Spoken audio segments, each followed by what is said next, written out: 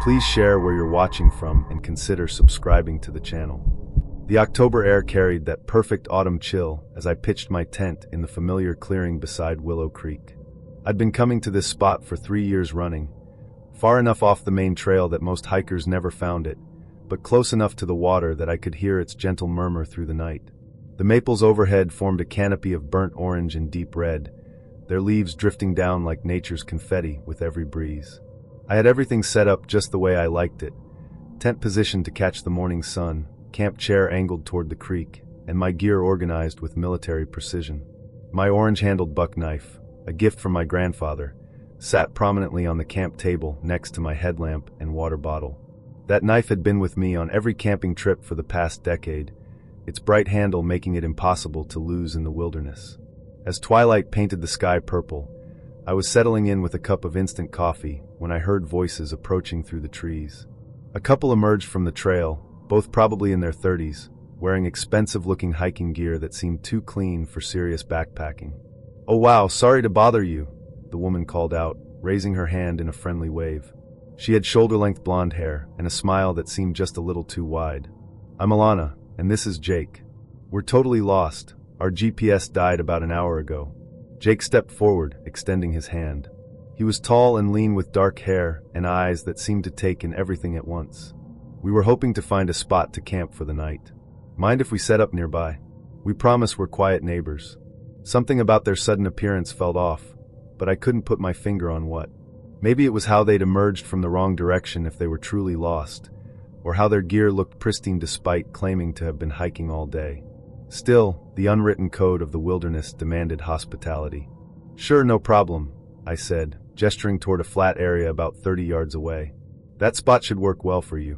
You're a lifesaver." Alana beamed, then pulled a bottle of red wine from her pack. "How about we share this as a thank you? We've got plenty."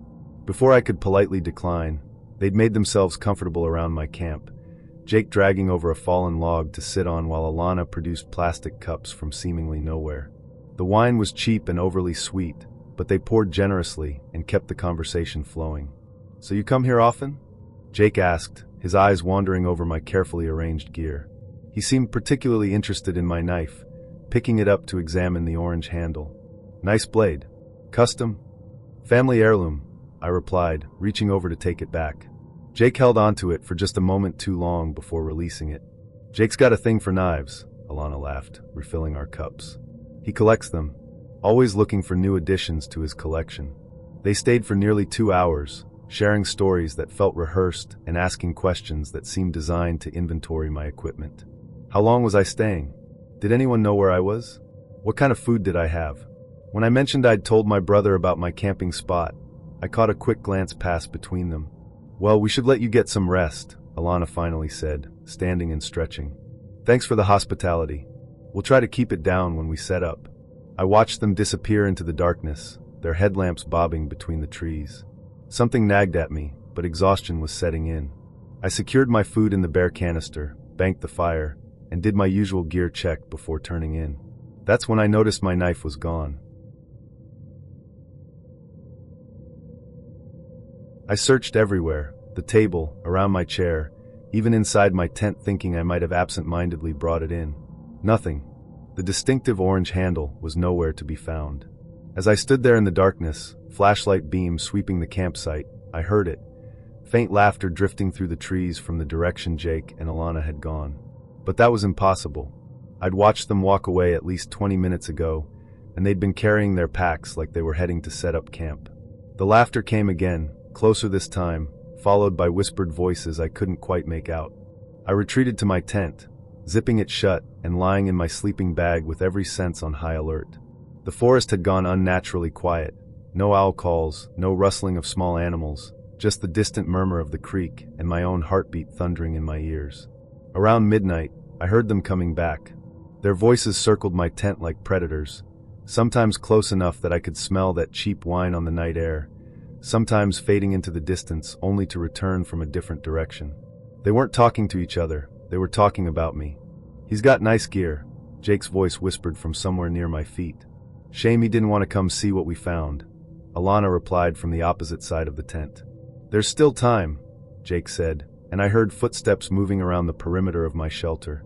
I lay perfectly still, controlling my breathing, pretending to be asleep while my hand gripped the small backup knife I kept in my sleeping bag. The footsteps stopped directly outside the tent door. Then I heard the zipper.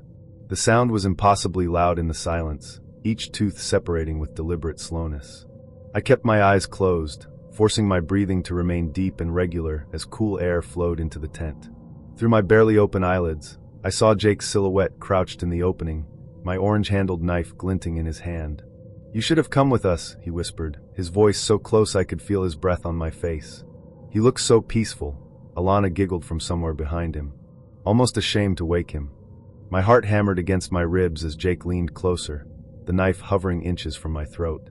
Every instinct screamed at me to move, to fight, to run, but some deeper survival instinct kept me frozen. Minutes passed, or maybe hours, before Jake finally pulled back. "Another time," he murmured, and the zipper closed with the same deliberate slowness. I lay awake until dawn, listening to their voices fade into the distance, waiting for them to return. When the first rays of sunlight filtered through the tent walls, I finally worked up the courage to look outside. Their campsite was empty. Not just packed up, empty, as if no one had ever been there. No tent impressions in the earth, no disturbed vegetation, no sign that Jake and Alana had ever existed. Even the log Jake had dragged over to my fire was back in its original position, covered with undisturbed moss and fallen leaves. I broke camp in record time, stuffing gear into my pack with shaking hands. As I hiked out, I found myself constantly looking over my shoulder, expecting to see them following me through the trees.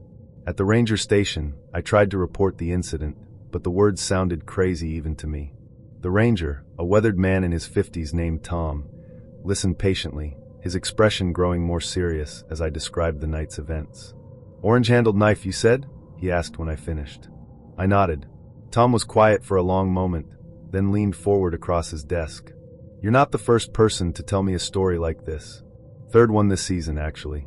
Always a couple, Jake and Alana, or sometimes Jake and Sarah, or Mike and Alana. Always friendly at first, always interested in gear, always something goes missing. What happened to the others?" "Nothing, thankfully. They all had the sense to stay in their tents, just like you did." Tom's eyes met mine. "But I'd appreciate it if you kept this story to yourself. People hear about things like this, they stop coming to the park. Bad for business, if you know what I mean." I left the ranger station with more questions than answers, but one thing was certain. I wouldn't be returning to my favorite camping spot anytime soon.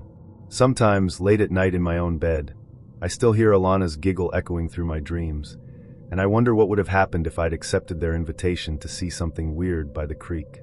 My orange-handled knife never turned up, but sometimes I think that's for the best. Some things are better left lost in the woods.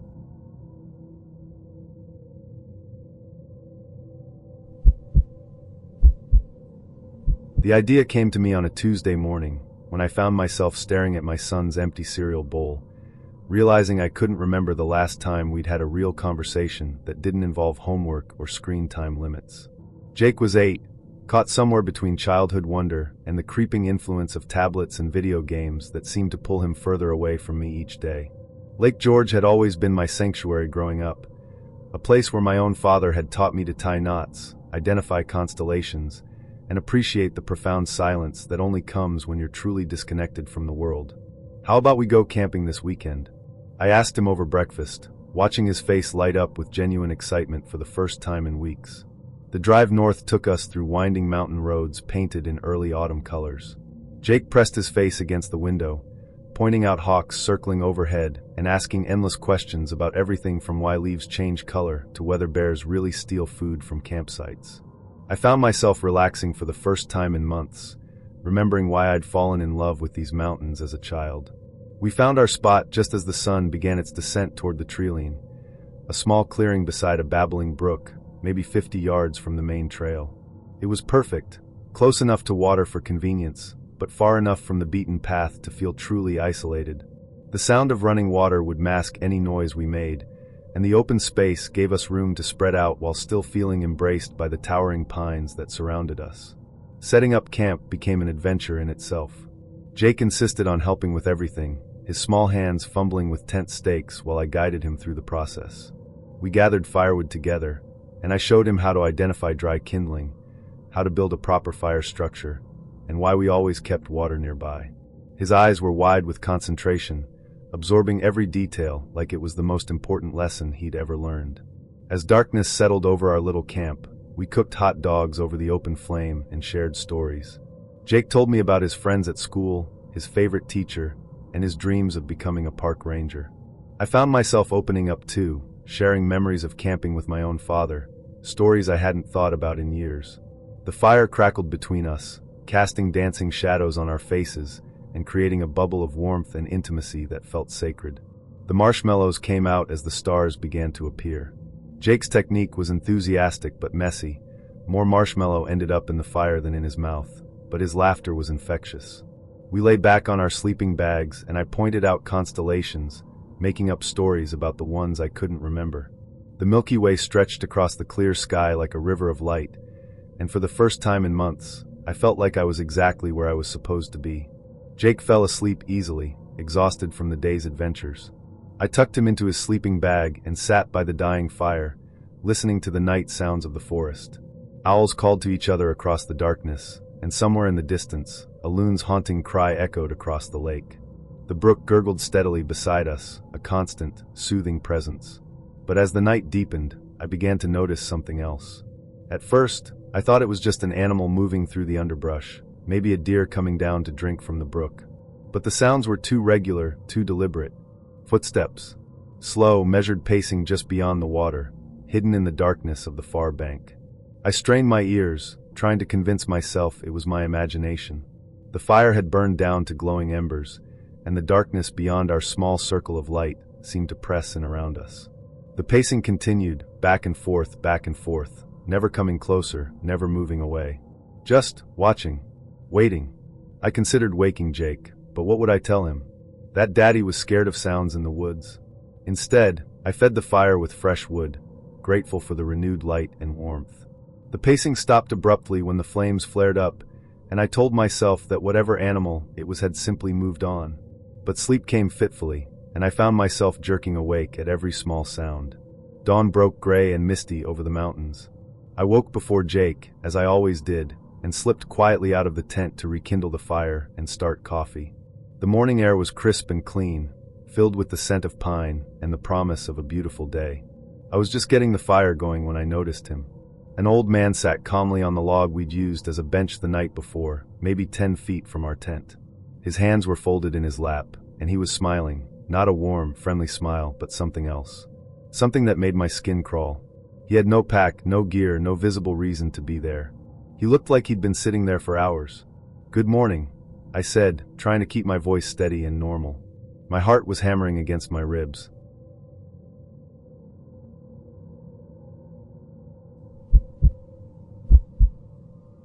The old man's smile widened slightly. "I just wanted to see what kind of people would sleep with their backs to the trail," he said, his voice soft but carrying clearly in the still morning air. I glanced back at our tent, realizing with a chill that he was right. We'd positioned ourselves facing the brook, our backs to the main trail. Anyone could have approached from behind without us knowing. "You've got a heavy sleeper there," the old man continued, nodding toward the tent where Jake was still sleeping peacefully. The casual way he said it, the implication that he'd been watching us, observing us through the night, made my blood run cold. Before I could respond, he stood up with surprising grace for someone his age and began walking toward the woods. Not toward the trail, not toward any path I could see, just straight into the dense forest as if it were the most natural thing in the world. He moved with purpose, never looking back, never hesitating, until the trees swallowed him completely. I stood there for several minutes, staring at the spot where he'd disappeared, trying to process what had just happened. That's when I noticed the boot prints in the soft earth around our campsite. Fresh prints that led right up to the log where he'd been sitting, circling our tent in a wide arc. The same prints I'd probably heard pacing beyond the brook in the darkness. "Dad!" Jake's sleepy voice called from the tent. "Is breakfast ready?" I forced a smile and turned toward my son, who was emerging from the tent with his hair sticking up in every direction and that innocent, trusting expression that reminded me why I'd brought him here in the first place. "Almost, buddy," I said, my voice sounding more normal than I felt. "How'd you sleep?" "Great," he said, stretching and looking around the campsite. "Hey, did we have a visitor?" I thought I heard voices. Just an old man who was passing through, I said carefully. He didn't stay long. Jake's eyes lit up with excitement. Cool. Was he like a mountain man? Or maybe a ninja? I bet he was a ninja. They're super quiet and can appear anywhere. I couldn't help but smile at his enthusiasm, even as the memory of those cold, watching eyes sent another shiver down my spine.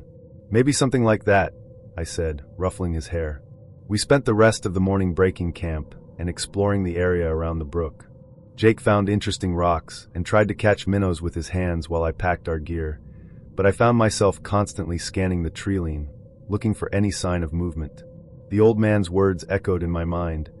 I just wanted to see what kind of people would sleep with their backs to the trail. As we hiked back toward the car, Jake chattered excitedly about our adventure, already planning our next camping trip.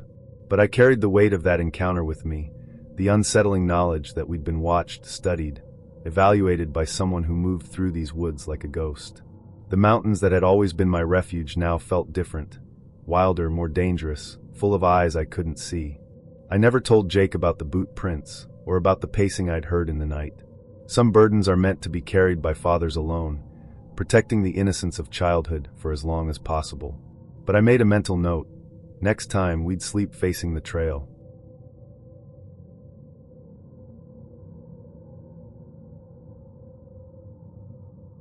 I'd been looking forward to this solo camping trip for months. The Ozarks in late October offered the perfect combination of crisp air, brilliant foliage, and blessed solitude. After a particularly brutal quarter at work, I needed the silence that only deep wilderness could provide. I'd hiked 3 miles into the backcountry, far from any established campgrounds, to a small clearing beside a creek that I'd discovered on a previous trip. The afternoon sun filtered through the canopy as I set up my tent, the familiar ritual of stakes and guy lines grounding me in the present moment. I gathered firewood, arranged my camp kitchen, and settled into the peaceful routine I'd been craving. By the time I had dinner cooking over my small camp stove, the shadows were lengthening and the first stars were beginning to pierce the darkening sky. That's when I saw them. 3 figures emerged from the tree line about 50 yards downstream from my camp. Even in the fading light, I could make out their silhouettes clearly. 2 men and a woman, walking single file along what appeared to be a game trail. They moved with an odd, measured pace, neither hurried nor leisurely, just deliberate. I raised my hand in a friendly wave, the universal greeting of fellow outdoor enthusiasts. They didn't acknowledge me. They simply continued their procession until they reached a small flat area near the creek, perhaps 30 yards from where I sat. What happened next struck me as unusual, though not immediately alarming. Instead of the typical camping routine, dropping packs, setting up shelter, gathering wood, they simply sat down. The woman positioned herself facing the creek, while the 2 men flanked her, one on each side. They formed a perfect triangle, and from my vantage point, it appeared they were all facing in my general direction.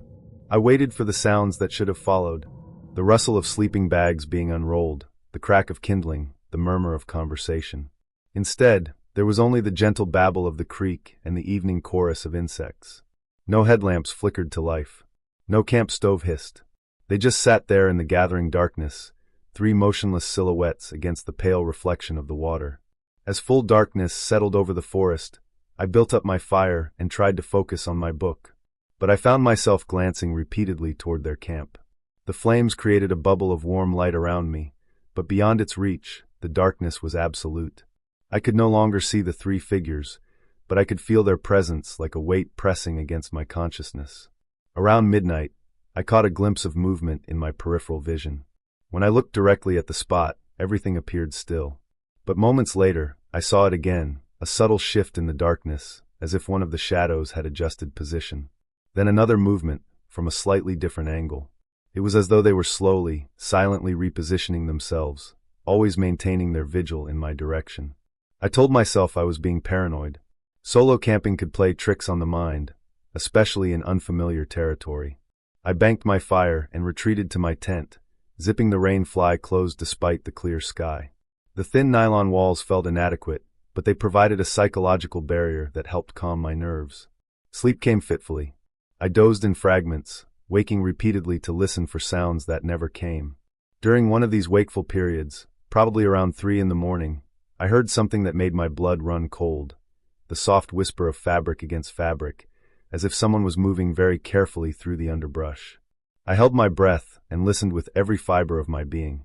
The sound came again, closer this time. Then silence. After what felt like an eternity, I worked up the courage to peer through the mesh window of my tent. They were standing, all three of them, upright and motionless, perhaps 20 yards from my tent. Closer than they had been when they first sat down. In the faint starlight, I could just make out their forms, tall, unnaturally still, oriented toward my camp. The woman stood slightly forward of the two men, her head tilted at an angle that suggested she was looking directly at my tent. I don't know how long we remained frozen in that tableau, me crouched in my tent, them standing sentinel in the darkness. Eventually, exhaustion overcame fear, and I must have fallen into a deeper sleep. Dawn brought no relief. When I emerged from my tent, stiff and unrest, the three figures had returned to their seated positions. They sat in the exact same formation as the previous evening, facing my camp with that same unnerving stillness. I called out a cheerful good morning as I started my camp stove for coffee. They didn't respond, didn't even acknowledge that I had spoken. Throughout the day, I tried to go about my normal camping routine, reading, hiking short distances from camp, preparing meals. But I couldn't shake the feeling of being watched. Every time I glanced in their direction, they were there, motionless and silent. They never seemed to eat, never moved to relieve themselves, never shifted position except for those subtle nighttime adjustments I had witnessed. By the second evening, my nerves were frayed beyond repair. The rational part of my mind insisted there had to be a logical explanation. Perhaps they were on some kind of spiritual retreat, or engaged in a meditation practice I didn't understand. But every instinct I possessed was screaming that something was fundamentally wrong with this situation. I barely slept that second night.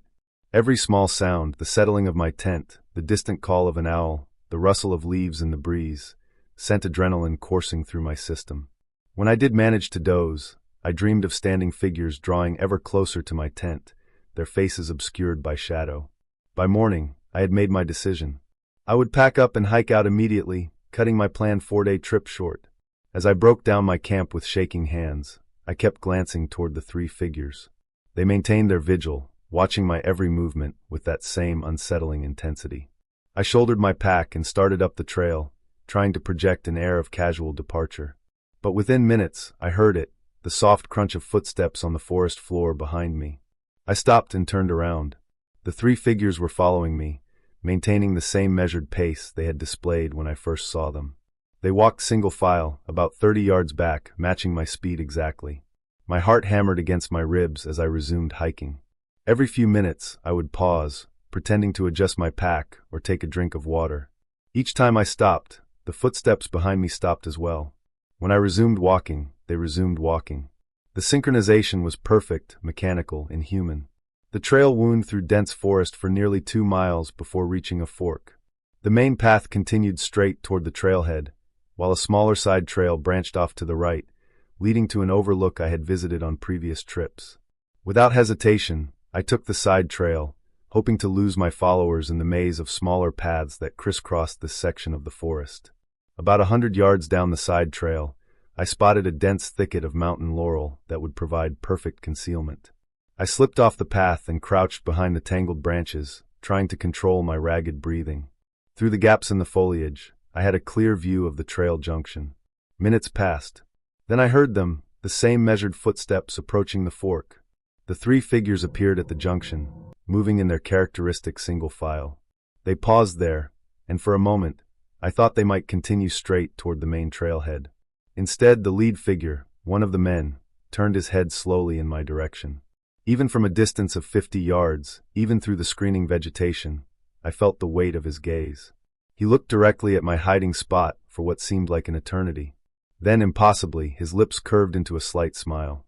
The expression was so subtle I might have imagined it, but the chill that ran down my spine was very real. After what felt like hours but was probably only seconds, he turned away and continued down the main trail. The other two followed without pause, disappearing into the forest. I remained hidden for another 20 minutes, listening for any sound of their return. When I finally emerged from the thicket, my legs were cramped and my clothes were soaked with sweat. I made my way back to the main trail and practically ran the remaining distance to the trailhead. At the ranger station, I felt compelled to report what I had experienced, though I struggled to articulate exactly what had been so disturbing about the encounter. The ranger, a weathered man in his 50s who had probably heard every conceivable wilderness story, listened to my account with growing concern. 3 people, you said? 2 men and a woman? His brow furrowed as he consulted a logbook. That's unusual. We haven't issued any backcountry permits for that area in the past week. And you said they had no gear? No packs, no tent. I nodded, and his expression grew more troubled. Ma'am, I'm going to ask you to file a formal report. We've had some incidents in that area over the years. Nothing we could ever quite pin down, but... He trailed off, shaking his head. I'm glad you trusted your instincts and got out of there. Pike National Forest, late 80s. We'd been out 3 days and felt it in the knees, the shoulders, the way coffee started tasting like a medical necessity. 6 of us, sunburnt and loud when the sun was up, quiet as church mice when it sank. We picked a ravine to camp in because it looked cupped, sheltered, walls shouldering off the wind, cottonwoods stitched along a dry wash like green thread. The sky above us had that western clarity that makes stars feel close enough to warm your hands on. We made dinner, we told the same jokes we always told, and one by one, men slid into nylon cocoons and let the dark take them. Sometime past midnight, with the cold settled into the ground like old debt, I woke to a familiar pressure in the bladder and the gentle terror of leaving warmth. I wriggled free, groped for the zipper, and eased it down so slowly the teeth barely complained. The night air hit my face like a wet hand. I had one knee out of the tent when I saw them. Bare feet. Not my own. Not anyone's I'd want belonging to a living thing out in the cold. They were inches from the flap, planted in the powdery sand with the confidence of furniture. Pale in the moonlight, blotched with age in irregular islands, the nails thick and yellowed like old horn. Veins stood on the top like blue map lines. The skin had that thin, bruised translucence that only happens when the years have pulled everything taut and tender. On the right one, just above the ankle bone, a hard knob of swelling rose like a small hill beneath the skin. They were perfectly still. That was the worst of it. No shift of weight, no twitch against the cold earth. For a second I didn't breathe. Then I let a small breath escape, and the tent wall brushed my cheek, and I thought I heard another breath answer from outside, soft, shallow, patient. I didn't look up. The idea of letting my gaze travel from those ankles to whatever was balancing on them felt like stepping off a cliff. My heart began to beat in my throat. Every noise in the ravine, it had been a friendly chorus of crickets and the quiet tick of cooling metal from our stove, thinned out until there was only the hush of the dry wash and that gentle 2-count of breath that might have been mine rebounding, or might have been someone else's lungs working inches away. The tent fabric trembled once, as if brushed by a knuckle. I don't remember deciding to make noise. I remember that a shout climbed out of me raw and unhandsome. The camp woke like a struck hive. Zippers, curses, the urgent shuffle of hands searching for flashlights. The feet didn't move. They simply weren't there anymore when Tony's beam blew the dark open, when 3 other beams crisscrossed and our shadows writhed on the walls of the ravine like a puppet show. What? Somebody barked. What the hell, man? Someone was right here, I said, voice gone thin. Barefoot. Standing right here. We fanned out, all bravado, the way men do when the world feels like it has changed shape in the dark. Flashlight cones jerked over cottonwoods, over the bent spine of a fallen log. We found prints, mine, everyone's, smeared and confused in the sand. But near the tent, where my knees had pressed twin dents into the dust, there were 2 ovals of barefoot impressions that weren't ours. You could see the spread of the toes, the fat pad of the big toe, the slight circular scar in the heel of the right one where some old injury had settled. They stood side by side, angled toward the tent flap, as if whoever owned them had been waiting for me to stick my head out like a groundhog. Tony crouched, brought his light down to the ground as if the earth might answer him. Which foot had? You said there was something wrong with one. The right, I said. A lump. Hard. Tony stood up fast. The beam in his hand flicked sideways and shredded the dark. Pack up, he said. His voice was flat, not panicked. Final. We're moving.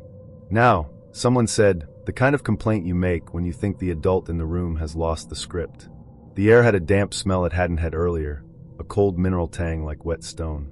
Somewhere down the ravine, a rock clicked against another rock as if a giant finger had tapped it. Now, Tony said again. Top of the hill. Don't argue. He wouldn't look at me when he said it. That was what made me hurry. The rest of us broke camp in the clumsiest version of silence, A pan clattered, a pole refused to nest, a curse died halfway out of a mouth. The ravine walls almost seemed to lean, listening. When we hoisted our packs, the straps squealed. We climbed knees high, hearts annoyed, flashlights throwing our fear up onto the earth like white wind. We kept waiting for the sound of another set of feet behind us, naked soles whispering on grit. If it came, the dry wash swallowed it. On the rise, the wind found us again, clean, ordinary, the kind that lifts sweat and makes men remember humor. We threw tents up crooked and slept badly, waking at every small sound. I dreamed of thin feet stepping neatly from rock to rock up a creek, and every time I tried to lift my light, the beam dissolved like fog. Dawn was a revelation and a scolding. The east rim of the world went gold, then white, and the chill loosened its teeth. We boiled water and burned our tongues and reheated old jokes poorly. It would have been easy to let the night be just a story we tell later with a little whiskey in it. We shouldered packs again and walked back to the lip of the ravine. The floor where our tents had been was gone. Not rearranged, gone. A fresh-cut channel ran through the middle, new as a scar, banks bitten raw and crumbling. Logs we hadn't noticed were jammed nose to tail against boulders like matchsticks, bark skinned clean and bright. The cottonwoods leaned like men who'd been shoved. In places the water was still seeping away, brown and busy, carrying grit and small sticks with it. The campsite we'd chosen because it felt held was laid open, churned. You could read the violence in the pattern of debris. A night river had come down that dry wash like a rolled fist. Nobody talked for a while. We just let it in. The way the world had shifted while we argued with zippers and headlamps. When we did move, it was slow, careful, like the earth might do something else if we startled it. Farther down, where the temporary river had thrown itself wider, the sand held prints. Deer, raccoon, something doggish. And between them, for a stretch of 20 feet before the water erased everything, a set of bare human footprints pointed downstream. Right foot slightly turned. In one of them, just above where the ankle would have been, you could see the place where something hard had pressed from the inside out, warping the skin long ago. Tony crouched again, but he didn't bring his light down because he didn't need it. He touched his own ankle, absent-mindedly, through the leg of his pants. His grandfather had died a month before, worn out by a body that had done a lifetime's work. The old man had limped the last 20 years on a bone swelling that doctors shrugged at. At the funeral, the old man had patted Tony's shoulder and told him, half joke, half promise, that he'd keep an eye on the boy as long as he could. Tony finally looked at me. There was a lot in his face, but fear wasn't the biggest piece. I told you to move because I recognized it, he said softly. I didn't have time to explain. I'm a practical man. I can name the clouds that carry rain and the smell that runs ahead of a storm. I know that dry washes are liars. We all do now. If the only explanation you can stand is a nervous mind crafting ghosts out of moonlight and the memory of a funeral, then keep that one. It will do fine. If you want the other one, the one where an old man who couldn't sleep took a nightly walk he'd promised and paused outside a tent until his grandson's friend looked up, then keep that too. The sun climbed. The new channel sulked in the light. We turned away finally, because you can't stand at the edge of a thing forever. As we shouldered our packs, a light breeze came to us up the ravine, cooling and ordinary, and carried with it the faintest smell of wet leather and mothballs, the smell of old closets and church basements and the backs of grandfather's hands. I could have imagined it. I could have imagined the rest. But for years afterward, when I woke in the small hours and remembered those feet planted on cold earth, I also remembered the river's fresh cut and the way those prints went from solid to nothing as the water took them, just as a promise is kept and then kindly let go. We were the kind of friends who could spend an entire summer arguing over which movie monster had the worst dental plan and still somehow forget to pack half our food. So the fact that we didn't roll out of southern Massachusetts until the sky was already purple shouldn't surprise anyone. The plan, if you could call it that, was the same as it always had been through high school and a couple summers after. Point the car north, talk trash about each other's music, and let the White Mountains swallow us whole for a weekend. We were older in that technical way where you can buy your own gas and no one's waiting up for you, but we were still man-children with second-hand gear and grand opinions about everything. The traffic took bites out of us mile by mile. The radio faded into static as the stations thinned, and somewhere around 10 at night we pulled into the gravel parking lot that sat like a gray coin at the edge of the trees. We'd taken too long to get going, of course. None of us wanted to hike in by headlamp, and the idea of picking our way across roots and rocks with heavy packs while the forest was just a black wall wasn't appealing. So we did what we always did when the day got away from us. We became temporary parking lot goblins. We spread sleeping bags between the car and a brief strip of grass, propped the cooler under the bumper, ate cold food out of wrappers, and announced, one by one, that our backs hurt more than last year. The air had that high country chill under the warmth, like somebody had cracked a window to space. A river ran close enough to hear, but not to see, a constant low shush that made everything else feel smaller. Most of them went down fast, a tangle of zippers and muttered complaints. I wasn't tired, or I was, but the kind of tired that twitches under your skin. The stars were ridiculous, too many of them to be legal, a smear of glitter dusting the sky with no streetlights to boss them around. Mike was awake, the same restless buzz in his legs, so we took our flashlights and wandered, as if it were our ritual. We followed the sound of the river through a break in the trees until a wooden footbridge appeared, narrow and no nonsense, a slat of pale boards arcing over a slice of black water. It wasn't long, maybe 20 paces, but it had that fairy tale quality bridges get at night. A threshold you don't know you're crossing until you're in the middle and the rules have changed. We clicked our lights off because the moon was enough. It sat low, swollen and bright, dressed in thin mist so it looked like a coin pressed under glass. The boards murmured under our feet in gentle complaint. We leaned on the railing, two men in the world's dumbest tuxedos, layers of mismatched fleece, and talked about nothing and everything. Movies, games, the way it felt to be temporarily parentless and directionless at once, like your life was a shopping cart rolling toward an automatic door. The river put its shoulder to the rocks below and muttered about it all. The night smelled like wet wood and that clean mineral cold you only get in mountains. Somewhere upstream, something small splashed, and then thought better of it. I don't know when the feeling started. Not in a jump scare way, not a violin screech out of nowhere. It was more like the way you notice you've been clenching your teeth, except your brain is the muscle. The longer we stood there, the more the air seemed to lean in. The river's volume went down a notch. The trees along the bank became less like trees and more like listening shapes. It was subtle enough that we both tried, at first, to ignore it, the way you ignore the sense that you left a burner on at home. Then Mike took a breath that wasn't a laugh and said, "Hey, you see that?" At the far end of the bridge, just where the last board met dirt, a tree stood on the right bank. Stood is the word for it even though it felt wrong, like it had taken its place deliberately. It shouldn't have been remarkable. The forest is a factory of silhouettes at night. But this thing was wrong immediately. It was leafless, which would have been normal in late autumn, but this was a summer night, and everything else around us was heavy with leaves. No leaves on this one, it was all bone. The trunk was massive, the bark the kind that looks flayed rather than peeled, ribbons of pale wood exposed like tendon. The branches didn't branch so much as claw out, each limb splitting and splitting again into hooked shapes, a tangle of dark fingers against the moon-clouded sky. If you've ever thought a scarecrow looked like it was holding something behind its back, it had that quality, like it was in the middle of doing something when we caught it. The most unnerving part was the posture. Yes, I know trees don't have posture, but this one did, a slight forward cant at the upper half, so the bony crown leaned toward the bridge in a way that made your skin want to shrink. I'm not religious. Ghosts are for people with time to scare themselves. Most nights, I'd have said it was an old snag and we'd move on. But both of us went quiet, as if admitting we saw it might make it come over. "It's just a dead tree," I said, and my voice came out too even. Mike said, "Yeah," and didn't sound like he believed himself. The moon sucked a little heat out of the air right then, or maybe something else did. My breath didn't plume, not visibly, but a new cold sat in my chest like I'd swallowed a coin.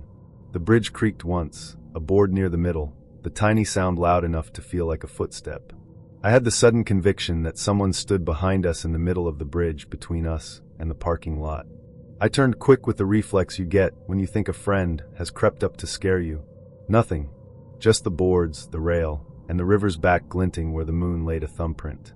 We were trying to chat again, to force normal back into place, when the air changed a second time. You know how a room feels when somebody else steps in it, even if you don't look up. The tiny difference in pressure, or static, or animal sense. It came from the direction of the tree. Not a breeze. The leaves on the other trees didn't say a word. But the dead limbs on that thing shifted, ever so slightly like knuckles cracking.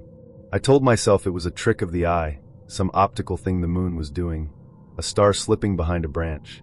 but the branches rearranged in a way that made a shape like a hand curl and then uncurl. "Okay," I said, too loud, too cheerful. "This is dumb. It's a tree." "Looks like it wants a hug," Mike said, not moving an inch closer. I don't know what I was trying to prove, and to whom. Probably the crude little committee in my head that hates being afraid. "I'm a grown man," I announced, which is a sentence that has never introduced a wise decision. "I'm not afraid of a damn tree. I'm going over there." I stepped away from the railing. The sound changed immediately. Talking on the railing had been talking in a room with a river for an air conditioner. Walking was entering a church with the floorboards addicted to gossip. I told myself to walk normally. I placed my feet like I was trying not to wake someone. The cold moved with me, a thin shawl over my shoulders. The closer I got, the more the rest of the night stepped back. The insects we'd been hearing, tiny zipper sounds in the reeds, went quiet. The water's shush turned muffled. The moonlight felt thick, as if you could press your fingers through it and leave a print. I counted my steps because I needed something human to hold on to. 1, 2, 3. A board near the middle flexed, and the sound it made was not my boot. 4. I stopped, turned, and raised my eyebrows at Mike. He was 6 or 7 paces behind me, stock still, his head tilted a fraction as if to better hear the silence. "You heard that?" I asked. He nodded. "I thought you double-stepped." I lifted my foot and put it down hard to see if I could make the same sound. The board complained, but in a different voice. I looked over the side, 2 quick glances, as if a longer look would be ruder, and saw the river heaving itself into its groove, little coils of foam snagged around a root. The water was dark enough to be its own depth. The far bank was a low shelf of dirt and shale, the room where the tree stood. Stood, leaned, watched. Its silhouette swallowed starlight. I took another step. My mouth went dry so fast it felt like someone had sponged it out. I tried to swallow and felt my tongue stick and then unglue. There was a taste in the air I hadn't noticed before, a metallic thread under the damp, like a penny pressed against the soft of your gums when you were a kid. The feeling inside my chest changed from cold to pressure, not a hand exactly, but an intent.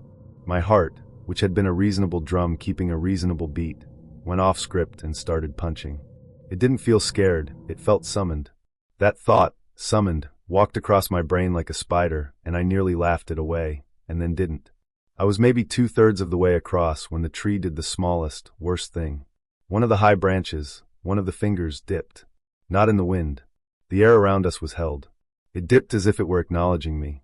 The shadow that made the trunk expanded for a second in a way that suggested a chest taking a breath, and then settled back. Somebody, behind me took 1 step. I spun so fast my shoulders hurt, flashlight in hand without remembering raising it, and in the act of turning I thought I saw movement in the lower half of the bridge, between the boards the moon couldn't reach. Not a person, but a dark shape where the wood is usually nothing. It was gone by the time I got my body pointed. The beam of my flashlight blew the scene apart into white and black. The light made everything worse, the way lights do in horror movies when they find only more corners. The handrail's grain was suddenly too detailed, its knots like watching eyes. The river's surface came alive in 1,000 bright teeth. The space between the boards was bottomless. "Hey," Mike said, which is what you say when the person you're with is about to do something you can't follow them into. "Yeah," I said, which didn't mean anything. I looked forward again, and the tree was as it had been, except that I could see now that between 2 thick roots there was a hollow. The moon nested a little light in there. I had the ridiculous impression of a mouth. I took a half step that was also a recoil. My heart went from punching to squeezed, as if the muscle had been clenched in a fist not my own. The world narrowed to a tube. The cold behind my ribs turned to ice, and I felt, this sounds like drama, I know, fingers not physically but undeniably, closing around the pump that kept me here. It wasn't pain. It was promise. The promise that if I took 1 more step, something would finish what it had started. I stopped. I stood with 1 foot forward, like a lunge I had turned into a pose, and waited for my body to make up its mind. The hand, whatever the feeling was, tightened all at once. It was like a voice I couldn't hear spoke right into my blood. "Come." "Nope," I said, the word coming out strangled and thin, and then louder, "Nope." I backed up. Not turned and ran, backed up, the way you do when a dog you don't trust is deciding whether you are food. Each board under me gave way, and then forgave me. The feeling in my chest eased by degrees. The branches relaxed by a fraction. That was the worst part of all, How it felt like it let me go. On my third backward step, something brushed the back of my jacket. I couldn't tell if it was a twig from the railing or nothing at all, but I flinched so hard my teeth clicked. I reached Mike, and then we were both retreating, not quite looking away from the thing at the end of the bridge.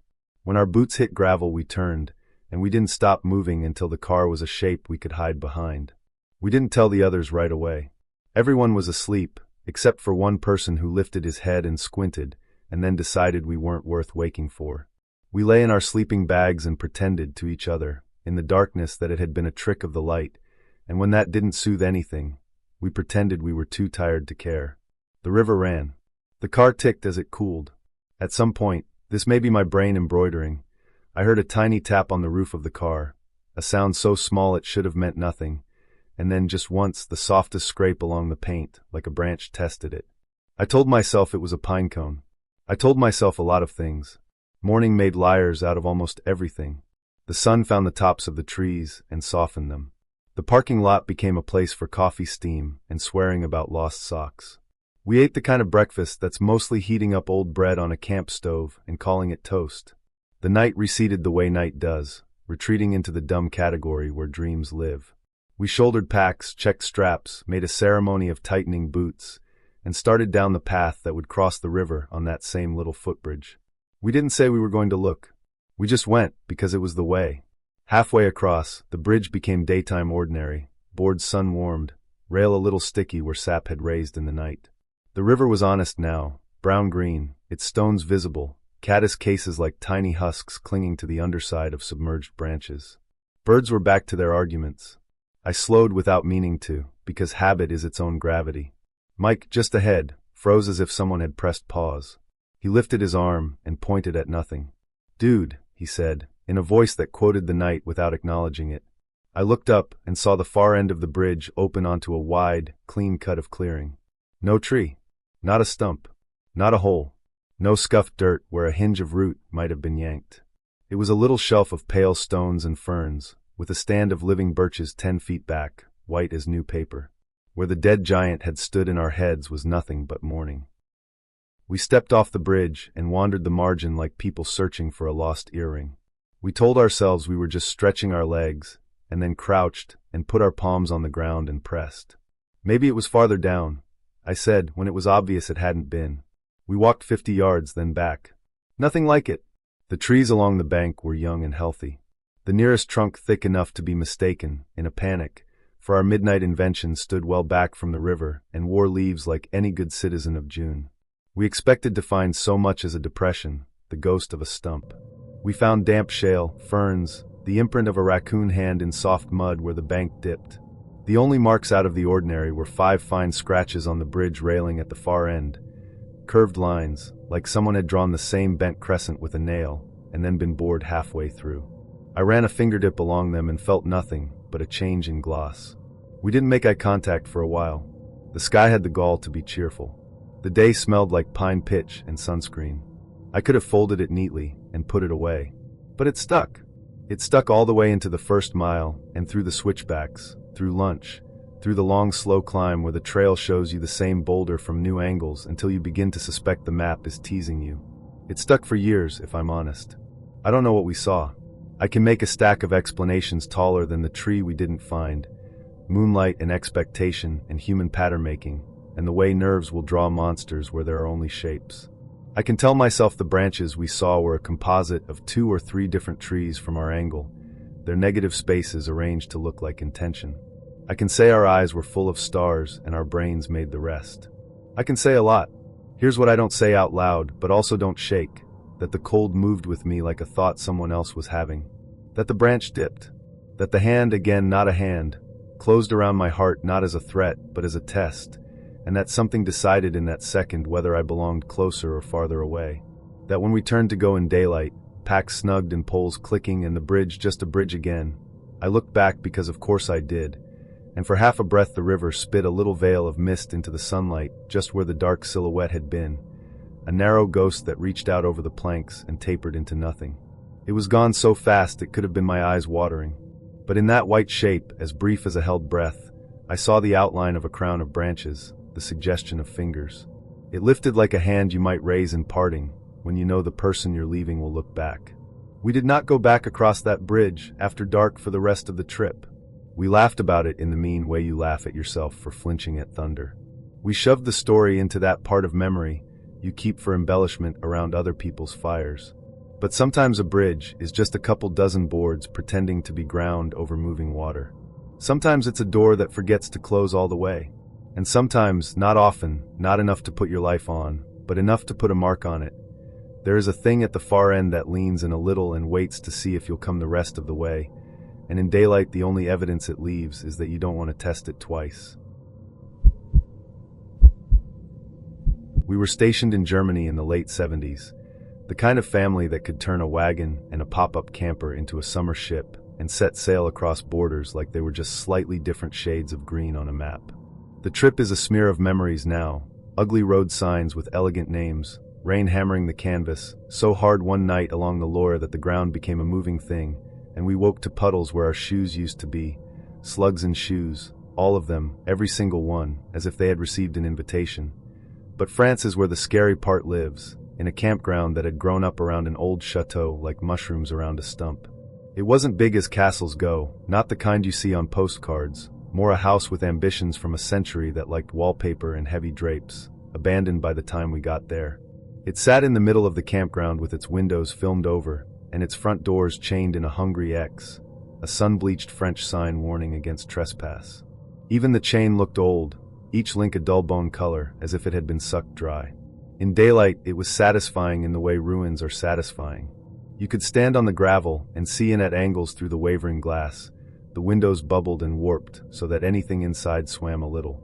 You could make out a staircase rising and vanishing into shadow, a banister polished by hands that hadn't been there for decades, lengths of wallpaper listing away from plaster like shedding skin, pale flowers and stripes peeling back to reveal the wounded wall beneath.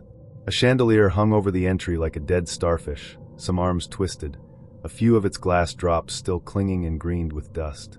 In one room a curtain still guarded a window, a heavy thing that had once been red and now was a faded wine color. Moth nipped along the hem, the bottom edge trembling sometimes with drafts no one else seemed to feel. If you tilted your head and squinted you could see a portrait in a gilt frame hung crooked, an oval of a woman with a white throat and a dress that made my mother say good grief under her breath. But the paint had cracked into a net of fine lines, so that her eyes looked like they were made of 100 tiny panes and none of them were looking the same way. We were children, my brother, my sister, and me, and dusk meant we were drawn to the chateau the way all kids are drawn to a place they are told not to go. We didn't try the doors because of the chain, and because even we knew there's a flavor of trouble that isn't fun. We peeped in windows instead. We compared notes, the chair with one leg missing, the tangle of something on the floor that turned out to be a collapsed lampshade, the ragged oval where a rug had been dragged away so long ago the dust had grown new patterns over the scar. The sun sank, and our reflections grew braver in the glass as the room's inside went dark. My father called us back with the sing-song voice he used when he wanted us to pretend to choose obedience. We ate, we bickered, we invented systems for keeping slugs out of the remaining shoes, and we crawled into the warm fabric smell of the tent. You know how a campground sounds at night, the blend of languages filtered through canvas, a zipper, a child crying for 2 seconds, and then not, someone's small radio turned low. That night had all that, plus the soft, restless weight of that house sitting in the middle of everything like a held breath. I had to pee. Of course I did. I was at that proud age where I was allowed to go alone with a flashlight, and that pride outweighed fear until I stood outside and the night made a bowl out of the air above the chateau, and the smell of damp stone reached me. The path to the bathroom went past the front of the house. Of course it did. Everything went past the front of the house, and my flip-flops made that silly slap that announces you whether you want announcing or not. Gravel whispered under my steps. A moth batted itself again and again against the blue of my flashlight beam like someone insisting on the wrong door. I tried not to look at the windows. I failed. When your parents grow up telling you ghosts aren't real, and that a locked door is as good as a spell, you borrow their certainty until you can afford your own, but it never quite fits. Up close, the chateau's windows showed more of themselves. The old panes rippled like water, thick in some places, thin in others, seeded with bubbles. My beam slid over the glass and made my face appear and vanish in patches between tree reflections, my mouth always a little open like I was surprised to find myself still there. Beyond that, There was the dark. Not pure black. It was never pure black, not with the night full of small light, but a middle darkness that felt like a crowd of curtains. I kept my head down enough to be brave and got to the bathroom and did my business with the ceremony of someone performing in front of an imagined audience of house spirits, then turned around to go back, promising myself that I would not look left, not even once. Someone else was walking across the campground diagonally, a flashlight beam bobbing like a slow metronome.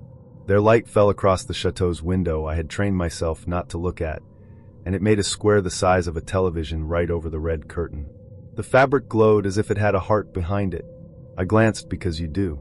The beam slid one more inch and illuminated not curtain, but what was behind it, and for the length of a blink I saw a shape so dense it seemed to be cut out of the night rather than occupying it. It filled the space behind the drape, thick from shoulder to shoulder, head tilting in a way that suggested height that didn't make sense in that room. No face, no features, just the impression of a person the way a coat on a hanger can look like a person in the corner of your eye, except that where eyes would be there were two paler ovals that caught the stranger's light like buttons. They blinked. I don't mean they twinkled or flickered. They closed and opened once in that deliberate slow way that belongs to something that wants you to know it is not a trick of reflection. The beam moved on, and it was gone. The curtain hung the way curtains hang, when someone has just breathed out behind them. I ran. The sensible part of my brain was trying to keep me quiet because there's nothing more obvious than a panicked child announcing their panic.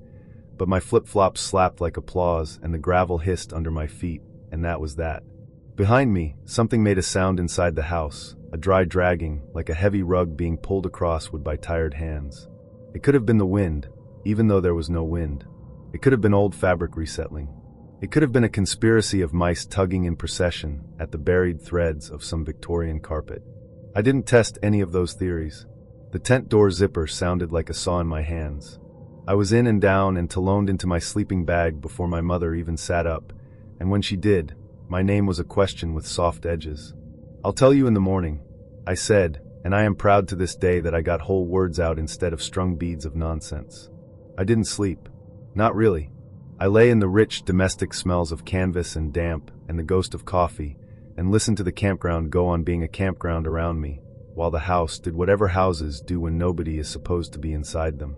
Once, there was a little tap noise that could have been a loose shutter or a branch touching glass. Once, the curtain sound again, that breath. When dawn finally came, it came gently, gray first, and then the birds found their courage, and someone's tea kettle sang thinly 2 plots over. The world had the patience to look ordinary. In daylight, the chateau mocked me by being exactly what it had been before. The chain on the door was unbroken. The sign still said the same polite French threat. The same faded furniture slumped in the same rooms. But in the window where the red curtain hung, the hem had caught on a nail or a splinter and been lifted half an inch, as if a toe had brushed it. On the inside of the wavering glass, 2 pale ovals where something, had leaned too close, had etched themselves overnight in a film of dust, like the dry memory of breath. If you lined yourself up just right, they were exactly where eyes would be. I called my mother over, and by the time she got there the sunlight had shifted, and all she saw was my face doubled in the old pain, my own eyes wide as coins looking back at me, nearly convincing. We packed. We left. The chateau stayed, and if it had a voice it didn't use it on us. Sometimes at night, when I turn off the last light in a quiet house, and the refrigerator finds a new way to tick, I think about that red curtain shivering a little in a room no one lived in anymore, and the way the eyes closed once, not in threat or in welcome, but in recognition, like someone at a window remembering your name. My father picked the spot at the very end of the trail, the place where the gravel petered into needles, and the trees knit together like a curtain. He said it would be quiet there, no hikers trudging past at dawn, just our fire and our little circle of light, and the cold creek talking to itself. He was right. By the second night the forest felt like a room we knew how to live in.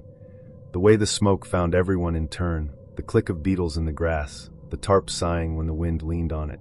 He let us stay up late, later than late, telling the kind of stories that only get told when faces are lit from below, and you can't tell if someone's smiling or not. It was past midnight when the figure came up the trail.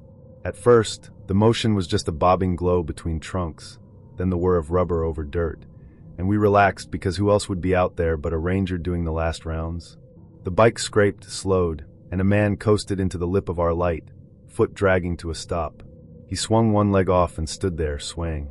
He wasn't wearing a ranger's uniform. He wasn't wearing much that made sense. An army coat too big for his narrow frame, a hat with the brim sweat dark and slung over his back, careless as a jacket, a rifle that caught the firelight and drew a thin orange line along the barrel. "Evenin'," he said, and the word broke into pieces in his mouth. Whiskey walked out ahead of his breath. His eyes were bright and wet, the kind of bright that comes from somewhere angry. He looked around at our tent, our cooler, the shoes we had lined up like good soldiers, and then his stare snagged on the fire like it had insulted him. My dad stood. Not fast, not dramatic. Just on his feet in that way that says the part of the night where kids are in charge is over. "You lost, friend?" he asked, gentle, the same voice he used when a dog wandered into our yard at home with someone else's tag. He kept his hands where the man could see them, palms empty and open, firelight making valleys out of the veins. "This is my spot," the man said. He swayed once, corrected, then planted his feet wide like he'd remembered a rule about balance. "I stay here. Every night. That's my ring," he added, nodding at the stones around the flames as if we'd stolen his wedding. The silence changed. It pulled tight, got that high wire to it. Somewhere, a tree let go of a pine cone, and it popped in the duff like a muffled firecracker. We all flinched anyway. My mother slid sideways on the camp chair, just enough to put herself between us and him. "We're just here for the weekend," she said, calm as a bank teller. "We can help you find your site if you want." The man laughed. It was a wet sound, humorless, and he leaned toward the fire as if to warm his hands, but never took his eyes off my father. "Don't need help," he said. "Need you to move." He looked past my dad at me and my brother, and the way his look felt on my skin made something small inside me want to hide under the table like a dog during a thunderstorm. "You hear me?" he said, louder now, the vowels sliding around. "Get out of my spot." "I hear you," my father said. "But it's late. Why don't you head on and sleep it off, and in the morning we'll call the ranger and sort this out." He was still talking softly, but his shoulders had changed, said in that military way that says whatever happens next, he'll meet it standing up. The man's right hand, the one closest to the rifle strap, twitched. He didn't grab it. It was barely a thought of a movement, a ghost of a reach, but the sight of his fingers grazing the worn leather was like a pin dropped into a water glass, tiny, unmistakable. The metal along the barrel gleamed. He smiled, or his mouth opened in a way that showed teeth, and his tongue ran over a cracked lower lip. "You think I won't?" he began. The world stopped talking. The night insects went off like a switch. Even the fire took a breath and held it. My father's face did not change. It smoothed, like a lake smoothing after a skipped stone. For a full heartbeat nobody moved, man, rifle, father, fire, all in the same picture, and then everything happened at once. My dad reached into the flames with his bare hand. Later, I would try to remember it as a trick, some angle where the log wasn't actually burning on the side he grabbed, but I can still smell it. The sour, animal stink of singed hair, the clean, bright stink of sap boiling. He didn't snatch. He took hold the way you take hold of a tool, and the log came up trailing a short mane of sparks. He threw it low and hard, and it struck the man in the shin with a thud that was more wood than fire. The drunk stumbled, hollered, hands going to the pain instead of the weapon, and in that narrow window my father crossed the space between them in 2 strides and tackled him. They went down in a tangle, the rifle clattering and spinning out of reach.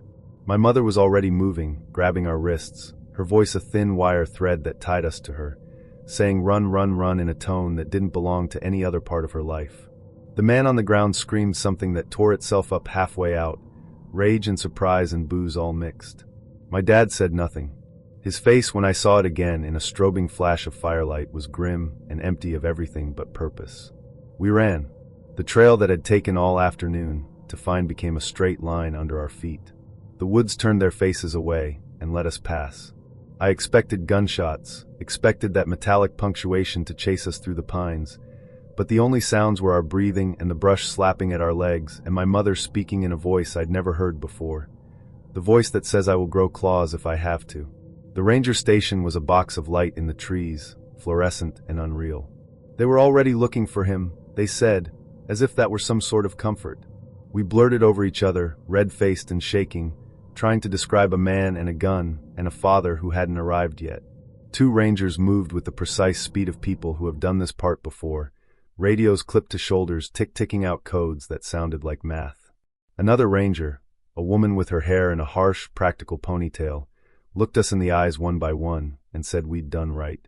They found our campsite a few minutes later, the rifle in the dirt, the drunk cursing about his leg and his spot and his rights, my father kneeling on his back with the ease of a man who'd wrestled brothers and sons and occasionally his own temper. They brought him in for questions, not the drunk, my dad, and his hands were purpled along the knuckles by morning, but the palms were fine, just smudged with ash. He said later it was all a matter of grabbing quick, and where the flames were hottest, and he'd gotten lucky. He said a lot of things that made it sound like this was normal.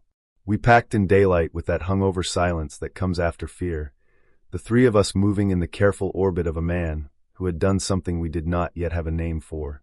When the ranger returned my dad's license and shook his hand, the two of them shared a look I couldn't read. On the way out, the forest thinned and then let us go, the road curling us back toward the ordinary world. Somewhere far off, from a hollow we'd never walked, a single, flat crack came through the trees. It could have been a branch snapping, or a backfire on the park road, or something else entirely. Nobody spoke. My father's jaw worked once, then settled. By the time the fire had collapsed into a red-lipped grin and the last sparks had climbed, staggered, and gone out, the grove of oaks around my little camp felt like a ring of listening backs. The Zagros night wasn't silent, far from it. It had that layered hush you only hear when you're far from cities. Wind combing the hills, some insect's zipper song in the grass, the intermittent clink of cooling metal from my pot. I lay in the tent counting my own breaths and trying to convince myself I was tired, and at some point I must have fallen into that shallow, slippery sleep where sounds carry like pebbles tossed into a basin. What pulled me up wasn't loud. It was precise. A note, high and clean as a knife drawn gently along glass, and then another that braided into it, and another, until the air outside the tent was wound with music. I've heard shepherds' flutes in recordings, penna-whistles on Celtic playlists, junky panpipes at street fairs. This was none of those. It didn't sound played so much as exhaled by something that had learned to breathe in more than one key at once. The tones slid against each other, not exactly harmonious, but so close to it that the wrongness felt elegant. I waited for a human voice, laughter, a cough, even a footstep, but nothing broke the pattern. The grove listened with me. Curiosity arrived before sense did. I unzipped the tent slowly enough that every tooth was its own small prayer. Moonlight spilled through the mesh, cold as milk. The world outside had been erased and redrawn in silver. My fire was a dim eye. My pack sat like a dozing animal. The embers ticked to themselves. I stood for a long minute, just letting the night lay hands on me. The music wasn't close, somewhere off to my right, beyond the clearing, as if it were perched on the edge of the hill and playing to the emptiness below. I told myself people camp all the time without being murdered by flautists, told myself I'd keep my distance, told myself the story would be better in the retelling if I at least tried to see. Boots, flashlight, a length of branch I convinced myself was just for balance.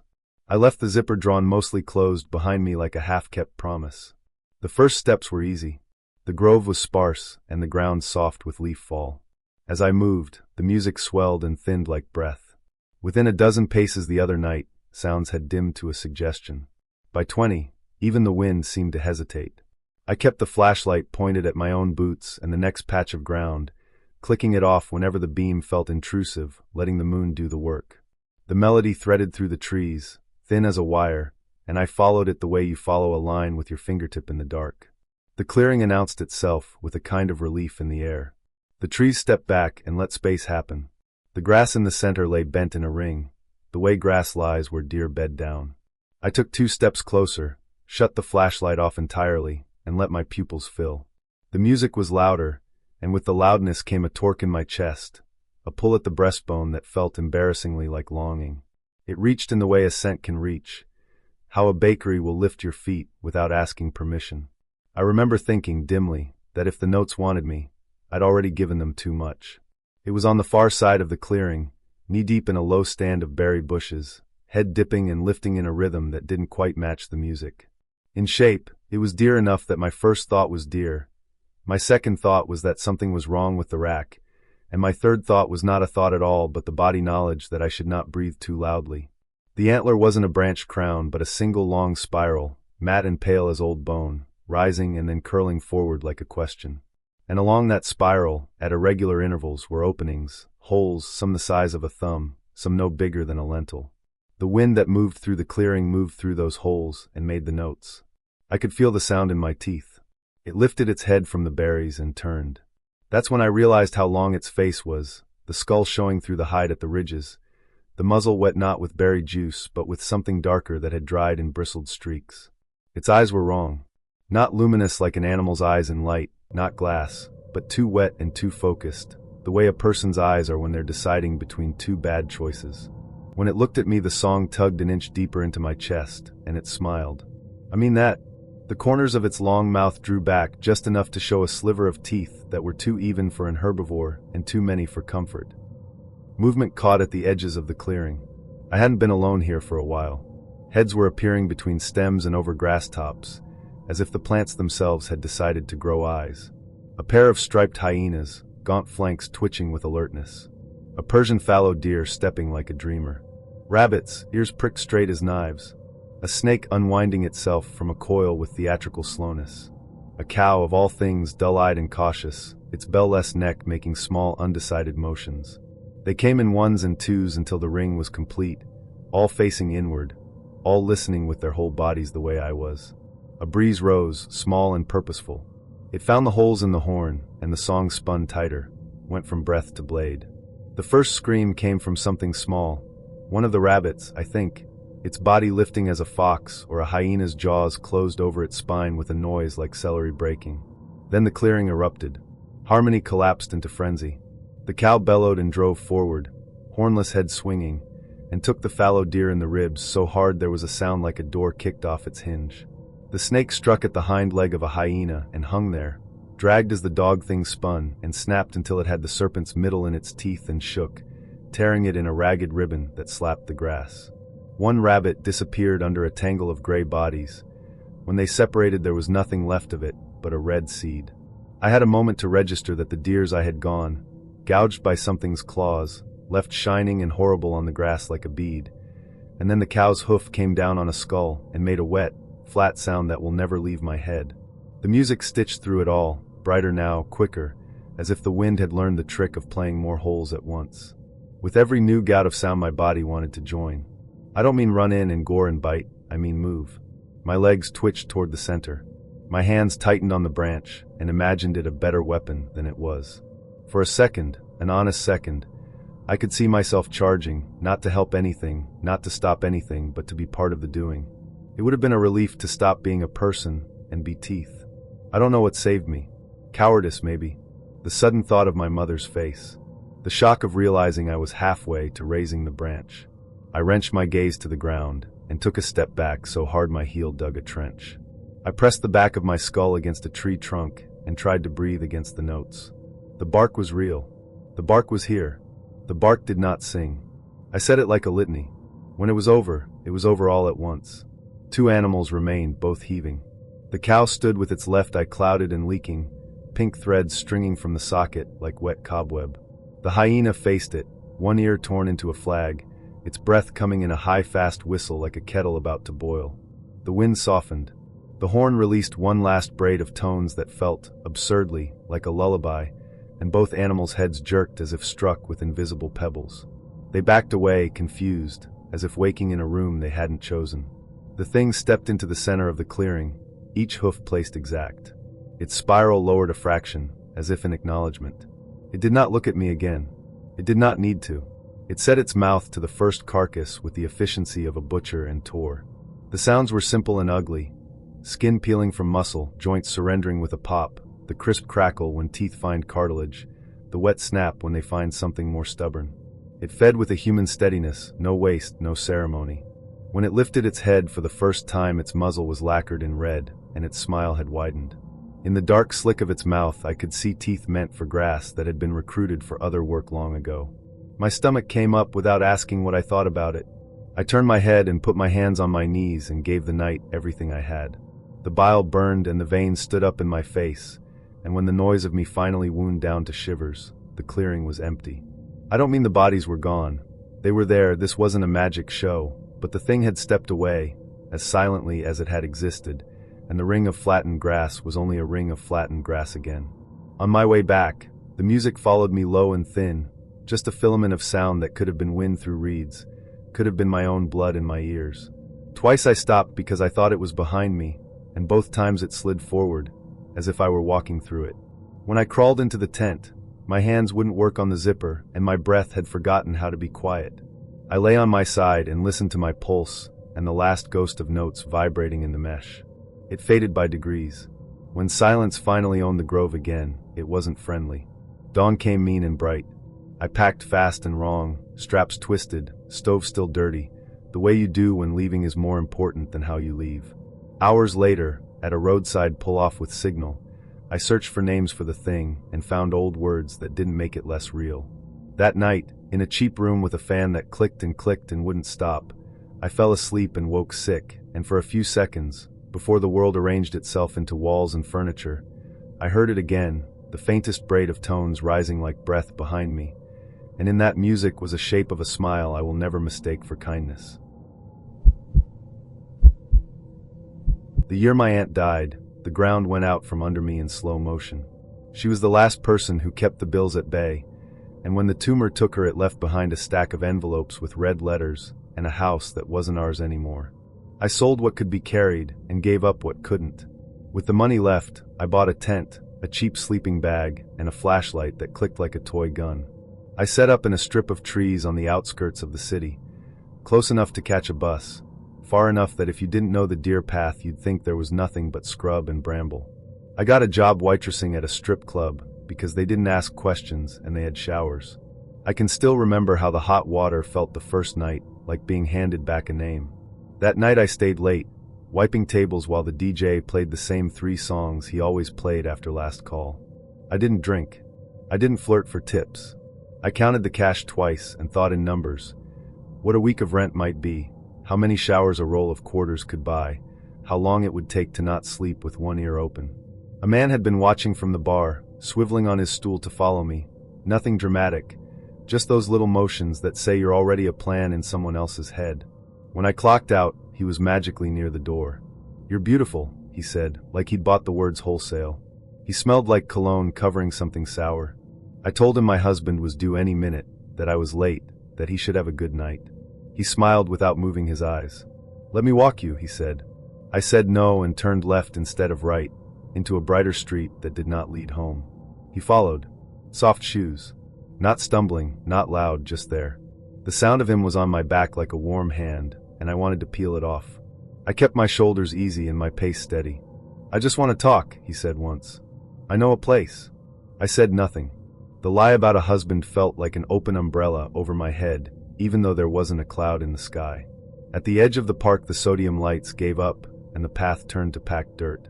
I cut across to the bus stop, then down into the brush, then back to the path, a childish zigzag meant to shake him without letting him see me commit to the trees. He laughed once, not because anything was funny. "You think I don't know where you're going?" he said, and that line sat in my throat like a swallowed coin. Somewhere behind me his footfalls broke into a run. I didn't turn. My legs did what legs do when the oldest part of your brain tugs the cord. I ran for the one thing I owned. Branches flicked against my jeans and snagged and tore. The flashlight clicked in my hand and I killed it, because light is a flag. I knew the path in the dark by bruise and habit. I slid on a patch of needles and went down on a knee hard enough to see sparks, and kept going with my breath making a saw noise I couldn't quiet. The brush parted in a way my body recognized, and I was at the little clearing, my tent a low dark animal hunched between 2 birches. I dove, zipped, and lay flat with the sleeping bag over me like a smothering promise.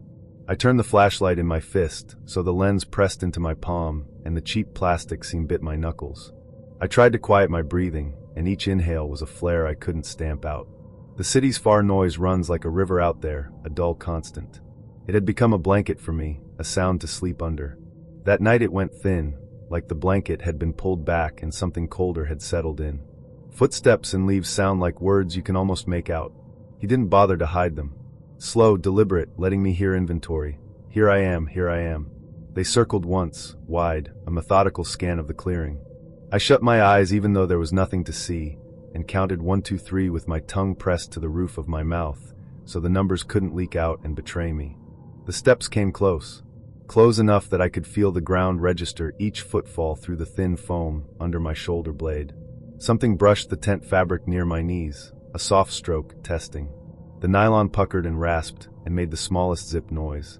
I stopped breathing. I didn't decide to. My body just forgot. He stood at my head. I know because I could hear him breathe. Not just air in and out, but the shape of his mouth around it, a little whistle on the exhale as if one nostril had a kink. His shadow draped the tent wall and erased the faint city glow without being a shape I could name. He leaned. The fabric dimpled until it touched my hair, and the tiny static crackle of nylon made every nerve I owned sit up and look. I could smell him now, stale sweat and something chemical like old cleaners stuck in clothes. My eyes watered, and I let them because crying is quieter when you don't fight it.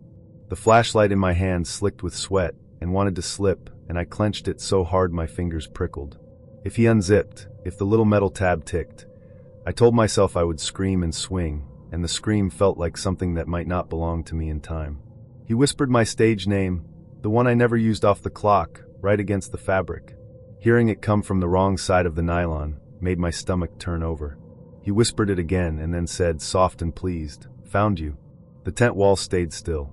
The zipper didn't move. His breath went in and out, as if we were practicing together. Time got stretchy. He shifted weight once and a twig popped. The crickets in the brush started up again in a little tentative choir and then shut off like a switch. Somewhere above us, a plane dragged a thin roar across the sky that felt like a message from another planet. My arms began to shake from holding still. I swallowed, and the sound of it in my own ears was so loud I was sure he'd hear it. "Good girl," he breathed, not like praise, like filing. Eventually, minutes or hours, the breathing moved. The steps went away from my head, to the side, around again, slower, and then paused by the door. I felt the zipper tab through the nylon like a bead under fabric. It jingled, the faintest, and then didn't. Paper made a dry little sound, a stiff corner against the ground. He stood there long enough that my scalp prickled. Then his feet eased back into the leaves, and the leaves swallowed him. I didn't move. I lay there and let the night finish around me. When I slept, it was the kind of sleep you fall into because your body throws the switch to save itself. At gray light, the birds began their petty arguments. That was my permission. I unzipped carefully, like defusing, and slipped out of the tent into an air that smelled like wet soil and the metal aftertaste of fear. Nothing looked wrong. The birches were birches, my little fire ring-a-ring. But the ground tells on you if you listen. My shoeprints from the night before were a dotted line from the path to my tent, a shallow pattern stamped in dust and dew. Overlapping them, neater, bigger, a different tread had followed. He hadn't stumbled into me. He had tracked me here, right foot a hair turned in, as precise as reading. The print stopped at my door and spread a little, the way a stance spreads when someone plants and leans. The paper lay where he'd put it, a club flyer with a girl in a sequined bikini, smiling with all her teeth. On the back, in block letters too careful for the message they carried, red ink said, "Be here tomorrow, and I'll kill you." The ink had bled in one corner into my fingerprint when I picked it up, so that a red thumb smudge sat there like a bad signature. I flipped it back, and the girl kept smiling with her harmless teeth. I broke camp in 12 minutes. I left the tent stakes I couldn't pry up with my hands. I walked out carrying things I should have thrown away because throwing away meant bending and turning my back. The bus driver didn't look at me, and I was grateful. At the club, I showered so hot it hurt, and then I told Tasha everything. She stared, then swore pretty and long, and said, "You're coming with me." I did. One night, then a week, then a year on her couch. I got steady, then a room, then a door with a lock that was mine. Every now and then in a grocery store or a dim bar, I hear a little whistle on an exhale, and my hand closes around the handle of my cart like a flashlight. I kept the flyer for a long time, until the red turned brown. I don't know why. Maybe to prove to myself that I left because I chose to, not because he told me to. Maybe because some nights, on the edge of sleep, I can still feel nylon kiss my hair where a fingertip pressed, and I need to hold the paper and watch my own thumbprint bloom and think, I found me first. We trusted the GPS because it had gotten us to the cabin, and because it spoke with the cheerful certainty of a kindergarten teacher. It didn't matter that it was old enough to have a cigarette lighter plug, or that the map display looked like a Game Boy game. When it told us to take a left, we took a left. We'd burned a pizza on the grill, laughed it off, packed the car, and now wanted the fast way back to the main road. The sky had done that summer thing where it stayed blue forever, and then suddenly remembered it was night. The trees slipped closer to the road like they were eavesdropping. Left in 50 meters, the GPS said in its bright little voice. The road it meant was no road, just a panel of dirt slipping between two sagging fence posts. Looks private, my friend said, but I was already turning, because the arrow said turn, and the arrow had never been wrong. We bumped over ruts and into a tunnel of trees. The car's headlights found leaves and gave them a brief stage career before moving on. The GPS told us to continue for 1 mile. It felt like we had driven a mile by the time we hit the first hanging thing. Not with the car, God no, but with the light. It swung out of the dark into the high beam, limp as a drowned hand, and for a second my brain made it a person. Then glass eyes flashed, and the thing spun once, twice, face jerking into a grin and out of it, grin and out, as if practicing expressions. A doll. A big one, the size of a toddler, wearing a dress that used to be white and now was the color of dishwater. It turned in the breath of wind we brought with us, and ticked on its wire. What the? My friend said, voice climbing. I eased off the gas.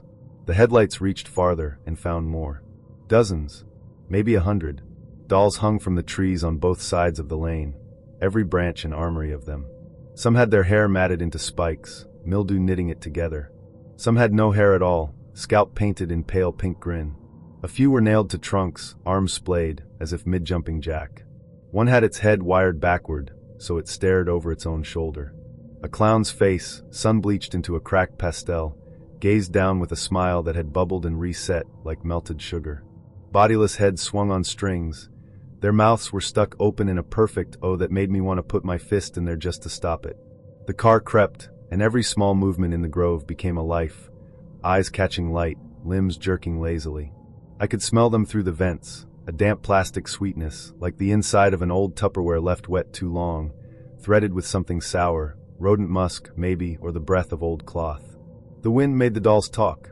Not words, but a chorus of quiet creaks and near squeaks where rusted joints moved against wire, where string burned a groove in a limb. One head turned all the way around with a tiny sound like a cork coming free.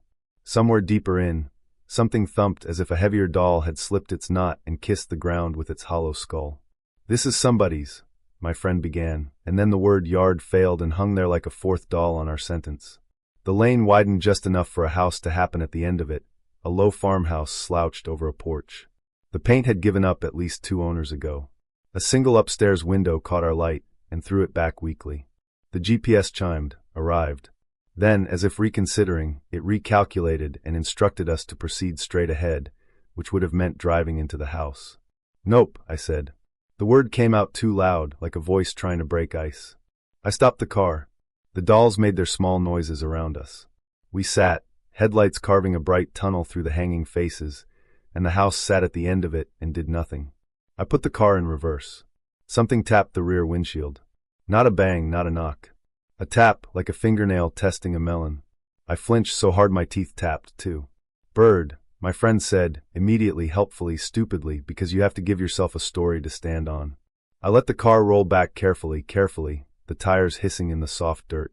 On my side, a doll scraped its little shoes along the glass as it swung. The squeak of rubber on window almost made me cry. The trees closed in the way eyes close when someone faints. There was very little room to spare.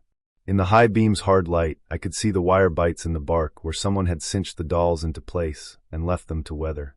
Some of the wires had rusted and bled orange down the trunks like tears. A headless torso, baby-soft vinyl caving at the shoulders, rotated and clocked its hard neck stump against another doll's porcelain cheek. The cheek cracked with a sound like ice. The head fell, bounced once in the dust, and stopped face up. It had both eyes, but both had been painted half shut by sun, so it gazed at us through sleepy lids as if bored by our fear. Faster, my friend said. Trees, I said, because if I went too fast, the car would throw one of those dangling things into our open windows, and then I would drive into a tree, and that would be the end of the story because there wouldn't be an end. We inched. The dolls ticked and whispered. I became aware of another sound under them, a gentle, intermittent scrape like fabric moving against wood. At the house, in the upstairs window, something shifted in the curtain. Not a big movement. A ripple. Enough that the fabric bulged once and smoothed, like a hand had touched it and left.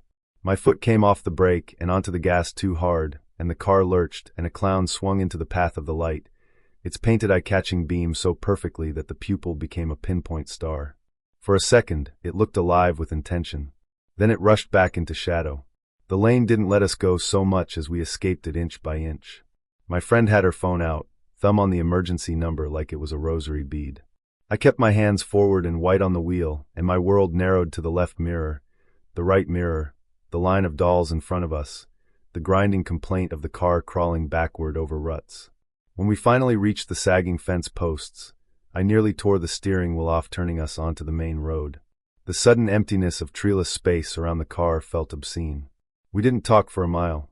The GPS recovered its composure and offered us a different route, cheerier than ever. My friend said finally, "Did you see the curtain?" I said because if I said the word hand, I would have to pull over and stop and never drive again. Back at the highway, with other people's taillights in front of us like little red saints, the world climbed back into its ordinary clothes. We agreed, without agreeing, not to tell anyone, because who wants to be the kind of people who go looking for that house later with a group and some beer and flashlights and bravado and end up on the news? But sometimes I wake at that hour that belongs to ghosts and insomniacs, and I can hear it again, the not quite sound of string on plastic, the way things creak when they're held in place and want one more inch. I think of a collection that started with one doll and grew until the trees were full, until a person could walk between them and make choices, rearrange, nail, wire, prune. I think of that curtain's small, satisfied ripple, and I wonder if the dolls keep the house company, or if the house keeps the dolls fed. We were supposed to pick a site close to campus like everyone else, 200 meters up the path from the gate, sketch a few trees, call the slope gentle, and get coffee. But the hills behind the university kept tilting their green chins at us, daring, so we shouldered our tubes of trace paper like spears and went higher. The air thinned into that clean, eucalyptus bitter smell. The dust on the path was the color of cinnamon, and every time the wind came through the leaves, it carried a cool, damp breath from someplace higher we hadn't earned yet. We talked a lot at first, argued about angles, about whose concept model was secretly ugly, and then the grades stole our oxygen, and we shut up. Birds did the talking for us, sharp little whistles and metallic calls that rang off stone. We heard the other sound before we saw the clearing. It didn't belong to birds or wind or boots. A wet thud, then a pause. Another. A rhythmic labor, as if the mountain had grown a heartbeat too large for its chest. We cocked our heads like a pack of dogs. "Drum," someone offered, and then we all knew it wasn't a drum because drums don't make the second sound, the sticky, sucking noise that comes after the strike, as if something has to let go. We came around a bend and the trees loosened, and there they were, 3 figures in the long grass, standing in a loose triangle around a duffel bag. A cheap black one, gym-sized, the zipper crooked like a mouth with silver teeth. It had burst along one seam, and what was inside had slumped out in a dark, glistening slope. One of the men raised his machete and brought it down with the same shoulder movement you use to split firewood. The blade met something soft and dense, and the sound it made was a syllable you don't hear in polite places. The second man flicked his blade to shed what clung to it. A red thread jumped from steel to grass and spattered a fern. The third man pressed the bag with his boot as if to keep it from writhing, and the zipper teeth smiled wider. A hand slid into view, limp and not attached to anything the way hands like to be. It was small, knuckles nicked, nails bitten down to stubborn moons. It lay palm up on the grass like an answer to the wrong question. I didn't know then that I would carry that image for the rest of my life. The way the lines in that palm took the light, how ordinary they were, how you could almost read them. We didn't shout or gasp or do anything theatrical. We simply stopped making noise, and the world noticed. A branch under someone's heel betrayed us with a crisp crack. The men didn't flinch. They just stopped. 3 machetes froze midair. 3 heads turned in the same patient arc until their faces found us in the trees. I could tell you what they wore. One had a red baseball cap turned backward. Another wore a jacket too warm for the day, stained along the cuffs. The third had a kerchief tied at his throat and a tattoo arrow disappearing under it. But what I remember most are their eyes, flat, appraising, not angry yet, the way you'd look at a stray dog you haven't decided to kick or feed. The one in the cap lifted his chin. He made a sound I thought at first was a bird. 2 notes, quick, with a fall between them. The second man answered with a higher pair. The third smiled without showing teeth. "Run," Louisa said, not loud, not dramatic, just a small push of air that flipped our switch. We ran. The path immediately multiplied. Every animal track and rain gully offered itself as an exit. The eucalyptus shed strips of bark that moved underfoot like snakes and made fools of our ankles. My blueprint tube knocked the back of my knee with every stride, and I wanted to throw it into the brush, but the part of me that still believed in grades kept it. The city dropped away behind us. The murmur of traffic traded for our breath and the smack of leaves on our arms. The whistle came again, from the left now, the same 2 notes, then an answer ahead. They weren't shouting. They were placing us. We took a sharp right where the trail split around a boulder tattooed with old graffiti. 10 minutes later, lungs burning, we hit the same boulder. The same faded letters. The same cigarette melt in the stone. The path had looped like a trick rope and set us down exactly where we didn't want to be. No, no, no, Andres said, voice fraying, as if the mountain could be argued with.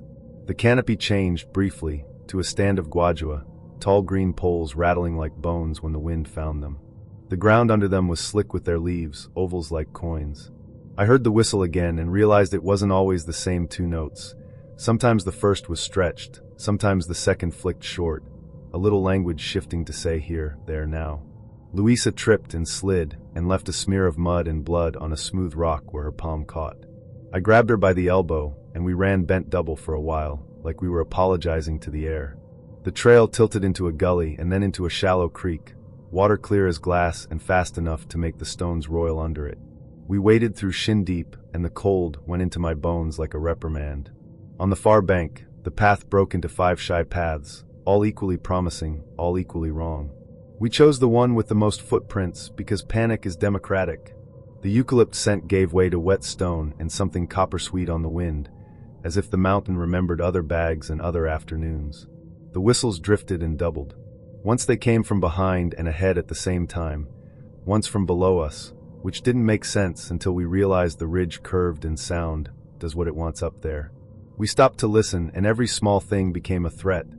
The chitter of a bird, the clack of bamboo, the steep quiet that means someone has decided to breathe through their mouth. We should go down, Andres said. Down always goes back to the city. Unless it goes to the river, Luisa said, and we all pictured the river as a long, brown eraser.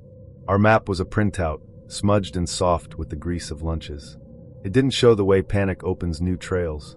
It didn't show the part where we turned to check behind us, and the brush looked like a crowd of men not moving.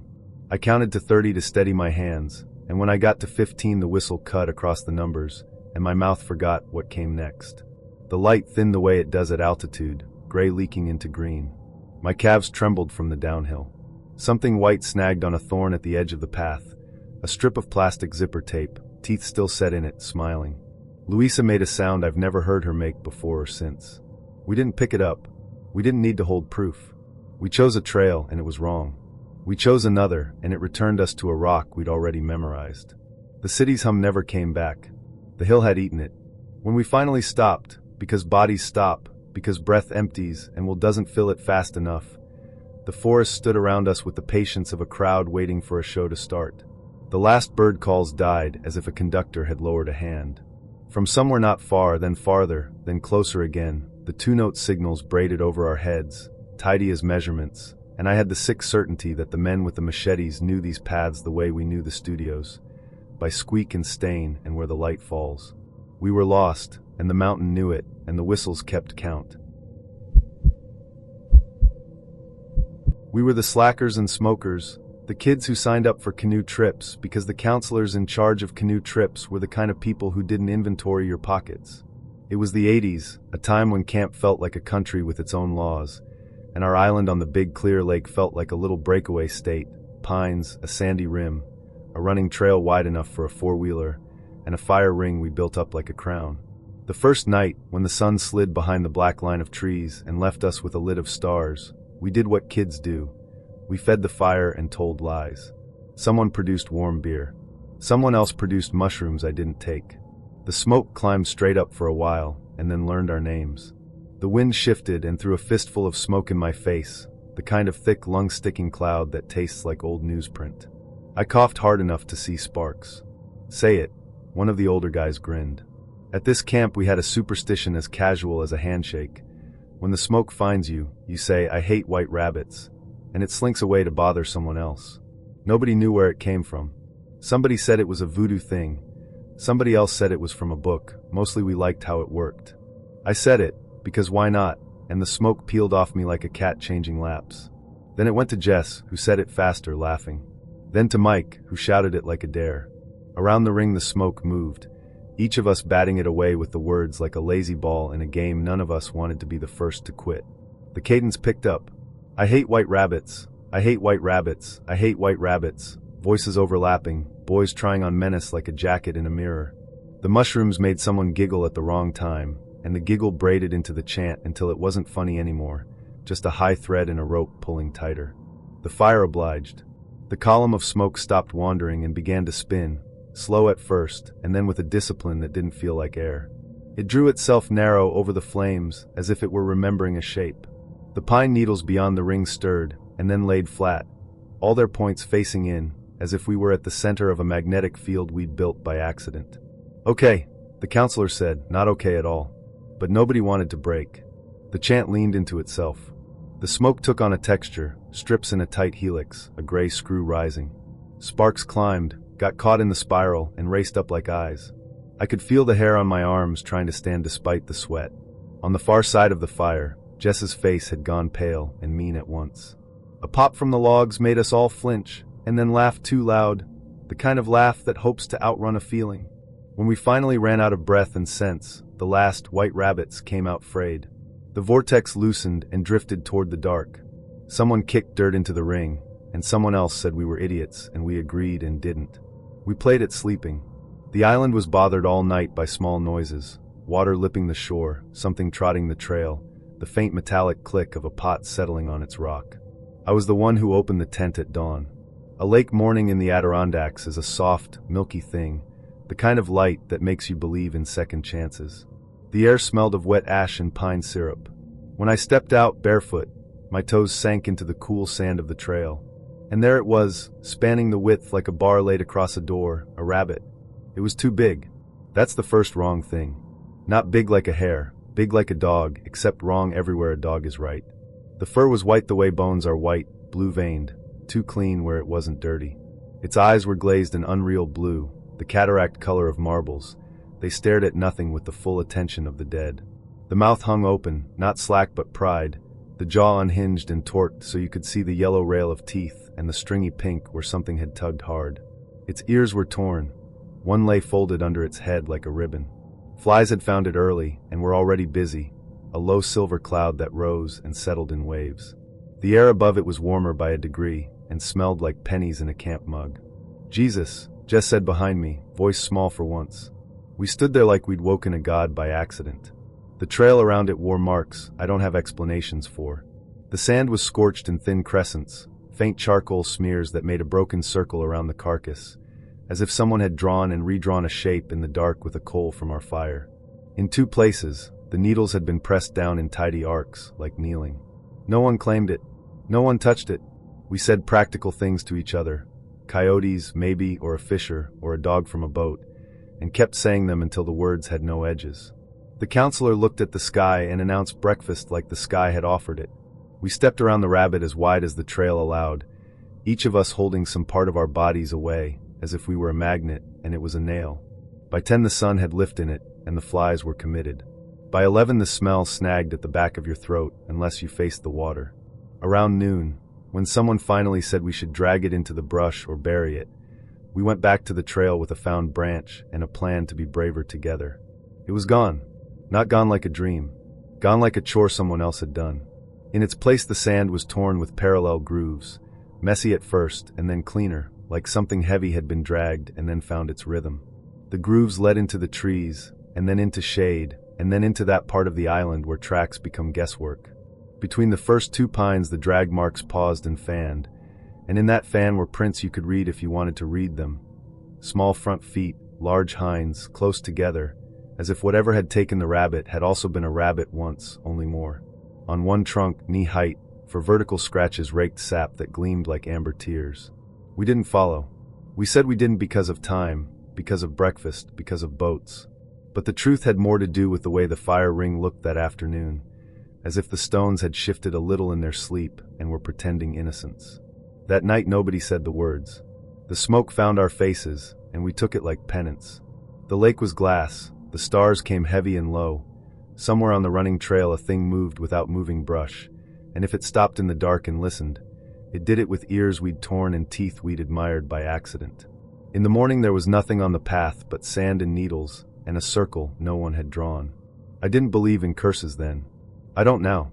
But sometimes I wake with a taste of ash and metal at the back of my tongue, and the memory of smoke that knew how to climb itself into a shape, and I think maybe not believing is just another kind of chant. We got lost before we even started. The map said there was a parking lot that didn't exist, a neat little square at the end of a road that became more ruts than road. So we looped around the mountain and finally found a real lot at the top, gravel, a pit toilet, a bulletin board with sun-faded notices. It was late but not dark yet, high blue caught in the branches. We planned to drop down a few miles, camp, climb back up in the morning. It felt simple in my head, walk, sleep, walk. About an hour in the trail stopped matching the printout we'd scavenged online. Blazes were half peeled, fallen trees made detours that looked like choices, and the map in my hand was getting soft with sweat. We came around a bend and there he was, sitting just off the path like he'd grown there. Thin, a little too still, a cheap camp stove making a faint jet engine hiss at his shins. He smiled too wide before his eyes decided to join in, and then they didn't blink. "You folks know where you're at?" he asked, voice cracking on the last word as if it had gotten dusty on the shelf. He wanted directions to a place on the mountain, he said. He'd been dropped at point A and needed to get to point B. 10 seconds later, he corrected himself. He'd parked at point B and his friend was at point C. Another friend had the map and had turned back. The story rearranged itself while he told it, pieces sliding around, and every time we tried to fix one in our heads another piece jumped the rail. He edged a little closer onto the trail. The smile stayed, showing too much gum. "You camping?" he said. "Me too. Good night for it. I've got stuff." He tapped the pocket of his jacket with 2 fingers in a way that made me think of pill bottles. We wished him luck and kept moving, the polite brisk kind that's really a retreat. The woods closed over him. I could feel his stare between my shoulder blades like an insect. We walked into a section where the trail became a horse path lined in barbed wire, no camping signs hammered crooked into posts, the kind of place where you tell yourself the no is about horses and not about you. Then the path sank into a long puddle that ate the whole width, and I could see my face in it, pale and pinched. We decided to go back to the last clear junction and try another line. 20 feet behind us, footsteps. Not even trying to be quiet. We turned and he was there, close enough that I could see the chewed edge of his lower lip. He said hey like we were friends who'd just run into each other at a grocery store aisle. Then, casually, like you'd mentioned bug spray, said, "You guys need anything? I got fentanyl and one other. Helps with the climb." He patted the same pocket. The smile didn't move. His eyes were still wrong, wet and wide, no blink, as if he didn't want to miss our reaction. All the little red flags in my head stood up and started clattering. My boyfriend said, "Light, too light, we're good," and we turned away. I could feel him behind us, the weight of him, the way his shoes found every crisp leaf and made it talk. We didn't run. Not at first. We walked like people who are not afraid. Then the trail steepened and my heart came up into my mouth, and we stopped performing. We climbed fast, past the place where the map had pretended there was a switchback, past the rock with the old graffiti and the bottle cap embedded in the dirt, past the birch that bent over the trail like a broken arm. The sound of him stretched thin behind us, and then thickened again, as if he'd found a shortcut we didn't know. The mountain gulps light in the last hour. It went gray around us, and my breath started to taste like metal. We had water, plenty, but the moving and the panic turned my mouth to cotton. I drank and felt no relief, only the slosh in my gut. When I looked over my shoulder, he wasn't there.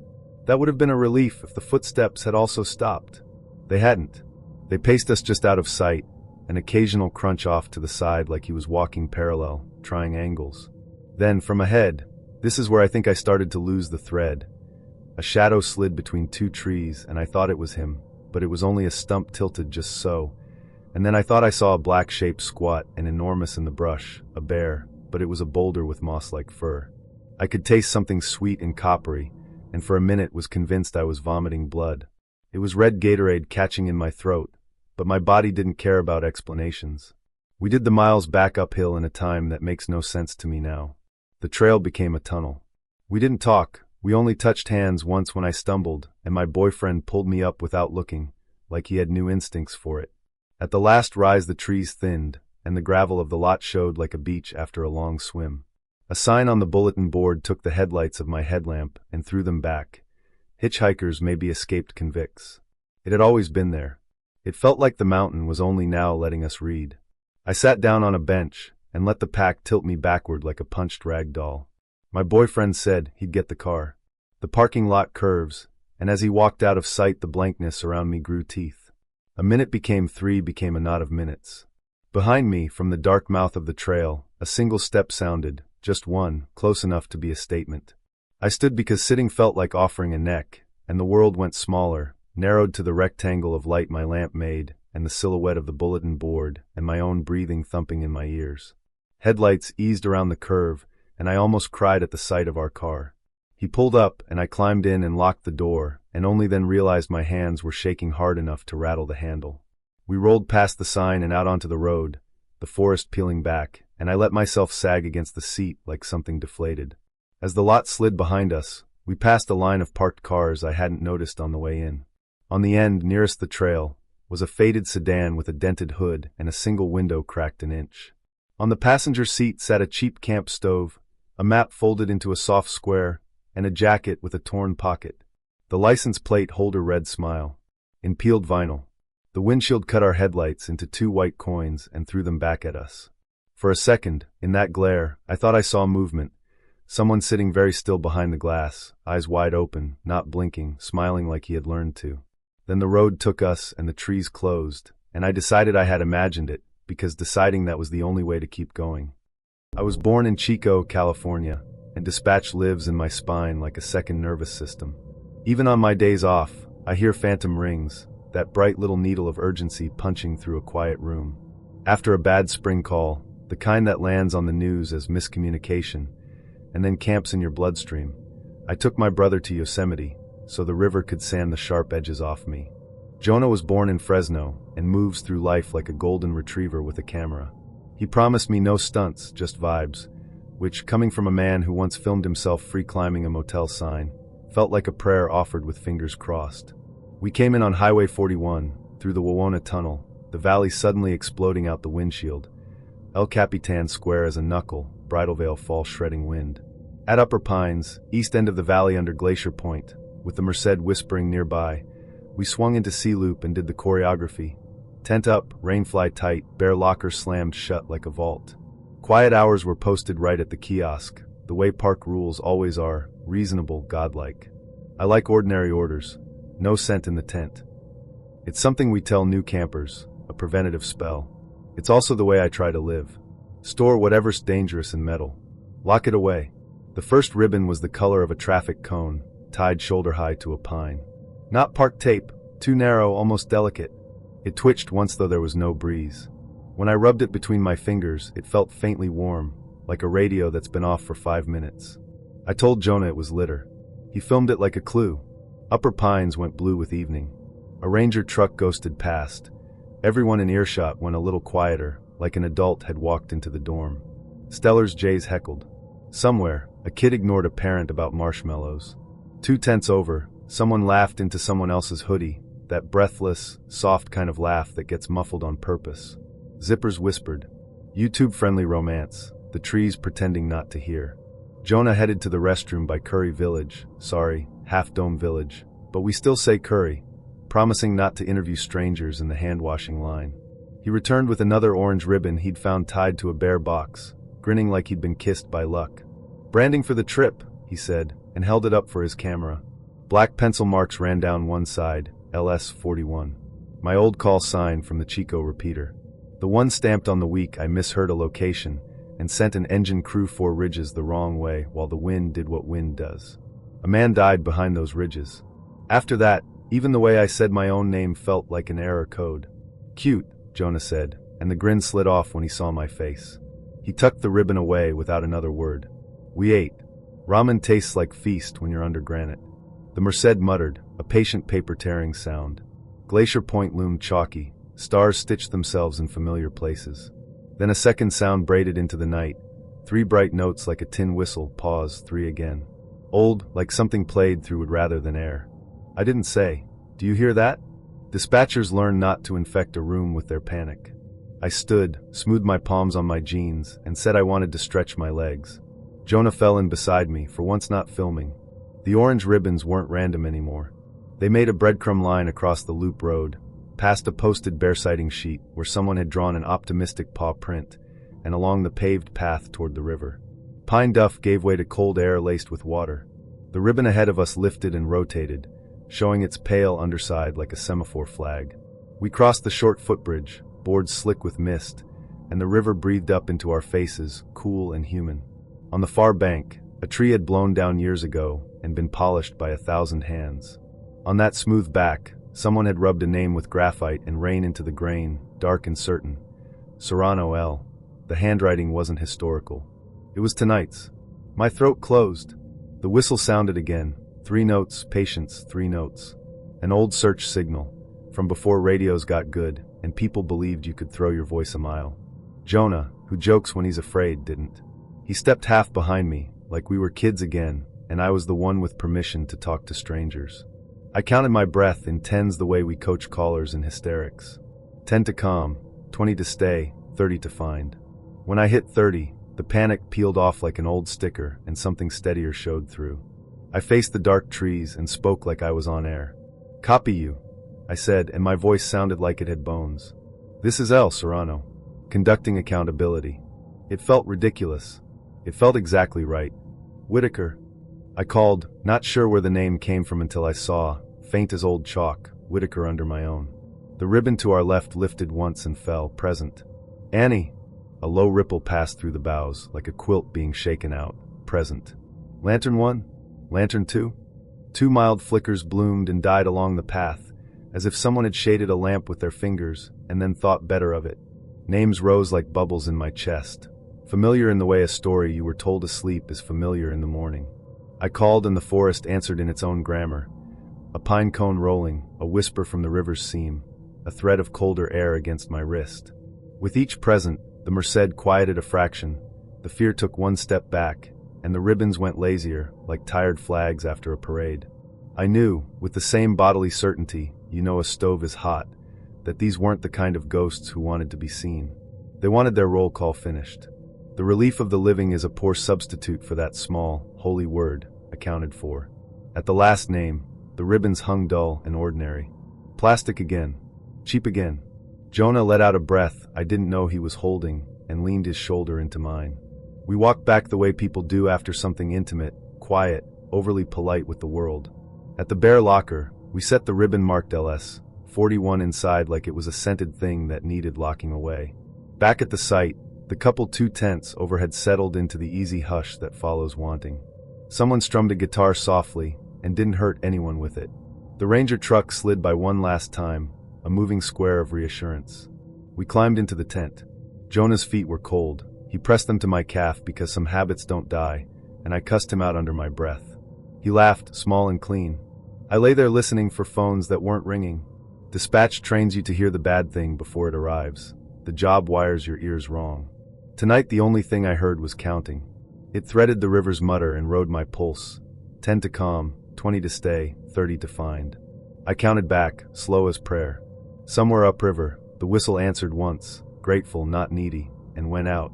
The valley swallowed the echo the way it swallows everything, gently, like a mother, like a grave. Just before sleep, I opened the bare locker to tuck in the ramen trash and saw the ribbon had turned itself over. On the pale underside, in pencil as soft as breath, someone had written roll complete and underlined it twice, the way you do when you finally put a thing to bed. I closed the locker. The metal rang like a bell. And for the first time in months, my name belonged to me. I was born in Knoxville, Tennessee, and when we won the Elkmont Firefly Lottery, I took it as a sign the year might stop biting for a while. Elkmont is the campground where Little River hushes itself over stones, where the old Daisy Town cabins lean into the trees and pretend they're still invited. I told my son, Jace, born in Nashville, we'd keep light discipline, red headlamps only, no phones, stay on the path during the viewing. He rolled his eyes and packed a notebook, because 16 is an age that believes in exceptions. Photinus Carolinus has a pattern I could chant in my sleep, a burst of flashes together, then a blackout long enough to feel like anticipation. Synchronous is the word the brochures use, but to me it feels like agreement, like the way a good kitchen works when everybody knows where the spoons live. I brought Dad's old tripod, even though rangers hate anything that sticks out into a trail. I wasn't filming. I just wanted to count it with my own lungs and see if the math matched. We set our tent under hemlocks, the bare box a square reassurance. Citronella made the air lemon bitter.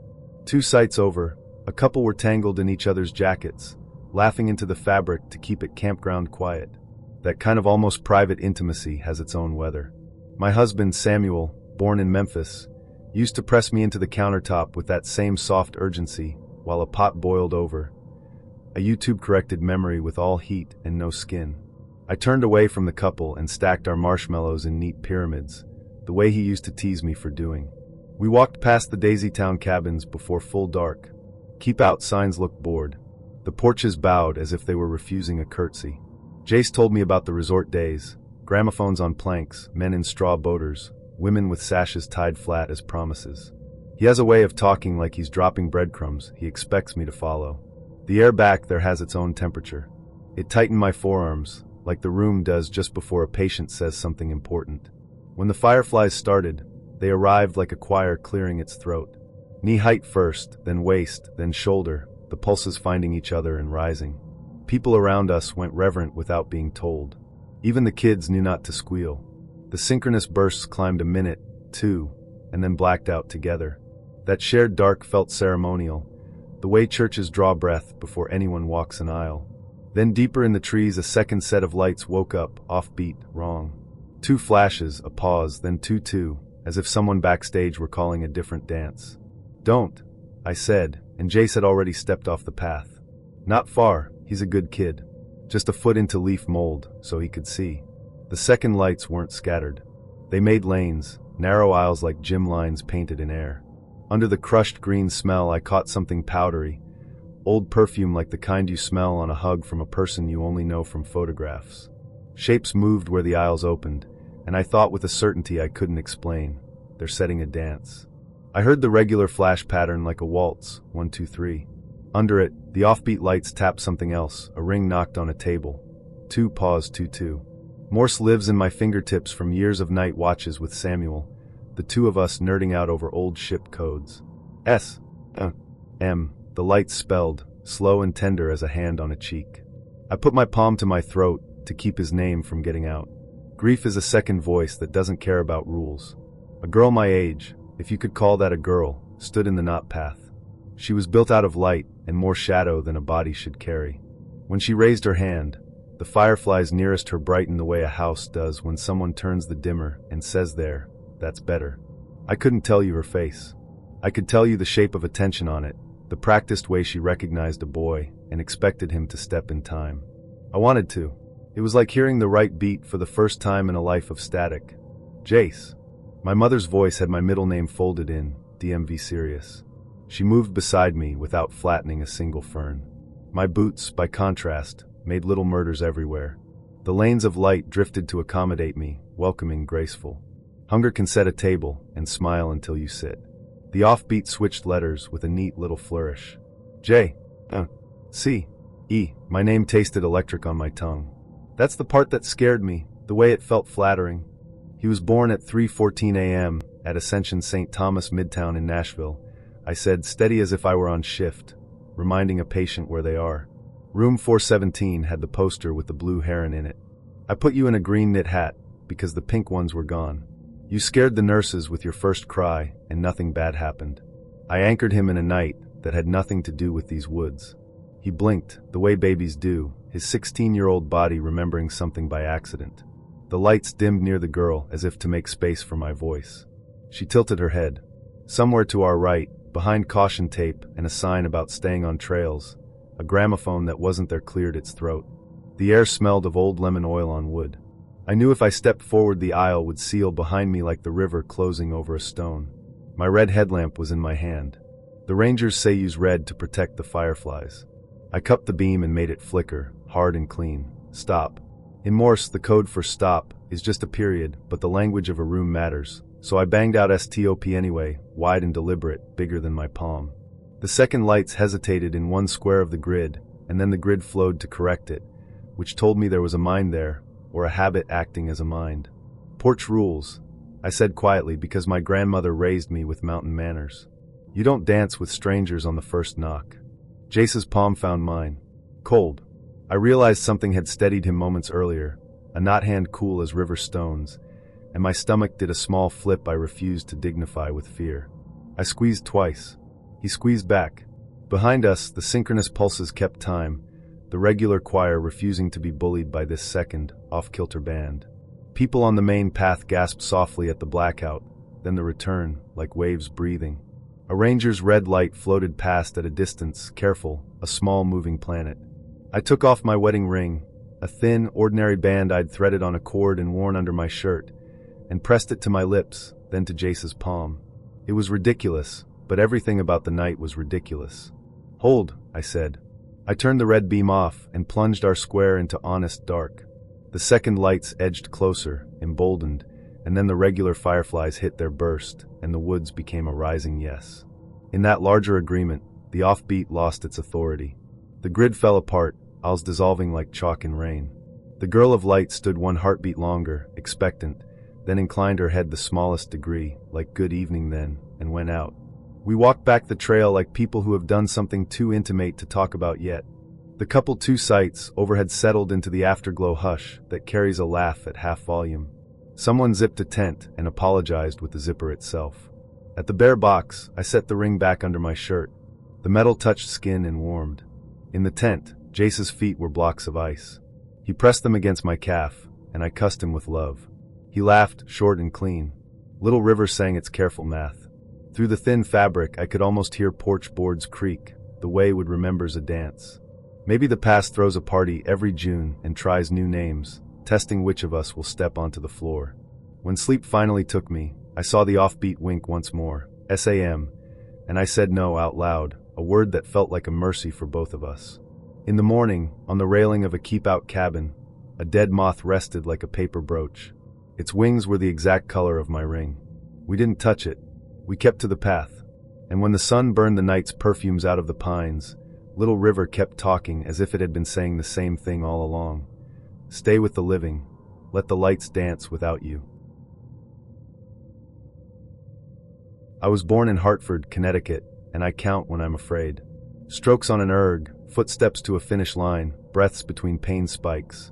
Counting makes a room where panic can't fit.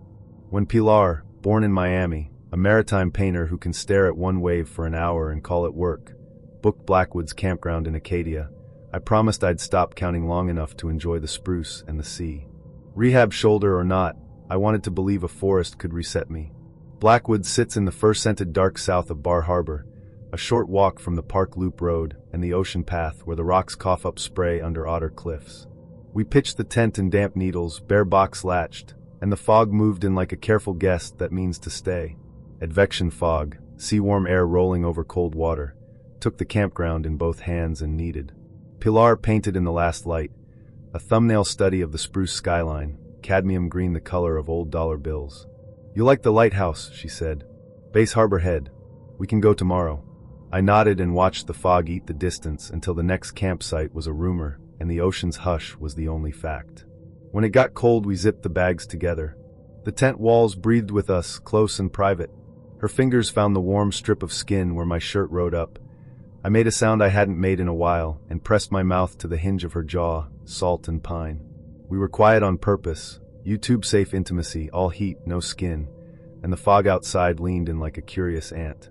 When we finally stilled, the fabric above us had filmed over with dew, a second ceiling trembling. I woke at what my shoulder calls 3 a.m. because the pain keeps its own clock. The campground was a bowl of milk. Somewhere beyond the trees, a bell rang once, clear brass, not the electronic bleat of modern horns. One strike only like punctuation. The tent wall near my knees carried 4 faint chalky lines with a diagonal slash through them. 5. I ran my thumb over the marks and felt nothing. Not chalk, not damp, just the memory of someone keeping score. I wanted to wake Pilar, but the dark had the feeling of a classroom exam, and I knew I had to show my work.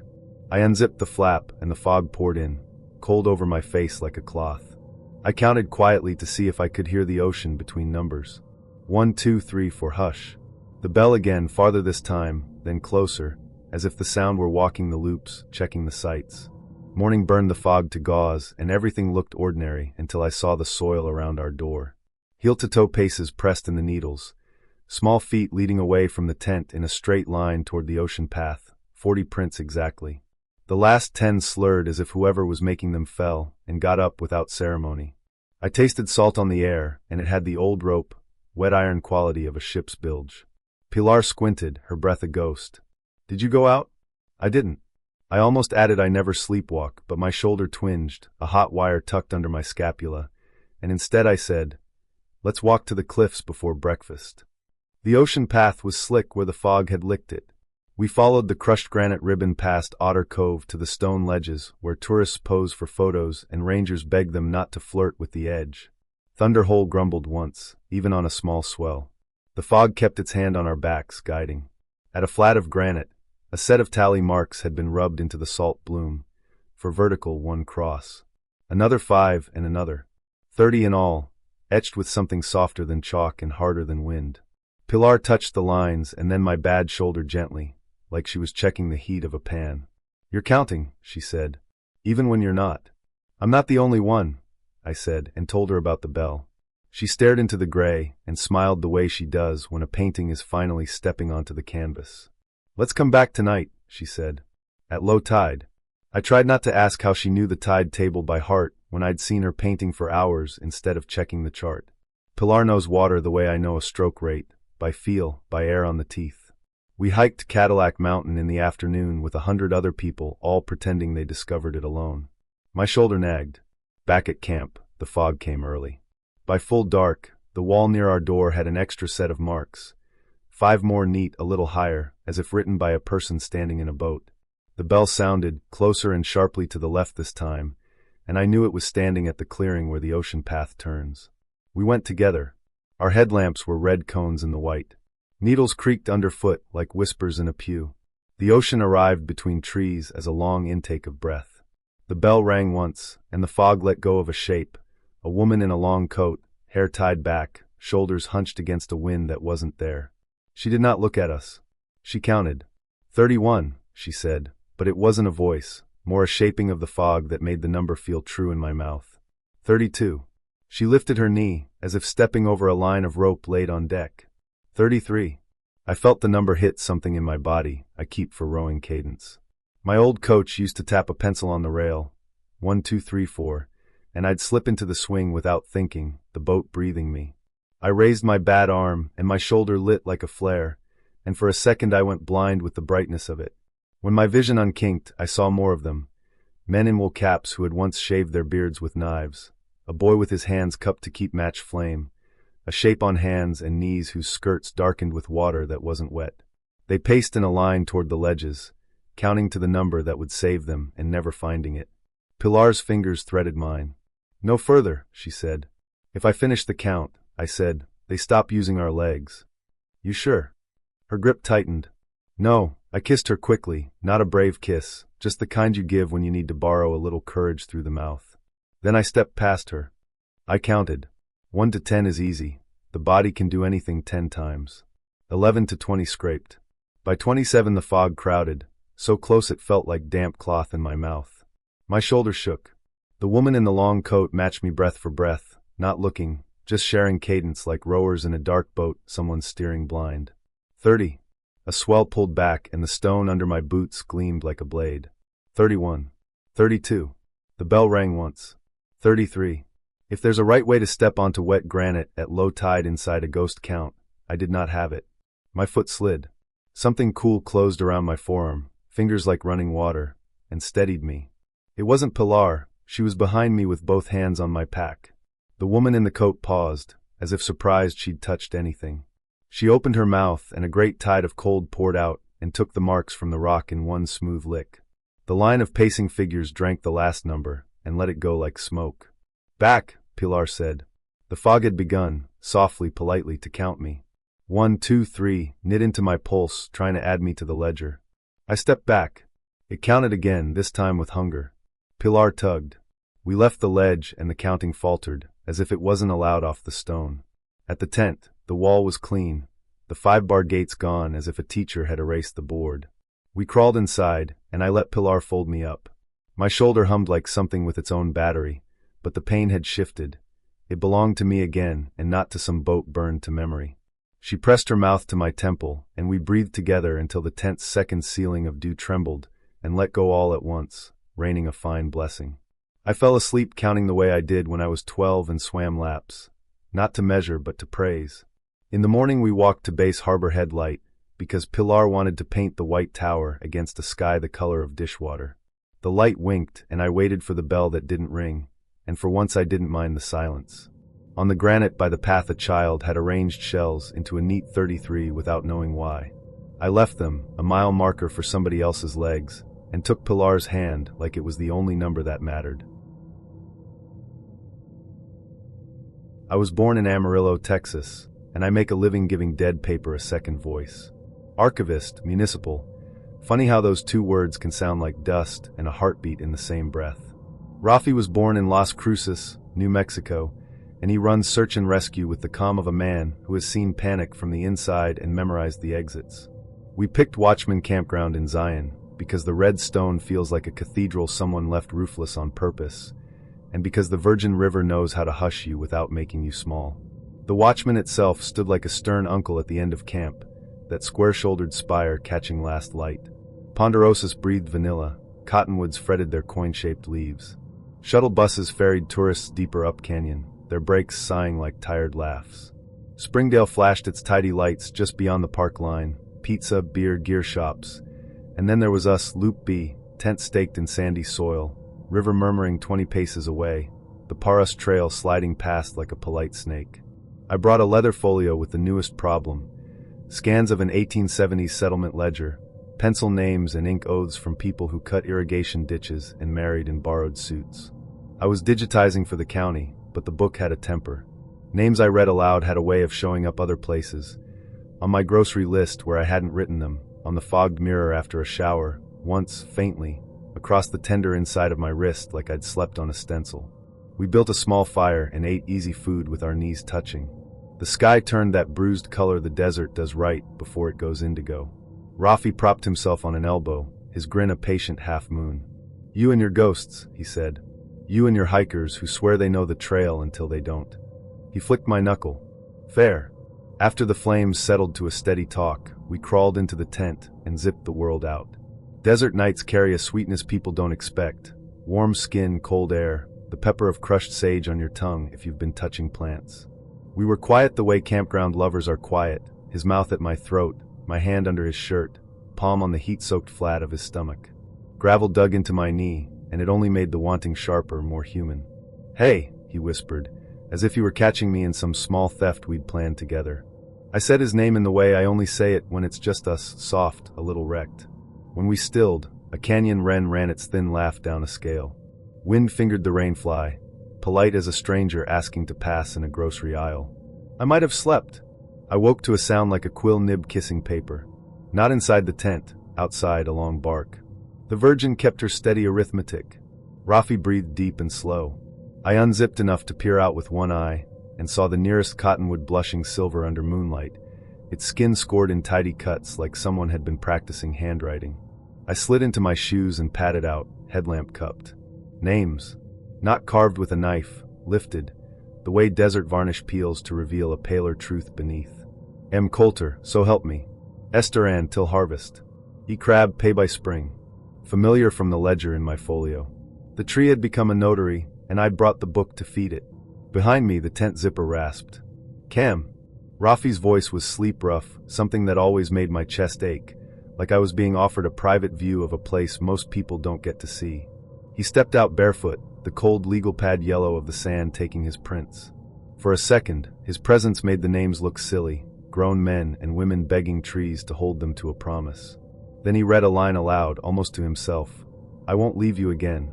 The river thickened, and something in the dark leaned in to listen. "Don't," I said too late. The vow had already found a mouth. He shivered and looked at me like I'd pinched him. "What? You said it," I whispered. "Here. It's just words." The cottonwood disagreed. A faint, fresh score appeared in the bark, the same cramped hand as the old names but with the impatience of modern speed, as if the tree couldn't write fast enough. R. Salazar won't leave again. The river changed its voice lower, the way a throat goes when it's about to sing.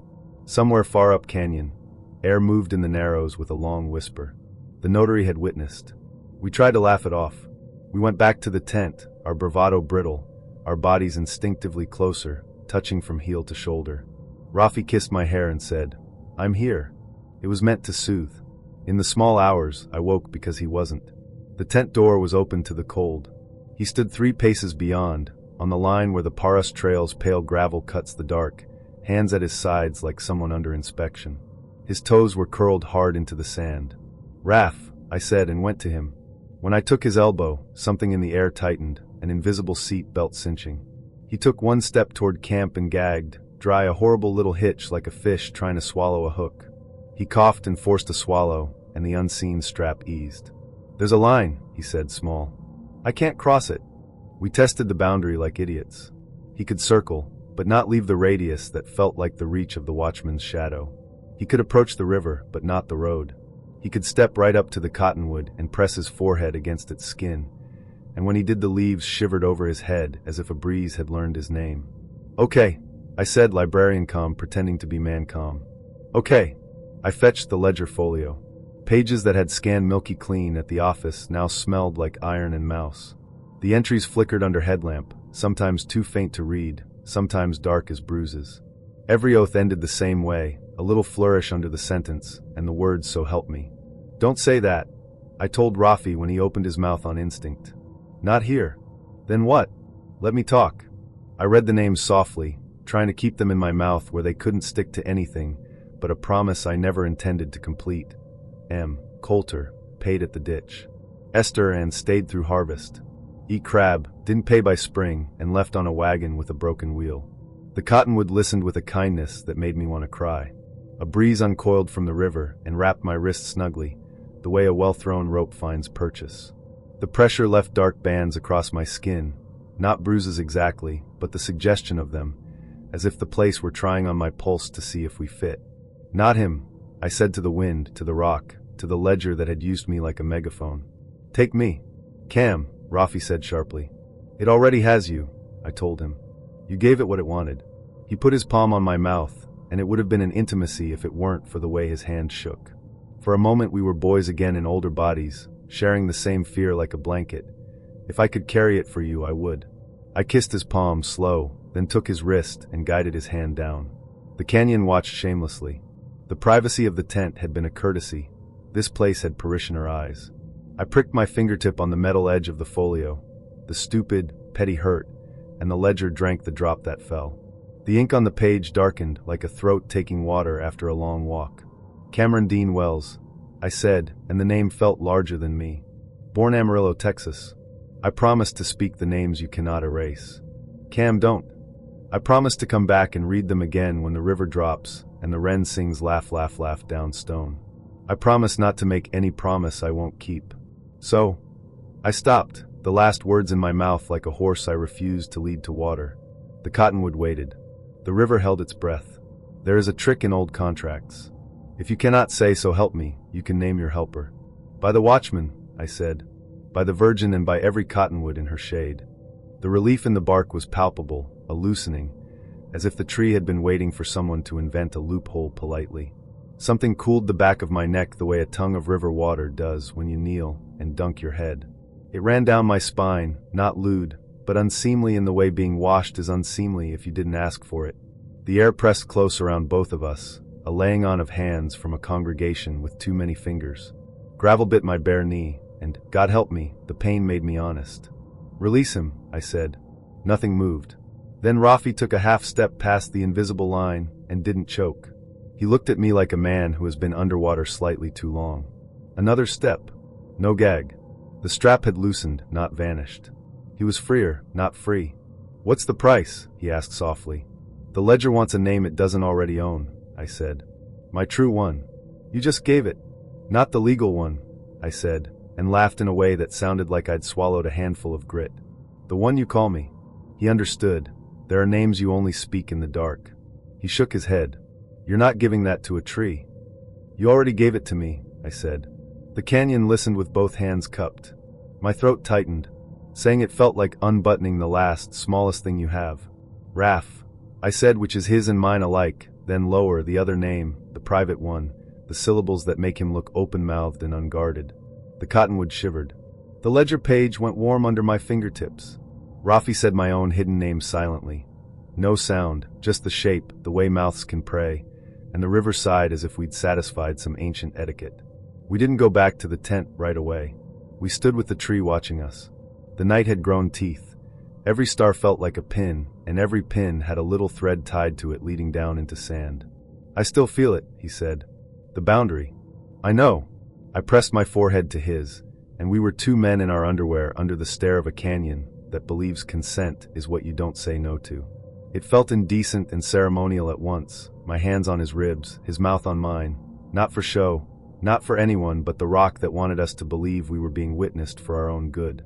We made a bed of our bodies standing up, careful as thieves. YouTube-friendly heat, a lot of breath, the small desperate sound he makes when he's close and happy and scared. Desire and fear share a vocabulary. The canyon took notes, and for once, I didn't mind. When we lay down finally, spent and shivering, the ledger's pages felt lighter, as if we had paid one coin of a debt that never ends. Rafi slept with his palm flat over my sternum, like he was pinning me to the safe side of a map. I dreamed a door in the Watchman, and behind it, files and files of names in the careful hands of people who believed writing it down made it more real, not less. At dawn the cottonwood wore our night like jewelry. On a low limb, a fresh line in the bark had arranged itself with modesty. Read in spring, CDW. Rafi stepped to the edge of whatever circle still held him, and beyond it easily, then back, testing. The strap was slack. It would tighten again if we lied, I suspected. The canyon doesn't punish, it corrects. We packed slowly. The shuttle brakes sighed. A canyon wren did its laugh down stone like a secret handshake. Before we left, I touched my fingertips to the cottonwood's cool skin and said, "We'll come back." It wasn't an oath, it was a plan. As we drove toward the south entrance, Springdale opening its reliable little grid, Rafi rolled my private name around his mouth once like a fine thing he meant to keep. "You're mine," he said, plain as water, and then, catching himself, he added, "If you want." "Only if you want," I said back, which is the only promise a canyon can't counterfeit. The watchman watched us go without blinking, and the river kept its ledger the way it always has. In motion, in sand, in the soft arithmetic it asks of the living. I was born in Hilo, Hawaii, where rain is so common it stops being weather and becomes personality. The whole rainforest felt familiar the first minute we rolled past the ranger station. Ferns taller than me bowing under last night's drip. Sitka spruce shouldering the sky like patient giants. Tamsin, born in Portland, Oregon, killed the engine, tipped her head, and smiled the way she does when a room has good acoustics. "Listen," she said, palms up. The forest was not silent. It breathed. Drip drip from every needle, a brown-throated low from the Ho River, the compressed applause of distant rain-shifting leaves. We set camp under a maple draped in velvet moss. At the kiosk a laminated sheet warned about Roosevelt elk, give them space, and a handwritten note reminded people not to feed the jays. Our sight looked toward the river. The air had that clean, mineral cool you can drink without a cup. I'd come to map nurse logs and sample their fungal companions for my dissertation. Tamsin had brought a hard case full of contact mics and a recorder to collect the way green sounds. 2 hours to blue, she said, meaning dusk. Let's wire a log. We picked a down giant that had already begun its second career. Hemlock seedlings marching its spine, huckleberry crowding the sunny side, a whole tiny forest standing on a fallen nurse. I scraped a thumbnail of bark to expose firmer wood, and Tamsin attached 2 piezos with painter's tape, one near the root flare, one farther down where water had pooled and stained the grain black. In our headphones, the log spoke in low clicks and tides, like someone shuffling cards in another room. "I need room tone," she said, setting levels, and we sat back to let the host speak without us. The Hall of Moss's trail lay a 10-minute walk away. Families came and went there all day, awed into whispering. Here, beyond the foot traffic, time dressed differently. Banana slugs slid their yellow commas over the duff like punctuation. At full dark the rain began, careful and endless. We zipped into the tent and folded into each other's heat. The chill makes you greedy with warmth, Her feet found my calves and stole shamelessly. We didn't talk much. I listened to the drip pattern double and redouble on the fly until it braided itself into a rhythm I couldn't place. I might have slept. Akiko. Her whisper was inside the headphones lying between our sleeping bags, not in the tent. I sat up fast enough to make the dome shiver. Tamsin's eyes were open, fixed on the recorder's tiny screen glowing green. The signal coming in from the log was strong, too strong for rain. I slid the cans on. 012, a whisper traveled through wood, not air, dry, fine, threaded with a furry undertone like moss being stroked backward. Words more shape than sound, we keep it all. I pulled the other cup off one ear to hear the actual forest. The rain kept its patient work. No human voices, no campers nearby. In the headphones, the nurse log whispered again, a breath drawn from yards and years away, arriving through the mycelial dark. We keep the steps, we keep the lost, we keep the said and the not said.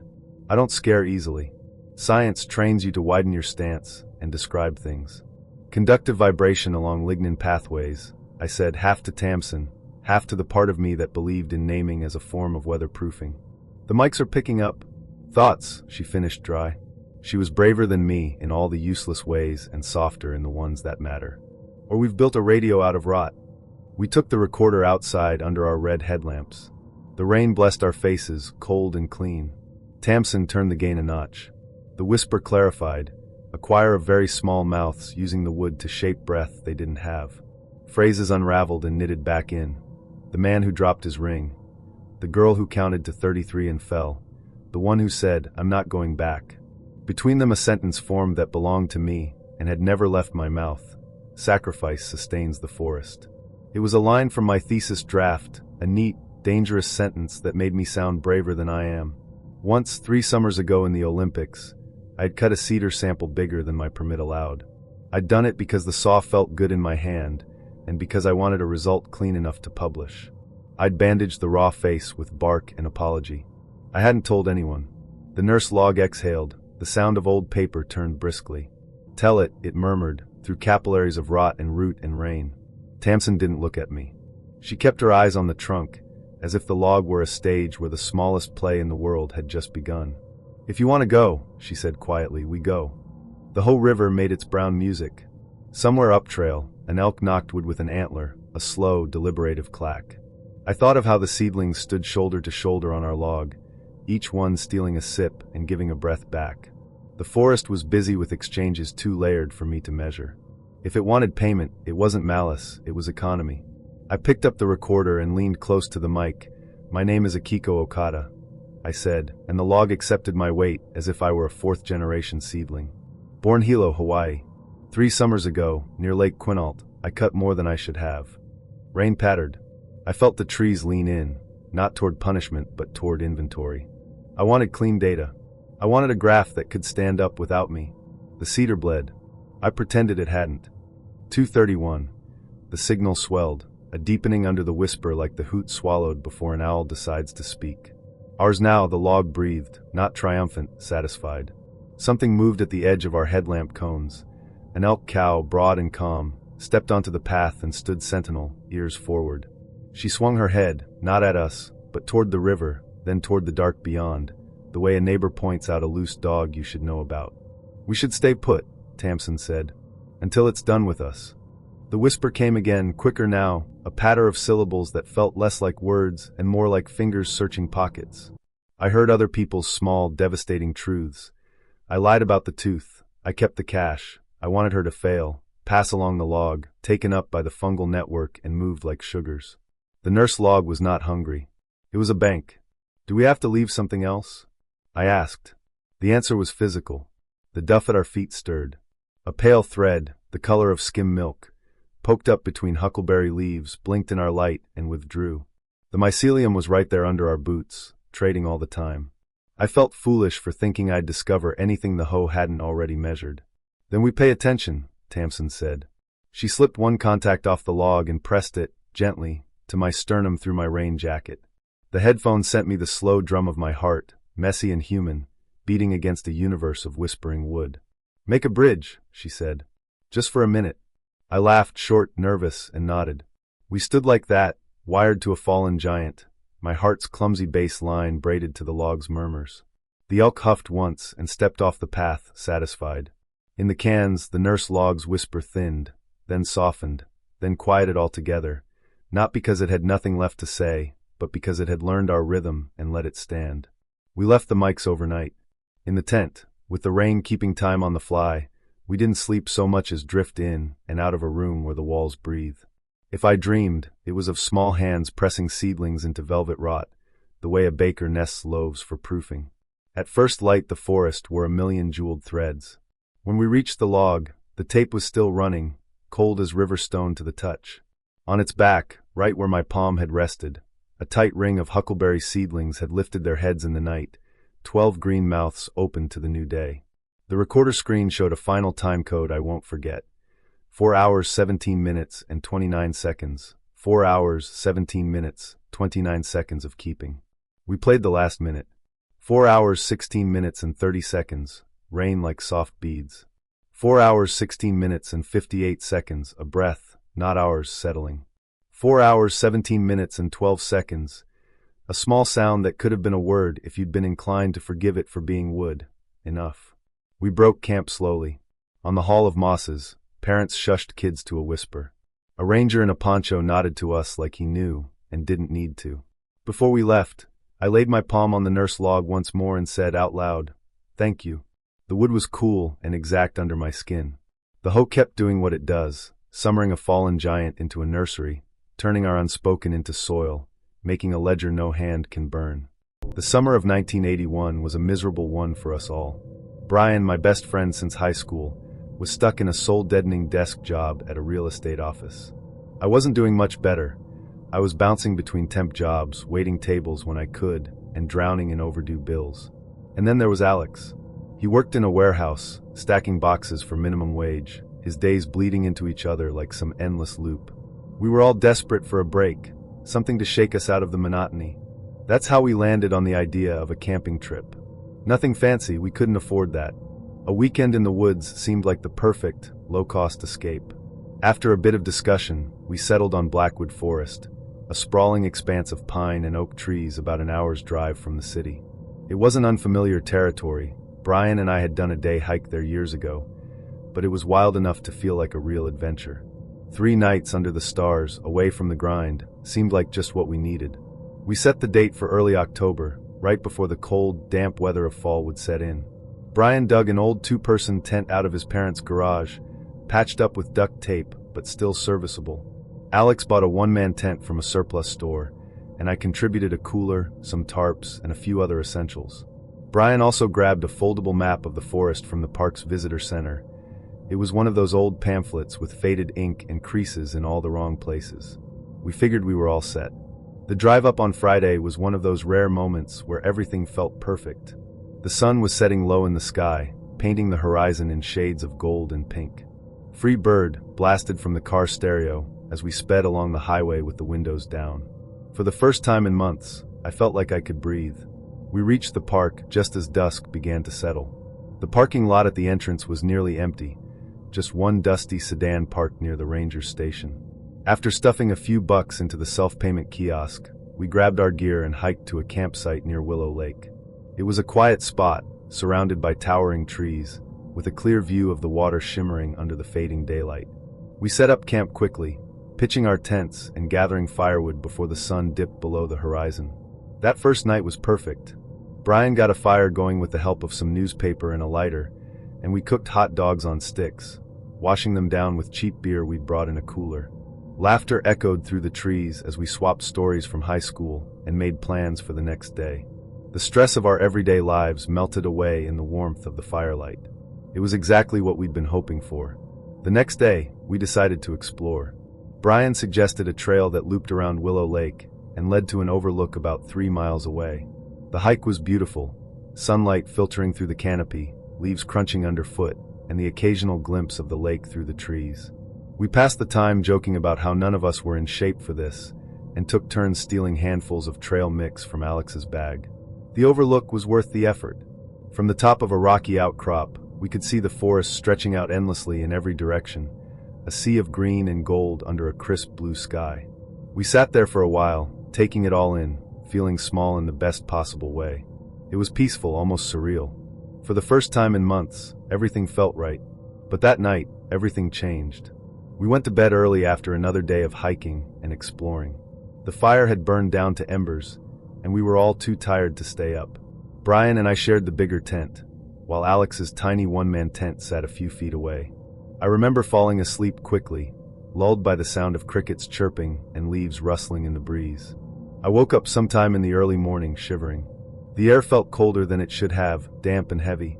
Groggily, I reached for my flashlight and clicked it on. That's when I noticed the flap of our tent was unzipped, a thin sliver of cold air cutting through the darkness. "Brian," I whispered, sitting up. His sleeping bag was empty, his boots gone, but his jacket was still crumpled in the corner. I checked my watch, 4:30 a.m. Maybe he'd gone to the bathroom? I lay back down, waiting for the sound of footsteps or the rustle of the tent flap. But minutes passed, and there was nothing. Just silence. A knot of unease settled in my stomach. I sat up again and unzipped the tent, stepping out into the chilly pre-dawn air. The forest was pitch black, my flashlight barely illuminating the ground in front of me. "Brian?" I called out, my voice low. No response. The only sound was the wind whispering through the trees. I circled the campsite, shining my flashlight into the shadows, but there was no sign of him. By now, I was fully awake, adrenaline coursing through my veins. I called his name again, louder this time, and heard movement behind me. I spun around, heart racing, only to see Alex stumbling out of his tent, groggy and confused. "What's going on?" he asked, rubbing his eyes. "Brian's gone," I said. "He's not in the tent." "Maybe he's taking a leak," Alex said, but the uncertainty in his voice was obvious. I shook my head. "He's been gone too long." We decided to search together, splitting up briefly to cover more ground. The forest felt different at night, larger, more menacing. Every shadow seemed alive, every sound amplified. As we moved deeper into the woods, I couldn't shake the feeling that we were being watched. About 20 minutes into our search, Alex called out. I ran toward his voice, flashlight bouncing wildly, and found him standing near a thorn bush. He pointed at something tangled in the branches, Brian's hat, the faded blue baseball cap he'd been wearing all weekend. From there, the trail grew more disturbing. A few yards away, we found one of his socks, then the other. His jeans were next, crumpled in the dirt, followed by his shirt and boxers, all strewn across the forest floor like breadcrumbs. By the time we found his boots, my stomach was in knots. Something was wrong, horribly, unexplainably wrong. And then we saw it. Brian's body lay in a clearing, illuminated by the pale beam of my flashlight. He was on his back, his arms at his sides, his skin pale and unmarked. But his head was gone. Blood pooled around his neck, dark and congealed, staining the earth beneath him. The cut was clean, almost surgical, and there was no sign of a struggle. I froze, unable to move, unable to breathe. My mind refused to process what I was seeing. Alex, too, was paralyzed, his flashlight trembling in his hands.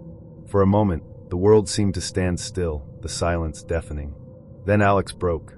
He started calling Brian's name, his voice cracking, pacing in frantic circles around the body. I grabbed him by the shoulders, trying to pull him back, but he shoved me away, his sobs echoing through the trees. I wanted to scream, to cry, to run, but I couldn't. All I could do was stare at the lifeless, headless body of my best friend. We stumbled back to camp in a daze, barely speaking. The drive to the ranger station was a blur, our minds racing with questions and fears. The rangers didn't believe us at first, but when we led them to the body, their expressions hardened. They called for backup, EMTs, police, the works, and soon the forest was swarming with flashing lights and grim-faced officers. The summer heat clung to the air like a wet blanket, but we didn't care. Myself, Dylan, and Mark had been looking forward to this trip for weeks. It wasn't anything elaborate, just a simple camping trip out in the Tennessee backwoods, away from responsibilities, noise, and the constant buzz of our phones. We'd grown up together in a small town, spending our teenage years exploring the woods and camping on weekends, but life had a way of pulling us in different directions. Dylan had a sales job that kept him glued to his laptop. Mark was working construction, and I was bouncing between shifts at the local diner. We needed this trip, even if it was just one night. Dylan found the spot after scouring some online map forums. It was way out there, deep in the backcountry, far from any paved roads. "Perfect," he'd said, showing us the photo of a dirt path winding through thick pine trees. No crowds, no noise. Just us in the woods. It sounded ideal. We loaded up my pickup truck with all the essentials: tent, sleeping bags, a cooler of beer, and enough snacks to last us through the night. None of us were particularly outdoorsy anymore, but it didn't matter. We weren't planning to hike or fish. We just wanted to sit around a fire, talk about old times, and forget about the world for a while. We left town late Friday afternoon, the sun already starting to dip below the horizon. The drive was long, the roads turning from asphalt to gravel to dirt as we got closer to the spot Dylan had picked. By the time we arrived, the sky was painted in shades of pink and orange, and the woods around us were bathed in a golden glow. It was beautiful, almost magical, and for a moment, I felt like a kid again, ready for an adventure. We parked the truck at the edge of a small clearing and got to work setting up camp. The tent went up quickly, a simple 4-person deal that we'd borrowed from Dylan's older brother. Mark gathered firewood while Dylan and I unloaded the cooler and set up chairs around the fire pit. By the time the sun disappeared and the stars began to appear, we had a roaring fire going and beers in our hands. The night was perfect, cool, quiet, and peaceful. We sat around the fire, laughing and telling stories, the flames crackling as the woods swallowed the sound of our voices. Somewhere around midnight, I leaned back in my chair, staring up at the sky. The stars were brighter than I'd ever seen, scattered across the darkness like shards of glass. Dylan was poking at the fire with a stick, and Mark was halfway through a story about some old high school football game when I felt a strange sense of calm wash over me. It was one of those rare moments where everything felt right in the world. I didn't know it then, but it would be the last time I'd feel that way. I woke up at dawn, the sky a mix of gray and pale blue. The fire was dead, reduced to a pile of ash and embers, and the air was cool and damp. I crawled out of the tent, stretching my stiff limbs, and made my way to the truck to grab the coffee pot we'd brought. My boots crunched against the dirt and dry leaves as I walked, the sound echoing faintly in the stillness of the morning. That's when I saw it. At first, I thought it was some kind of prank. Some sick joke that Mark or Dylan had cooked up while I was asleep. But as I got closer, my stomach twisted into a tight knot, and the breath caught in my throat. There, stretched out across the hood of my truck, was a skin. An animal skin. It wasn't just tossed there. It was carefully arranged, spread flat across the metal like some grotesque offering. The fur was completely gone, scraped away to reveal raw, pink flesh that glistened in the soft morning light. Blood streaked the windshield, dark and sticky, already drying at the edges. The legs and head were gone, the stumps jagged and uneven as though they'd been hacked off with a dull blade. The smell hit me next, sour, metallic, and meaty. It was the kind of smell that clung to the back of your throat, refusing to leave. I froze, my eyes locked on the thing in front of me. My hands trembled, and for a moment I couldn't move. My mind raced, trying to make sense of what I was seeing. Was it a deer? A coyote? Some other animal? But none of that explained why it was here, why it was skinned, or why it was on my truck. I spun around, scanning the woods, half expecting to see someone standing there, watching me. But the forest was silent, the trees still. A bead of sweat rolled down my temple despite the coolness of the morning. My heart pounded in my chest as I backed away slowly, my eyes darting between the skin and the treeline. "Dylan! Mark!" I shouted, my voice cracking. "Get out here!" The tent rustled, and a moment later, Dylan stumbled out, rubbing his eyes. "What's going on?" he mumbled, his voice thick with sleep. Then he saw the truck. His face went pale, and he stopped dead in his tracks. "What the hell is that?" Mark appeared a few seconds later, his hair sticking up in all directions. He looked at the truck, then at me, his mouth opening and closing like he couldn't find the words. None of us could. We stood there in silence, the three of us staring at the skin like it might suddenly get up and walk away. Finally, Mark broke the silence. "It's gotta be some kind of sick joke," he said, though his voice lacked conviction. "Maybe some hunters messing with us?" Dylan shook his head. "Who the hell does something like this?" He stepped closer, wrinkling his nose at the smell. "And why?" I didn't have an answer, and neither did they. The longer we stood there, the more the unease grew, spreading through my chest like a cold tide. Something about the whole thing felt wrong, deeply, fundamentally wrong. This wasn't just a prank. It wasn't normal. It wasn't human. "We need to leave," I said, my voice barely above a whisper. "Now." We didn't waste any time. Mark and Dylan tore down the tent while I grabbed a stick and used it to push the skin off the hood of the truck. It hit the ground with a wet slap, and I resisted the urge to gag as I turned away. We threw everything into the back of the truck haphazardly, not bothering to fold or organize. Within minutes, we were in the cab, the engine rumbling to life as I floored it down the dirt road.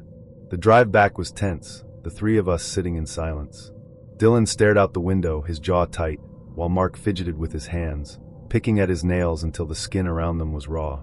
I kept my eyes on the road, my hands gripping the wheel so tightly that my knuckles turned white. Every now and then, I glanced in the rearview mirror, half expecting to see something, or someone following us. But the road was empty, the woods behind us still and quiet. We didn't stop until we reached town. Dylan and Mark grabbed their gear and mumbled quick goodbyes before heading off in opposite directions. I watched them go, the weight of unspoken words hanging heavy in the air. None of us knew what to say, and maybe it was better that way. What could we say that would make sense of what we'd seen? I spent the rest of the day scrubbing the hood of my truck, trying to wash away the blood and the smell. The water from the hose turned pink as it swirled down the driveway, and no matter how hard I scrubbed, I couldn't shake the image of that skin stretched across the metal.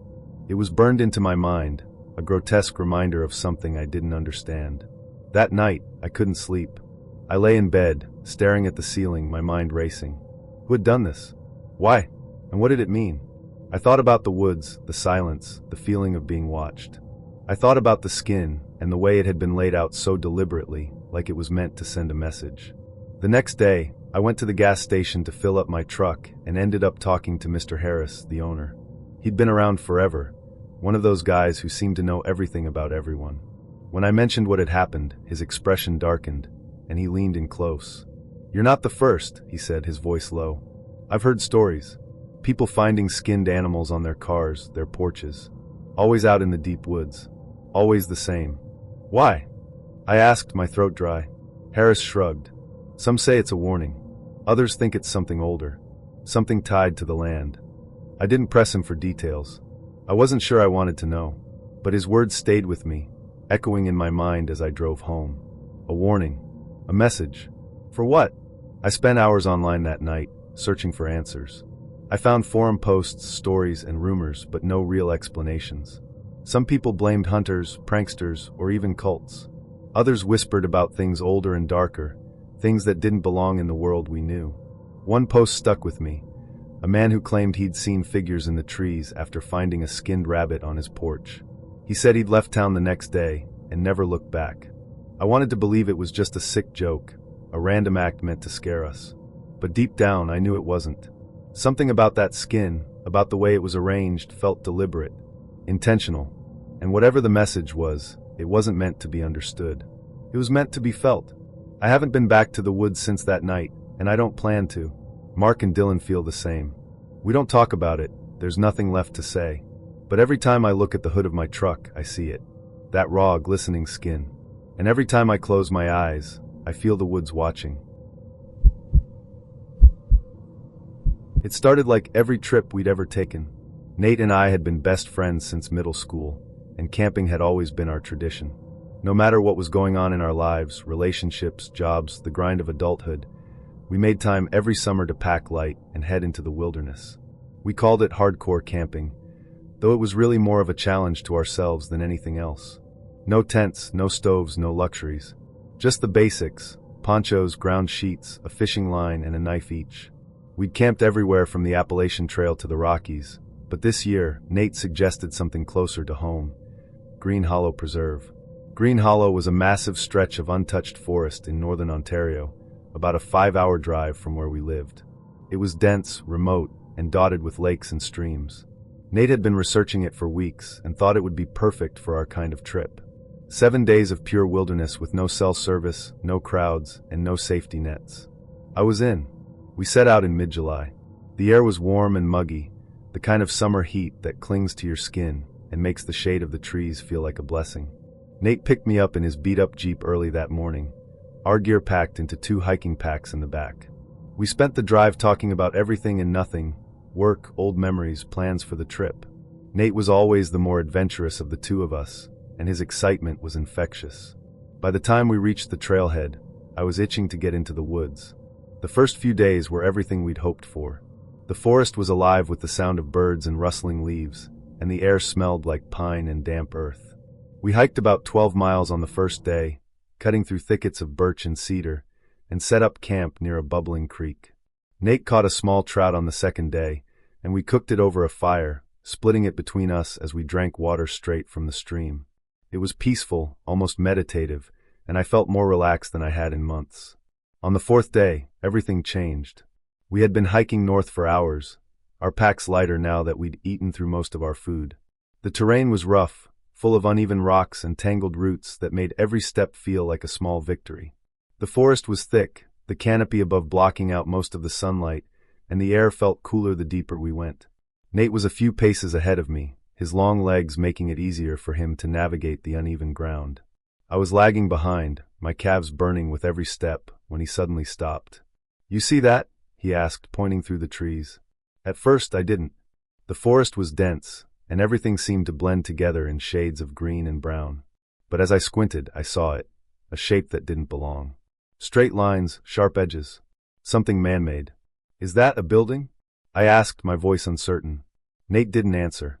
He was already moving toward it, his pace quickening as curiosity overtook him. I followed, branches snapping underfoot as we pushed through the underbrush. The closer we got, the clearer it became. It was a building. A small, weathered structure, half hidden by the trees. It looked like it had been there for decades, maybe longer. It was a church. The walls were made of old, gray wood, warped and cracked with age. The roof was steep and covered in moss, with a rusted iron cross perched at the very top. There were no windows, just a single door at the front, its surface splintered and faded. The door was chained shut with thick, rusted links, a heavy padlock securing them in place. Another cross hung crookedly above the door, its edges sharp and uneven, almost jagged. The whole thing looked out of place, like it had been dropped there by accident and forgotten. Nate pulled out the map and spread it on the ground, tracing our route with his finger.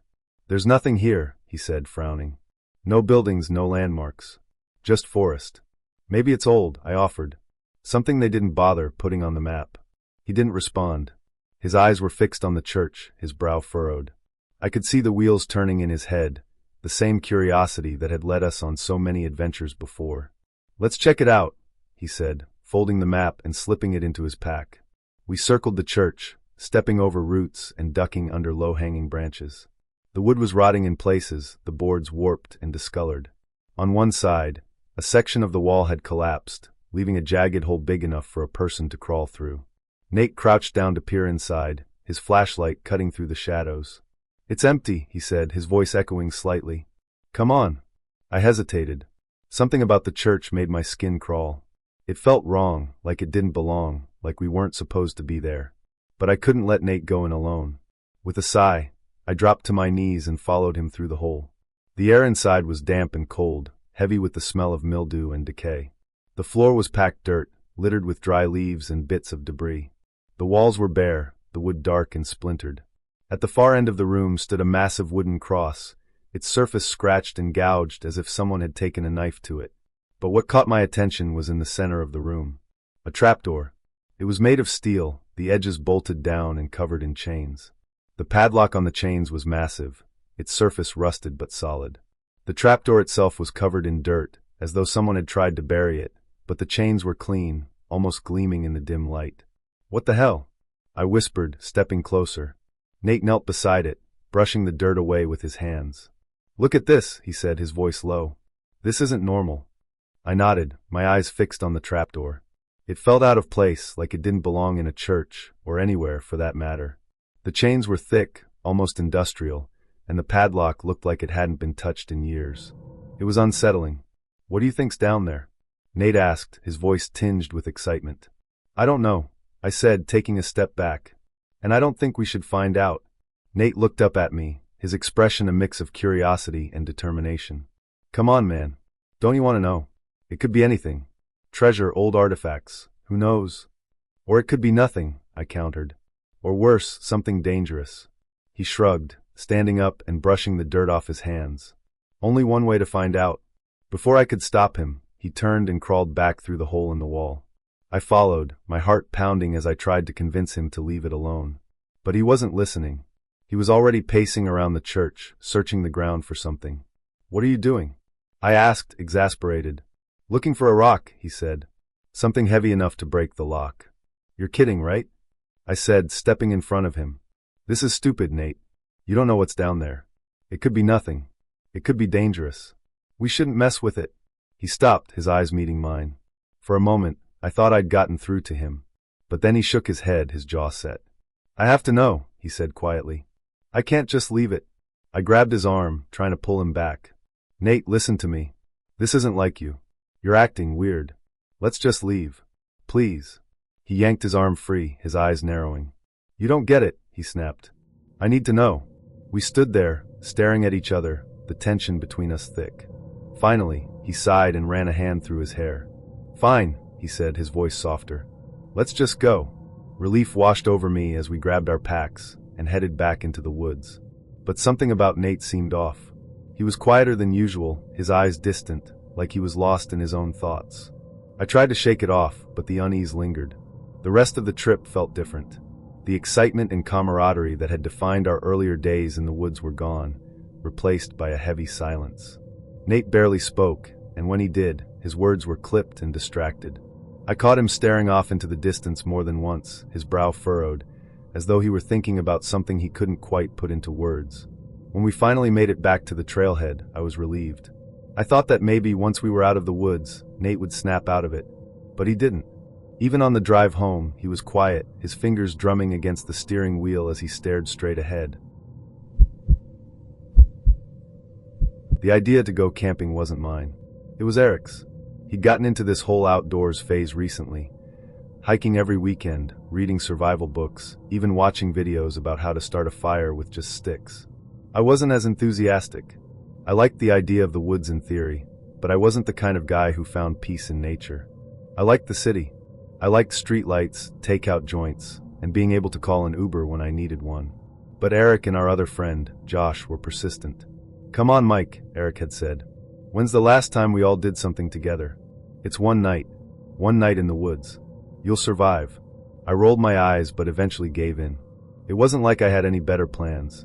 Eric picked the spot, a remote patch of Harriman State Park about 2 hours north of the city. He'd found it on some hiking forum, a place that was supposedly off the beaten path, with a small lake nearby and no other campers for miles. It sounded isolated, which wasn't exactly comforting, but Eric insisted it was perfect. Think about it, he said. Just us, a fire, and the stars. No noise, no distractions. He made it sound like some magical escape. I wasn't convinced, but I packed my bag, grabbed a sleeping bag from my closet, and showed up at Eric's apartment on Friday afternoon. By the time we hit the road, the sun was already dipping low in the sky. The drive was uneventful. Eric and Josh spent most of it talking about the best ways to start a fire and debating whether or not there were cougars in the area. I stared out the window, watching as the buildings gave way to trees. Eventually, the asphalt turned to gravel, and the gravel turned to dirt. We bounced along the uneven road until Eric finally pulled over into a small clearing surrounded by towering pines. This is it, he said, grinning as he killed the engine. Home for the night. The air smelled like pine and earth, and the woods were quiet except for the distant chirp of crickets. I had to admit, it was nice. Peaceful even. We set up camp quickly, pitching a single tent big enough for the three of us and gathering wood for the fire. By the time the flames were crackling in the fire pit, the sky was dark and the stars were out in full force. We spent the night talking, laughing, and roasting marshmallows. For a while, I forgot about the isolation, the darkness pressing in around us. It felt good to be out there, away from everything. But that feeling didn't last. The next morning, I woke up early. The fire was nothing but ashes, and the air was cool and damp. Josh and Eric were still asleep, their breathing soft, and even in the tent. I slipped out quietly, stretching as I stepped into the clearing. The woods were still, the kind of stillness that feels unnatural, like the world is holding its breath. I shook off the feeling and headed toward the truck to grab the small coffee pot we'd brought. That's when I saw it. At first, I thought it was a trick of the light, the way the morning sun filtered through the trees. But as I got closer, my stomach twisted. There, just beyond the tree line, was a shack. It was small, maybe the size of a garden shed, and weathered with age. The wood was gray and splintered, the roof sagging under the weight of moss and fallen branches. There was a single window, its glass long gone, and a door that hung slightly ajar, creaking softly in the breeze. It looked like it hadn't been touched in decades, maybe longer. Eric! I called over my shoulder, my voice sharp with unease. Josh, get out here. The tent rustled, and a moment later, Eric stumbled out, rubbing his eyes. What's your problem? He muttered, but then he followed my gaze. His expression shifted, his annoyance replaced by curiosity. Josh joined us a minute later, still half asleep, and we all stood there, staring at the shack. Was that their last night? Josh asked, his voice low. I don't think so, I said. We would have seen it, right? Maybe we just weren't looking, Eric said, already moving toward it. Come on, let's check it out. I hesitated, every instinct in my body screaming at me to stay away. But I couldn't let them go alone. With a deep breath, I followed. The closer we got, the worse the shack looked. The wood was rotting in places, the boards warped and splintered. The door creaked loudly as Eric pushed it open, the sound echoing through the stillness. Inside, the air was damp and heavy, filled with the smell of mildew and decay. The interior was sparse. A wooden table sat in the center of the room, its surface stained with dark, uneven splotches. A few broken chairs were scattered in the corners, their legs splintered and jagged. The walls were lined with hooks, rusted and bent, some still holding strands of old, frayed rope. The place felt wrong, like it was holding its breath along with the forest outside. What the hell is this? Josh muttered, running his fingers over one of the hooks. A hunting cabin? Maybe, Eric said, though he didn't sound convinced. He was staring at the table, his brow furrowed. What do you think these stains are? I didn't answer. I didn't want to think about it. My eyes were drawn to the far corner of the room, where something glinted faintly in the dim light. I stepped closer, my heart pounding, and crouched down to see what it was. It was metal, rusted, pitted, and partially buried in the dirt floor. I brushed away the loose soil with my hand, revealing more of it, a curved edge, sharp and uneven. My stomach churned as I realized what I was looking at. It's a helmet, I said, my voice barely above a whisper. Josh and Eric joined me, their eyes widening as they took it in.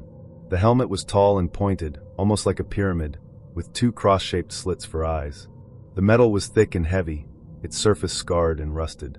It looked old, ancient even, and out of place in the tiny, decaying shack. Jesus, Josh said, taking a step back. What kind of helmet is that? Eric crouched beside me, reaching out to touch it. It's weird, he said, his voice tinged with excitement.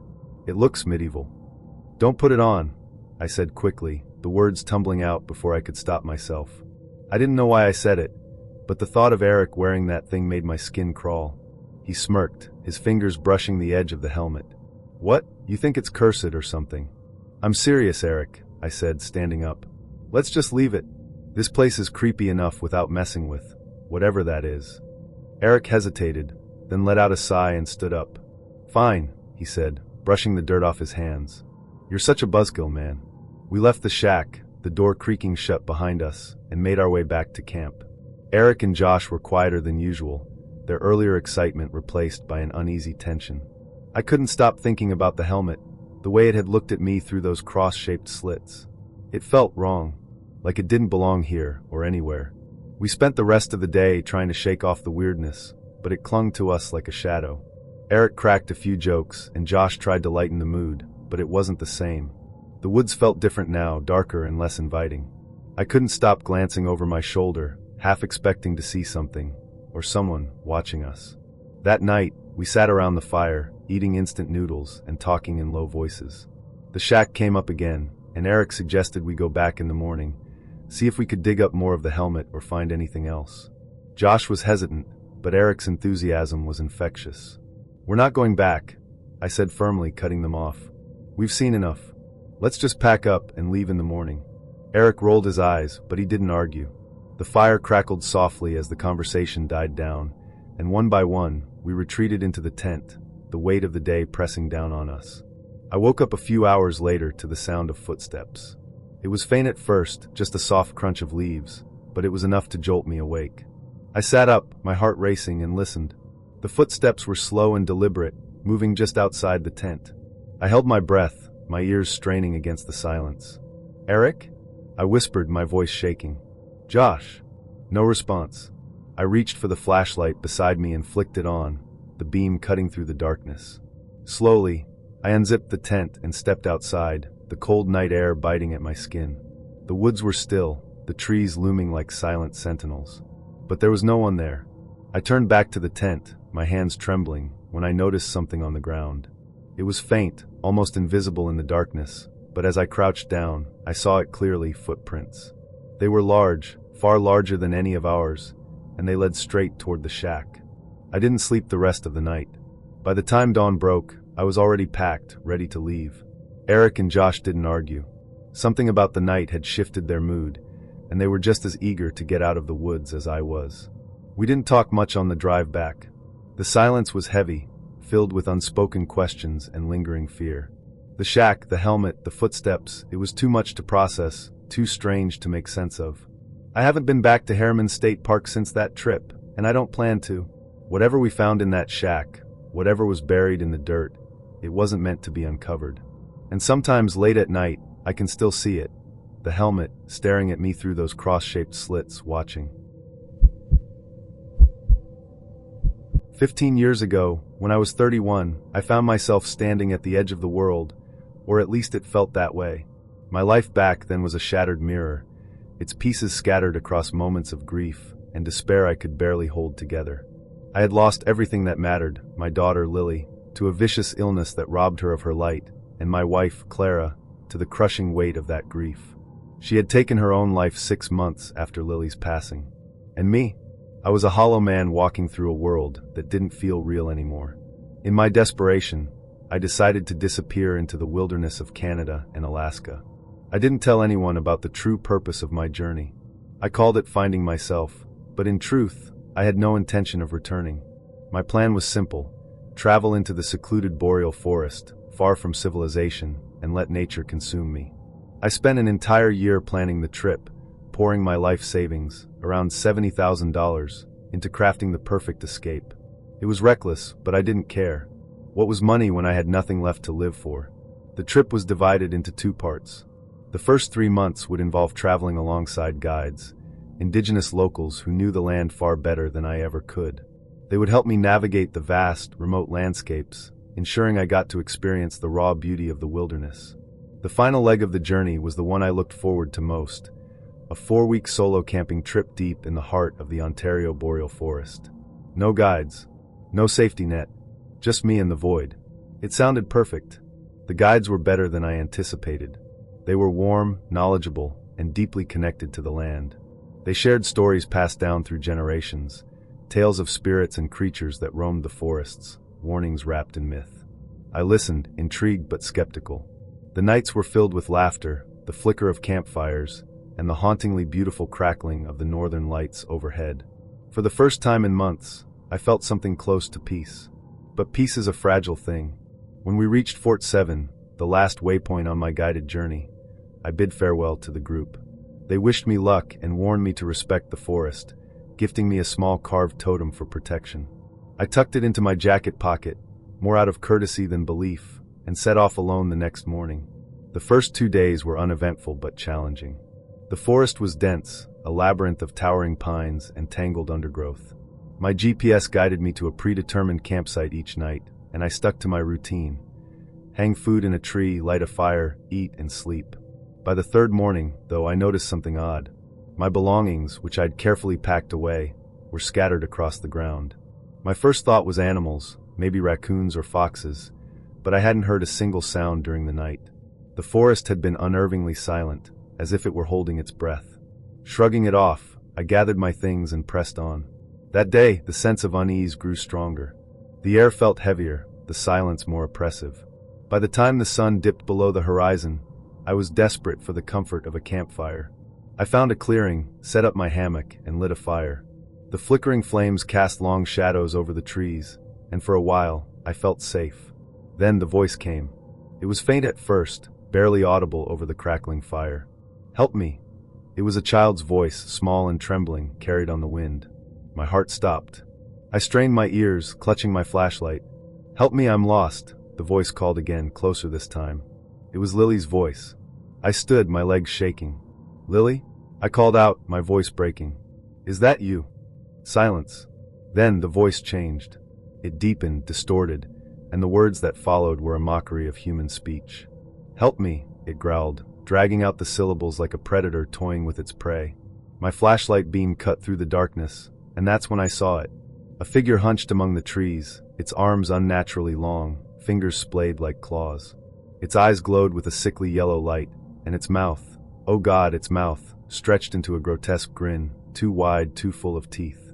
It tilted its head, and the motion was wrong, like a glitch in reality. Then it began to move.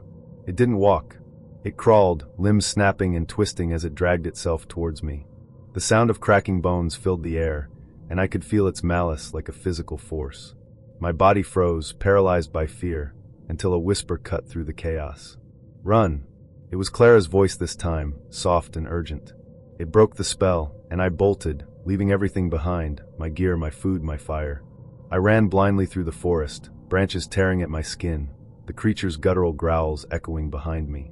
It called out in Lily's voice, then Clara's, pleading, taunting, laughing. "Where are you going, Jack? Don't you want to join us?" I stumbled down a hill and landed in a muddy pit. The cold, wet earth sucked at my clothes, and I lay there, trembling, as the voices closed in. "Jack," it whispered, so close I could feel its breath. "I'm hungry." Then nothing. The forest grew quiet again, and the first rays of dawn pierced through the canopy. I waited until the sunlight was fully overhead before crawling out of the pit. My body ached, my mind was shattered, but I was alive. Somehow I was alive. It took me 5 days to find a country road. I survived on the emergency rations in my pouch and drank from streams, sleeping in ditches at night. The creature, or whatever it was, never stopped hunting me. I heard its whispers in the darkness, felt its presence just beyond the edge of my vision. But it couldn't find me, not fully. The mud, I realized, had masked my scent. When I finally stumbled onto the road, a lone trucker stopped to help me. His name was Frank, an older man with kind eyes. I told him a sanitized version of my story, something about animals chasing me through the forest, and he nodded grimly. "You were lucky," he said. "Not everyone makes it out of those woods. My brother didn't." Frank drove me to a nearby town, and I stayed with him and his brother, Sam, for a few days. When I recounted the full story to them, Sam's face turned pale. "I've seen it too," he whispered. "It's real." Sam and I sat in silence in Frank's dimly lit kitchen, while the old trucker busied himself with preparing coffee. The room smelled faintly of pine wood and something metallic, like the scent of a blade freshly sharpened. Sam's hands trembled as he lit a cigarette, the matchstick shaking as if the memory of his encounter had crawled back to the surface. "What did you see?" I asked, my voice hoarse. It felt like gravel scraping against my throat. Sam exhaled a cloud of smoke and stared at the table as if searching for the right words. "It was years ago," he began, his voice a low rasp. "I was hunting elk near the same stretch of forest you were in. Thought I'd hit the jackpot when I spotted a bull near the tree line. But when I got closer, it wasn't an elk. It wasn't anything natural." He paused, his eyes flicking toward the window as if expecting the creature to be watching. "It was hunched, like you said, but big. Bigger than anything I've ever seen. And it wasn't just the size, it was the way it moved. Like it didn't belong here, like it didn't belong anywhere." My stomach churned as he described the creature in detail. The glowing eyes, the unnaturally wide mouth, the limbs that seemed to bend and snap in ways that defied anatomy. It was identical to what I had seen, down to the sinister mimicry of voices. "It called out to me," Sam said, his voice dropping to a whisper. "Sounded like my wife, Sarah. She passed years ago, but it knew her voice. It knew her name." I gripped the edge of the table, my knuckles white. "How did you get away?" Sam's lips twitched into a bitter smile. "I didn't. Not really. I ran, same as you. But it left me something to remember it by." He rolled up the sleeve of his flannel shirt, revealing a long, jagged scar running down his forearm. "It caught me as I climbed a ridge. Raked its claws down my arm like it wanted me to feel it, to remember it." "Why didn't you warn anyone?" I asked, the question spilling out before I could stop it. "If you knew something like this was out there, who was I supposed to tell?" Sam snapped, his voice rising. "The cops? The rangers? I'd sound like a lunatic. No one would believe me, just like no one's gonna believe you." I wanted to argue, but deep down, I knew he was right. Even as I sat there, the memories of the thing I had seen felt surreal, like a fever dream. Who would believe a story about a creature that mimicked voices, stalked the woods, and moved like a nightmare brought to life? Frank returned to the table, setting down 3 steaming mugs of black coffee. "Whatever it is," he said, his tone grave, "it's been around a long time. I've heard the stories from truckers passing through. They call it the skinwalker, or the wendigo, or some other name I can't pronounce. Every culture around here has a different version of it, but the gist is always the same. It hunts the lost, the broken, the ones who wander too far. The words sent a chill down my spine. Why me? I asked, my voice barely above a whisper. Why did it come after me? Frank and Sam exchanged a look, an unspoken understanding passing between them. You said you were out there alone, right? Frank asked. I nodded. That's why. It preys on isolation. It knows when you've got no one to turn to, no one to call for help. And it feeds on your pain. The room fell silent, the only sound the faint ticking of a clock on the wall. I couldn't shake the feeling that the creature had chosen me for a reason, that it had sensed the hollow ache inside me and latched onto it like a predator scenting blood. Despite my better judgment, I stayed in Kenora for a few more days, trying to make sense of what had happened. Frank offered me a place to sleep, and Sam reluctantly agreed to share more of his experiences. The conversations were a strange mix of catharsis and dread, each story adding another layer to the horrifying puzzle. But the more I thought about it, the more I realized I couldn't leave things as they were. My gear was still out there, abandoned in the forest. My GPS, my wallet, my supplies, everything I had brought with me was scattered across the campsite. I didn't care about the material loss, but the idea of leaving it behind felt like surrendering a part of myself to the creature, like letting it win. I'm going back, I announced one morning over breakfast. Frank nearly choked on his coffee. Are you out of your damn mind? I have to, I said, my voice steadier than I expected. I can't let it haunt me forever. I need to face it, to take back what's mine. You don't owe that thing anything, Sam said, his tone sharp. You're lucky you got out alive. Don't push your luck. But my mind was made up. I wasn't going to let fear dictate my life, not anymore. Frank eventually relented, agreeing to drive me as far as the edge of the forest. I'll wait for you here, he said as I stepped out of the truck. If you're not back by nightfall, I'm coming in after you. I nodded, gripping the small hunting knife Frank had lent me. It wasn't much, but it was better than nothing. The forest was different this time. The sunlight seemed dimmer, the trees darker, their branches twisting like skeletal hands. Every step felt heavier, as if the ground were trying to pull me down. I followed the GPS coordinates, retracing my steps to the campsite. The hours stretched on, each rustle of leaves or snap of a twig sending my heart racing. When I finally reached the clearing, my breath caught in my throat.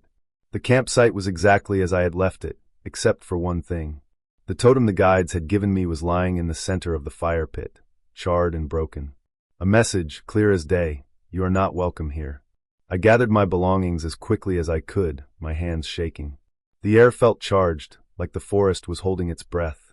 And then, just as I was finishing, I heard it. Jack! It was Clara's voice, soft and sweet, calling out from the trees. Jack, come back to me. I froze, clutching the knife tightly. You're not real, I whispered, my voice trembling. You're not her. The voice laughed, low and guttural. Come closer, Jack. Don't you miss us? The figure emerged from the shadows, and my stomach turned. It was Clara, or at least it looked like her. But her eyes were wrong, too bright and too sharp, and her smile stretched unnaturally wide. Stay with us, she said, her voice layered with something monstrous. I ran. I didn't stop until I broke through the tree line, collapsing onto the road where Frank's truck was waiting. He hauled me into the cab without a word and sped off, the tires kicking up gravel as we left the forest behind. There's something about Wyoming that feels infinite. It's a state of vast, unyielding landscapes, empty, yet full of something both ancient and untamed. I didn't know that when I set out on my trip. I was just a guy in his 20s, jobless and carefree, with nothing but time and a shiny new car to take me anywhere I wanted to go. Well, it wasn't exactly new. A 2009 Toyota RAV4 isn't going to turn any heads, but compared to the clunkers I'd driven before, it might as well have been a spaceship. I figured there was no better way to break it in than a road trip. My friend Mark had been car camping across the U.S. for months, and we'd made a plan to meet in Wyoming's Medicine Bow National Forest. It was my first real outdoor excursion, and I packed like someone who didn't quite know what they were doing. A sleeping bag, a tent, a cheap stove, and whatever else I could cram into the trunk. The excitement of adventure dulled any worries I might have had, and as I drove into the forest, the asphalt faded into dirt roads, and the world transformed into something wilder. Mark and I met at a small clearing surrounded by towering pines, the air crisp with the lingering cool of early June. It was beautiful, The kind of place that makes you feel like you've stepped into a postcard. Snow drifts still clung to the shaded corners of the forest, remnants of a long winter, but the glacier lilies and bright green grass hinted at the summer trying to push through. The only sound was the hum of my tires and the occasional chirp of birds. No cell service, no traffic, no distractions. Just us and the wilderness. We drove deeper into the forest, our vehicles bouncing over muddy ruts and icy patches. The further we went, the more isolated it felt. By the time we chose a campsite, a partially burned clearing with a view of a distant alpine mesa, it was clear we were the only ones out there. The sun sank behind the hills as we set up camp, and soon the sky was painted with streaks of orange and pink. It was the kind of sunset that makes you forget the world exists beyond the trees. After dinner, we sat by the fire, trading stories and roasting bratwursts. The crackle of the flames and the soft murmur of wind through the pines created a rhythm that lulled us into a comfortable silence. That's when I saw it, a bright light on the horizon, low and steady. "Do you see that?" I asked, pointing. Mark turned, squinting. "Yeah, what is that?" At first, I thought it was a car's headlights. But the light was too bright, too constant. It didn't flicker or move, it just grew. A slow, steady pulse of white light that seemed to rise from the earth itself. My stomach tightened. Could it be a forest fire? The thought sent a jolt of panic through me. We were miles from any kind of help, surrounded by dry trees and snow-dampened brush. If it was a fire, we'd have no chance of outrunning it. Mark and I scrambled to gather our gear, our laughter from earlier replaced by tense silence. The light grew brighter, illuminating the trees in sharp relief. Shadows stretched and twisted across the ground, and the air felt electric, like the moments before a thunderstorm. And then, as suddenly as it had appeared, the light revealed itself for what it was, the moon. A full moon, impossibly large and impossibly bright, rising above the horizon like a celestial spotlight. Mark and I stared at it, dumbfounded, before bursting into laughter. We had just spent the last 10 minutes panicking over the moon. It was ridiculous, absurd even, but in that moment, it felt like the most natural mistake in the world. The wilderness has a way of playing tricks on you, especially when you're not used to its rhythms. But the laughter didn't last long. The next morning, we packed up camp and headed further north, aiming for a secluded reservoir deep in the forest. The roads were worse than the day before, thick with mud and slushy snow that made every mile feel like a battle. Mark's 4Runner handled the terrain with ease, but my RAV4 struggled. The summer tires I'd been so proud of were no match for the forest's unrelenting grip. At one point, we came across a massive snow drift blocking the road. Mark managed to plow through it, his tires spinning and spitting chunks of ice, but when it was my turn, my car sank like a stone. The snow swallowed my wheels, and no amount of rocking or revving could free it. I was stuck. Mark grabbed a tow strap from his trunk, and we spent the next hour digging, shoveling, and cursing as we fought to pull my car free. By the time we succeeded, my undercarriage cover was ripped to shreds, and the road ahead was an impassable mess. We had no choice but to turn around and find another route. The reservoir was worth the struggle. Nestled between snow-capped hills and dense pines, it looked like something out of a fairy tale. The water was glassy and still, reflecting the sky in perfect clarity. We spent the afternoon exploring the shoreline, our earlier frustrations melting away. But as the sun dipped lower, the air grew colder, and the clouds began to gather. By the time we left the reservoir, the first snowflakes were falling. It was June, but Wyoming didn't seem to care. The snow came fast and heavy, blanketing the roads in a matter of minutes. Visibility dropped to a few feet, and every turn felt like a gamble. We were completely lost, our phones useless without service, and the maps we'd seen at the reservoir were a distant memory. When we reached a clearing, we stopped to assess our options. The snow was too thick to drive through, and neither of us had the gas to waste on aimless wandering. We decided to make camp and wait out the storm. It wasn't ideal, but it was all we could do. The night was brutal. My sleeping bag wasn't rated for the cold, and I spent hours shivering in my car, my breath fogging up the windows. Mark's setup was better, but even he admitted he hadn't expected a blizzard. The wind howled through the trees, shaking the branches and rattling the cars. It felt like the forest was alive, angry at our intrusion. When the storm finally broke the next morning, the world was unrecognizable. The snow had transformed the forest into a white, alien landscape. Roads were invisible, buried beneath drifts of snow and ice. We decided to hike to the reservoir's parking area, hoping to find a map or some clue about how to get out. The walk was surreal. The air was crisp and silent, the snow crunching under our boots the only sound. We passed a small creek that had partially frozen over, its surface glittering in the sunlight. For a moment, the beauty of it all made me forget the danger we were in. At the parking area, we found a large map of the forest. It showed 3 main routes in and out, 2 of which we already knew were blocked. The third route, a winding road that led to a small town called Albany, became our only hope. We marked it on our phones and set off, determined to find our way out. The drive was tense. Every turn brought the possibility of another snow drift or a fallen tree. At one point, we passed a small grave marker nailed to a tree, its weathered wood and faded writing sending a chill down my spine. The isolation was palpable, and I couldn't shake the feeling that we were being watched. After hours of navigating the maze of back roads, we finally saw tire tracks in the snow. They led us to a cluster of cabins, and beyond that, the blessed sight of asphalt.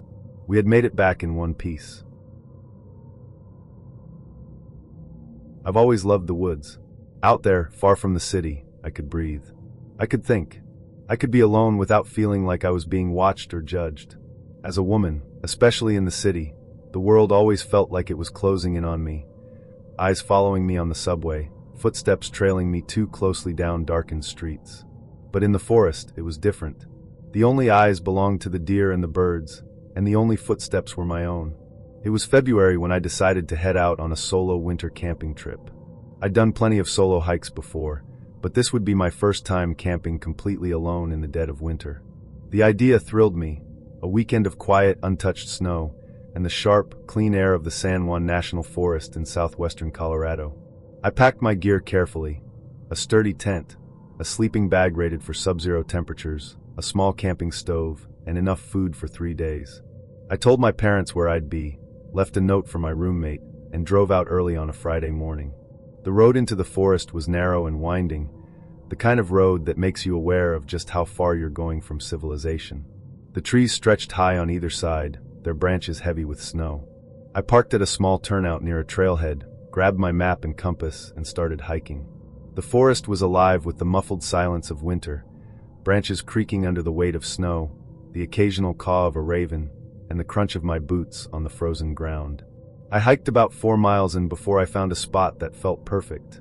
It was a small clearing, surrounded by towering pines, with a view of a frozen creek glinting in the pale sunlight. The air smelled like cedar and cold. I set up my tent, dug a small fire pit, and gathered enough wood to last the night. By the time the sun began to set, the world around me had turned into a painting, all soft blues and whites, the snow glowing faintly in the fading light. That first night was uneventful, peaceful even. The fire crackled softly as I sipped hot tea from a thermos, the warmth spreading through my chest. I listened to the distant sound of a waterfall, half frozen but still gurgling somewhere upstream. When the fire died down, I crawled into my tent, burrowed into my sleeping bag, and fell asleep to the sound of the wind whispering through the trees. The next day, I decided to try my hand at ice fishing. The map showed a small lake about a mile from my campsite, and I figured it would be a good way to pass the time. When I reached the lake, it was breathtaking, an expanse of pure, untouched ice surrounded by dense forest. It felt like I was the only person in the world. I punched a hole in the ice with my auger, dropped my line, and waited. It didn't take long before I felt a tug. The fish were hungry, desperate even, and I caught 2 within the first hour. As I prepared to clean the first one, a strange feeling crept over me, a prickling at the back of my neck, like I was being watched. I shook it off, blaming the isolation for making me jumpy. That's when I heard it, a faint whistling, barely audible over the cold wind. It was slow, deliberate, a tune that seemed to drift through the trees. I froze, my knife halfway through the fish, and listened. The melody was haunting, simple but eerie, like a child's lullaby played too slowly. I looked around, but the forest was empty. The lake was silent, except for the occasional groan of shifting ice. "Hello!" I called out, my voice sounding small against the vastness of the wilderness. The whistling stopped. For a moment, I felt foolish. It was probably the wind, I told myself, or some strange acoustics playing tricks on me. Still, I couldn't shake the unease that had settled in my chest. I packed up my gear and headed back to camp, glancing over my shoulder more times than I'd like to admit. It wasn't until I was almost back that I saw it, the moose. It lay half buried in the snow, its massive body grotesquely twisted. Blood stained the ground around it, a stark contrast against the white. Its eyes were open, wide and frozen in terror, staring straight at me. The bullet wound was clean, a single shot through one eye. It should have been a straightforward kill. But something about the scene felt wrong. The air around the carcass was heavy, oppressive, as if the forest itself was holding its breath. I backed away slowly, my heart hammering in my chest. The whistling began again, louder this time, and I swear it was coming from the direction of my camp. I ran. Branches clawed at my jacket as I stumbled through the trees, my breath coming in harsh, ragged gasps. When I reached my campsite, the fire pit was cold, the wood I'd gathered scattered across the snow. My tent stood untouched, but the sight of it filled me with dread. I couldn't shake the feeling that something, or someone, was watching me. As night fell, the forest grew unnervingly quiet. No owls, no distant waterfalls, not even the wind. Just silence. I sat by the fire, clutching my knife, my ears straining for any sound. The whistling came again, closer now, weaving through the trees like a dark thread. I shouted into the darkness, my voice cracking. "Who's there? What do you want?" No response. The whistling stopped, replaced by a new sound, the crunch of snow beneath heavy boots. The footsteps were slow, deliberate, circling just beyond the firelight. I gripped the knife tighter, my palms slick with sweat despite the cold. "Stay back!" I yelled, but the footsteps didn't stop. Then, just as suddenly as they had started, they were gone. The forest was silent again, but the damage was done. I couldn't sleep, couldn't even bring myself to crawl into my tent. I sat by the dying embers of the fire, my back against a tree, and waited for the dawn. When the first light of morning broke through the trees, I packed up my gear as quickly as I could. I didn't care about the rest of my supplies, I just wanted to get out. The hike back to my car felt endless, every shadow and sound a potential threat. When I finally reached the road, I let out a breath I hadn't realized I was holding. But it wasn't over. That night, after I'd driven to the nearest motel, my phone rang. It was a park ranger I'd spoken to earlier, someone I'd mentioned the moose carcass to before leaving the forest. His voice was low, almost a whisper. "We found your campsite," he said. "The moose was dragged there." My blood ran cold. "What do you mean?" "The carcass," he continued, "was pulled from where you saw it to your camp. There's a lot of blood. And your tent, it was slashed. Looked like someone took a knife to it." I gripped the phone tighter, my hand trembling. "Was it an animal?" The ranger hesitated. "I don't think so. There were no tracks, just drag marks. Like it was pulled on a tarp." I didn't respond. What could I say? The whistling tune played in my mind, a haunting melody I knew I'd never forget. "What about my gear?" I finally asked. "You don't want it back," the ranger said. "Trust me." I hung up and stared at the wall of the motel room, the weight of the experience pressing down on me. I'd gone into the forest seeking solitude, peace, a chance to escape the chaos of the city. Instead, I'd found something darker, something that followed me in the silence and left me with scars I couldn't see but would always feel. The forest outside Coos Bay, Oregon, isn't like other forests. It's dense, wild, and ancient, with a kind of stillness that feels alive in its own way. The trees there are tall and relentless, their trunks coated in moss, their branches interlocking like the fingers of giants. It was the kind of place that made you feel small, insignificant even, but I loved it for that. It was where I went to hunt, to get away from the noise of the world and lose myself in the silence of nature. That October, the air carried the sharp bite of Pacific chill, and the sky hung low and gray, threatening rain. It had been a rough year. Work was slow, bills were piling up, and I was feeling the weight of life pressing down harder than usual. So I grabbed my rifle, packed some supplies, and drove out to one of my favorite ridges, a patch of old cedar forest that had been clear-cut a few years ago. The landscape there was a mix of dead stumps, new growth, and the occasional patch of second-growth timber. It wasn't the prettiest place, but it was quiet, and that was all I needed. I arrived in the early afternoon, parked my truck at the end of an old logging road, and hiked in about a mile.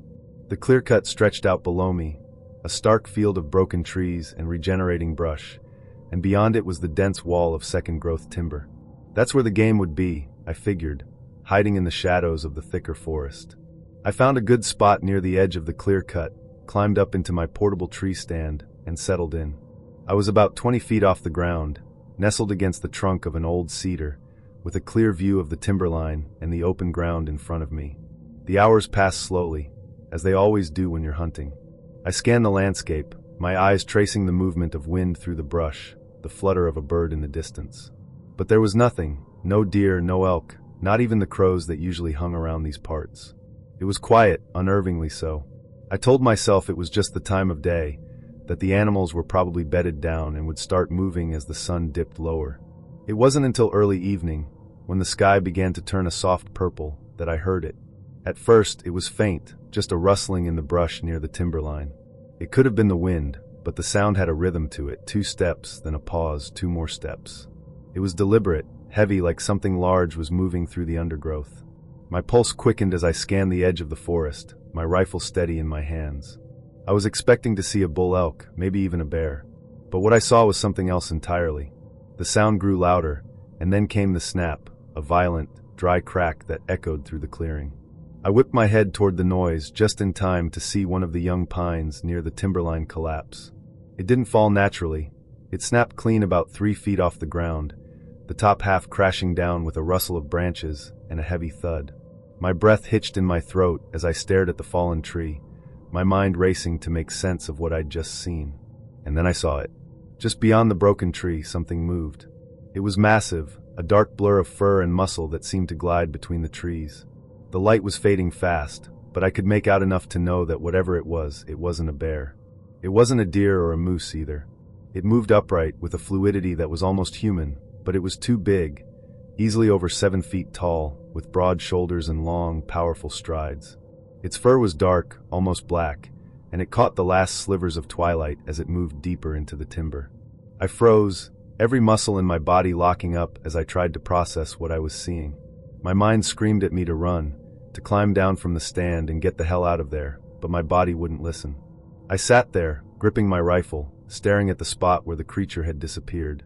Then it hit me, it had seen me. The realization sent a jolt of cold fear through my chest. Whatever that thing was, it had looked straight at me before it vanished into the trees. I didn't see its face, but I felt its gaze like a weight pressing down on me. It wasn't the kind of fear you feel when you're startled or surprised. This was something deeper, primal, a terror that reached into the oldest parts of my mind and told me, in no uncertain terms, that I was prey. I don't remember climbing down from the stand. One moment I was sitting there, frozen, and the next I was on the ground, my boots slipping on the damp earth as I ran back toward the logging road. I didn't look back. I didn't stop until I reached my truck, my hands shaking so badly I could barely get the keys into the ignition.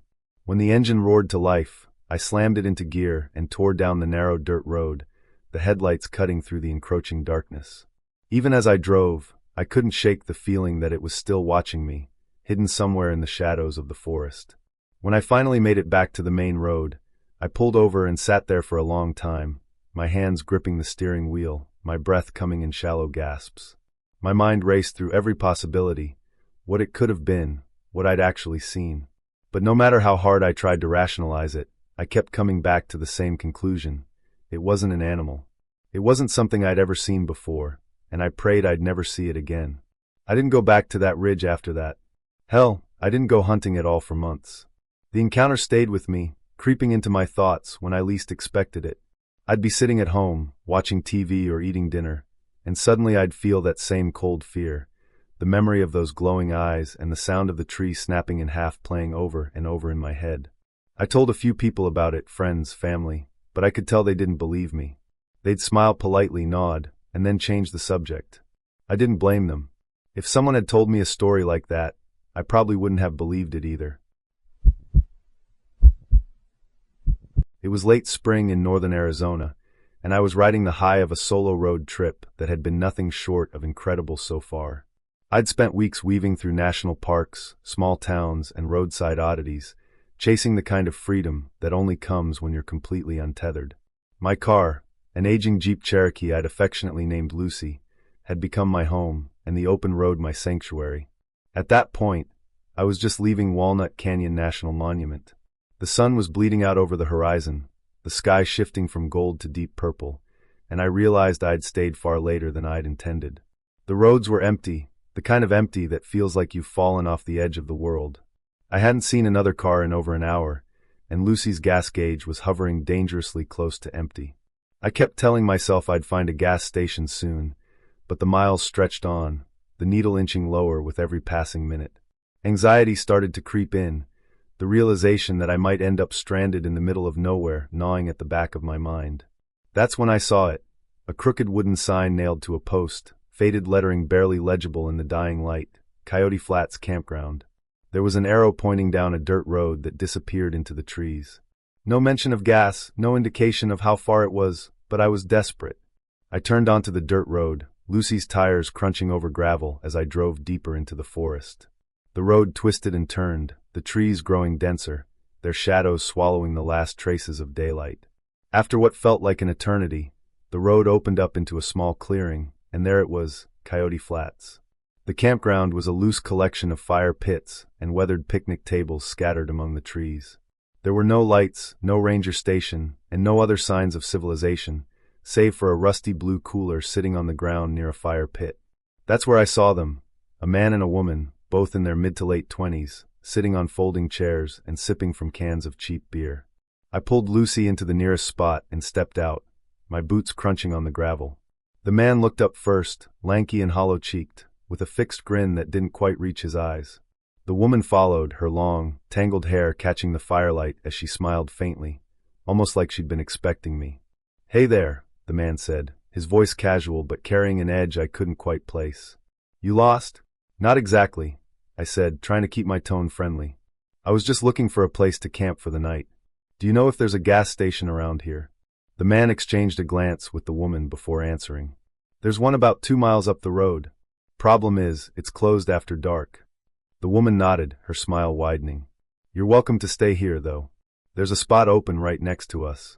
I hesitated, the uneasy feeling in my gut growing stronger. Something about them felt off, though I couldn't put my finger on why. But the idea of driving aimlessly through the forest, running out of gas, and spending the night stranded in the middle of nowhere wasn't any better. I forced a smile and nodded. "Thanks. I appreciate it." I started setting up my tent in the spot they'd pointed out, a small patch of dirt framed by 2 pine trees. My hands shook slightly as I hammered in the stakes, though I tried to tell myself it was just the long day catching up with me. The man wandered over after a few minutes, an axe slung casually over his shoulder. "Need a hand?" he asked, his grin never faltering. I didn't want to be rude, so I nodded. "Sure, thanks." He knelt beside me, driving the stakes into the ground with the axe handle. His movements were quick and practiced, almost too practiced, like he'd done this 1,000 times before. When he finished, he stood and dusted off his hands. "There you go. All set." Before I could thank him, the woman appeared, her head tilted curiously. "You got any pills?" she asked, her tone light, like she was asking about the weather. "Pills?" I repeated, caught off guard. "Yeah, like, anything good?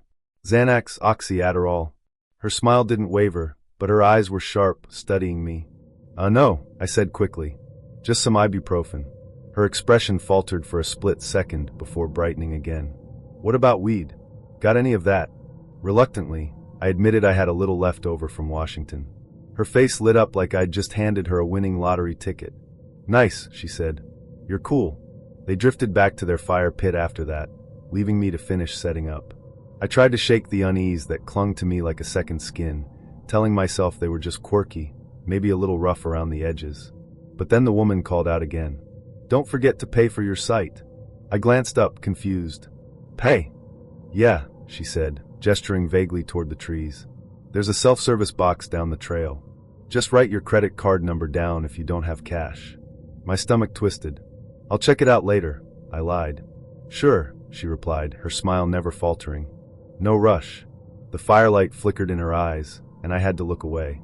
A few minutes later, she reappeared at my tent.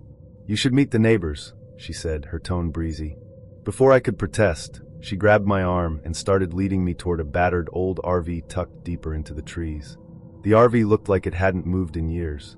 Its tires were flat, the windows patched with cardboard, and the metal sides were streaked with rust. Empty beer cans littered the ground around it, and the faint smell of something sour and rancid wafted through the air. Inside, a man sat slumped in a torn armchair, a half-empty bottle of whiskey dangling from his hand. He looked older, maybe in his 50s, with a scruffy beard and bloodshot eyes. A woman stood at a grimy stove, stirring something in a pot that smelled faintly of grease and onions. "This is Jim," the younger woman said, gesturing to the man in the chair. And that's Linda. Jim grunted in acknowledgement, barely glancing at me. Linda turned from the stove and offered me a greasy smile. You hungry? I'm making tacos. I shook my head. No thanks. I'm good. You sure? Jim slurred, his voice thick and slow. Ain't polite to turn down a meal. Before I could respond, Linda shoved a paper plate into my hands, a greasy taco balanced precariously on top. Eat up, she said, her tone leaving no room for argument. I took a tentative bite, the grease dripping down my chin. It tasted as bad as it smelled, but I forced it down, not wanting to offend them. Jim watched me the whole time, his bloodshot eyes unblinking. You catch what you eat, he said suddenly, his voice low and gravelly. That's the rule out here. I nodded awkwardly, unsure of what to say. He leaned forward, his lips curling into a grin. And if you don't catch anything, you eat what you find. I froze, the taco halfway to my mouth. The room felt colder, the shadows deeper. Linda laughed, a sharp, humorless sound, and turned back to the stove. I mumbled some excuse about needing to check my car and bolted out of the RV, tossing the taco to a dog that had been lurking near the door. The dog sniffed it hesitantly before devouring it in one bite. I hurried back to my tent, my heart pounding in my chest. The man and woman by the fire didn't say anything as I passed, though I could feel their eyes on me. I sat in my camp chair, staring at the fire, trying to convince myself I was overreacting. But the feeling in my gut wouldn't go away. Something was wrong here.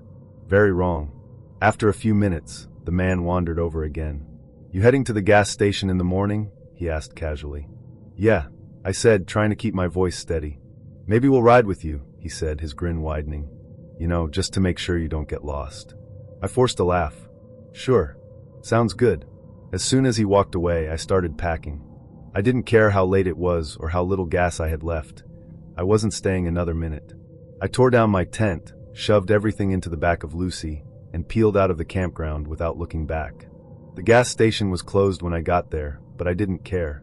I parked in the lot, locked the doors, and tried to calm my racing heart. The next morning, I drove to a bed and breakfast I'd passed earlier and told the woman at the desk what had happened. She let me park in the back lot and use the bathroom, her kind smile a stark contrast to the unnerving grins I'd left behind. The lake didn't have a name, not one that anyone remembered anyway. It was just the lake, an isolated body of water tucked deep into the forests of northern Minnesota. My buddy Clay had been coming here for years, swearing up and down that it was the best hidden fishing spot in the state. No tourists, no noisy campsites, just pristine water and plenty of fish. It was the kind of place you only found if someone told you about it, a secret passed down like an heirloom. It was late August when Clay finally convinced me to join him for a weekend trip out there. We'd both had a rough couple of months, work stress, family drama, the usual, and a few days in the wilderness sounded like the perfect escape. We loaded up his old Chevy with our gear, tents, fishing rods, a cooler full of beer, and just enough food to last us until Sunday. The drive was long, the kind that takes you through winding back roads and tiny towns where time seems to have stopped. By the time we reached the trailhead, the sun was already sinking low in the sky, casting long shadows across the forest floor. The hike to the lake was about 3 miles, the trail overgrown and barely marked. Clay led the way, his machete slicing through the underbrush while I lagged behind, swatting at mosquitoes and trying to keep my balance on the uneven ground. The air was thick with the smell of pine and damp earth, the trees towering above us like silent sentinels.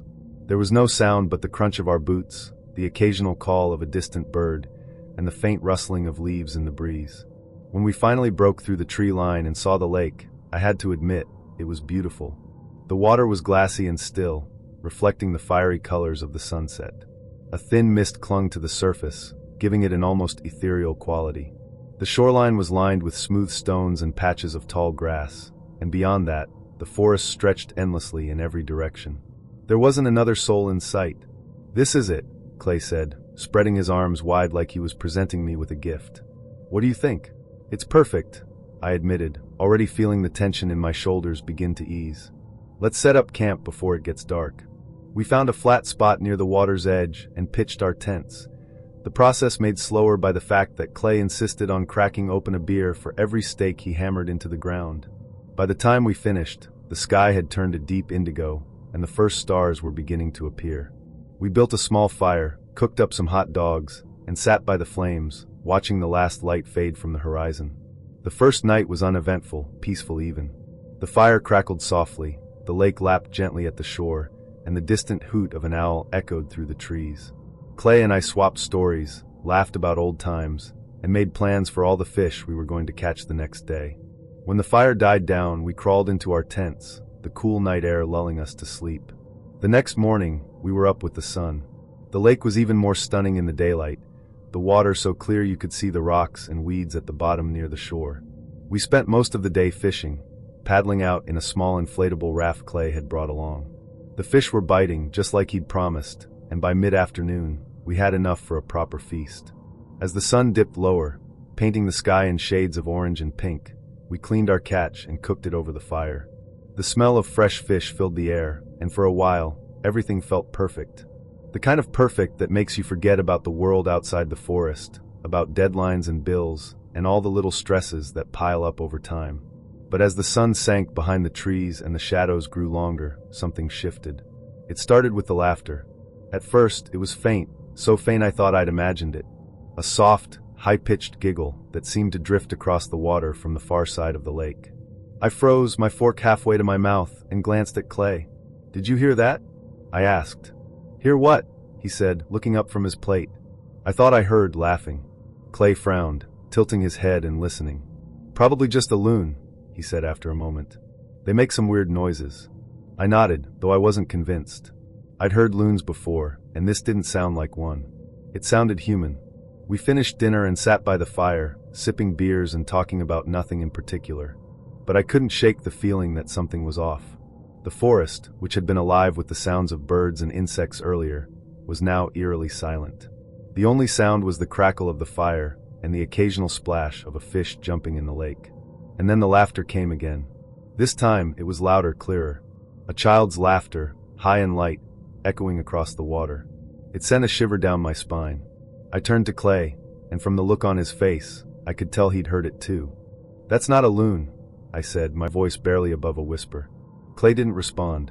He was staring across the lake, his eyes narrowed. "Maybe it's another camper," he said finally, though his tone lacked conviction. "There's no one else out here," I said. "We would have seen them." The laughter came again, closer this time, followed by a faint rustling in the trees on the far side of the lake. My heart was pounding now, a cold knot of fear tightening in my chest. Clay stood, his eyes scanning the shoreline. "Stay here," he said, grabbing a flashlight. "I'm gonna take a look." "Are you crazy?" I hissed. "What if it's, I don't know, some kind of animal?" Clay gave me a reassuring smile, though it didn't reach his eyes. "It's probably just some kids messing around. I'll be right back." I watched as he walked down to the water's edge, the beam of his flashlight cutting through the darkness. He stood there for a moment, shining the light across the lake, before turning and walking along the shoreline. The firelight flickered, casting long shadows that seemed to dance in the trees. And then, just as suddenly as it had started, the laughter stopped. The silence was deafening, pressing in around me like a physical weight. I strained my ears, hoping to hear Clay's footsteps or the rustle of leaves, but there was nothing. Just the crackle of the fire and the distant sound of the wind in the trees. "Clay!" I called out, my voice trembling. No response. I grabbed my own flashlight and stood, the beam shaking as I swept it across the campsite. "Clay, this isn't funny. Come back." Still nothing. I took a hesitant step toward the water, every instinct screaming at me to stay by the fire. The flashlight beam caught on something, a shape moving in the trees on the far side of the lake. My breath caught in my throat as I stared, trying to make sense of what I was seeing. It was a light, a soft, flickering glow, like a lantern swaying gently in the breeze. And then another appeared, and another. Soon, there were dozens of them, moving through the trees in a slow, deliberate dance. They seemed to pulse, their light growing brighter and dimmer in a steady rhythm. And then the laughter started again. This time, it came from all around me, echoing through the forest like a chorus of children's voices. It was light and airy, but there was something wrong about it, something cold and hollow, like it wasn't coming from real throats. I backed away, my heart hammering in my chest. "Clay!" I shouted, my voice cracking. "Where are you?" The lanterns on the far side of the lake began moving closer, their glow reflecting on the water. The laughter grew louder, more frantic, filling the air like a swarm of insects. I turned and ran, the flashlight shaking wildly in my hand. I don't remember much of the next few minutes. Just the trees rushing past me, the sound of my own ragged breathing, and the laughter following me, growing louder and louder until it felt like it was inside my head. When I finally reached the trailhead, I was gasping for air, my legs burning. I didn't stop running until I reached the car. Clay never came back. The authorities searched the area, but they didn't find anything. No footprints, no signs of a struggle, nothing. The official report listed him as missing, presumed dead, but I know better. Something took him that night. Something that still laughs in the shadows of that nameless lake. I haven't been back since.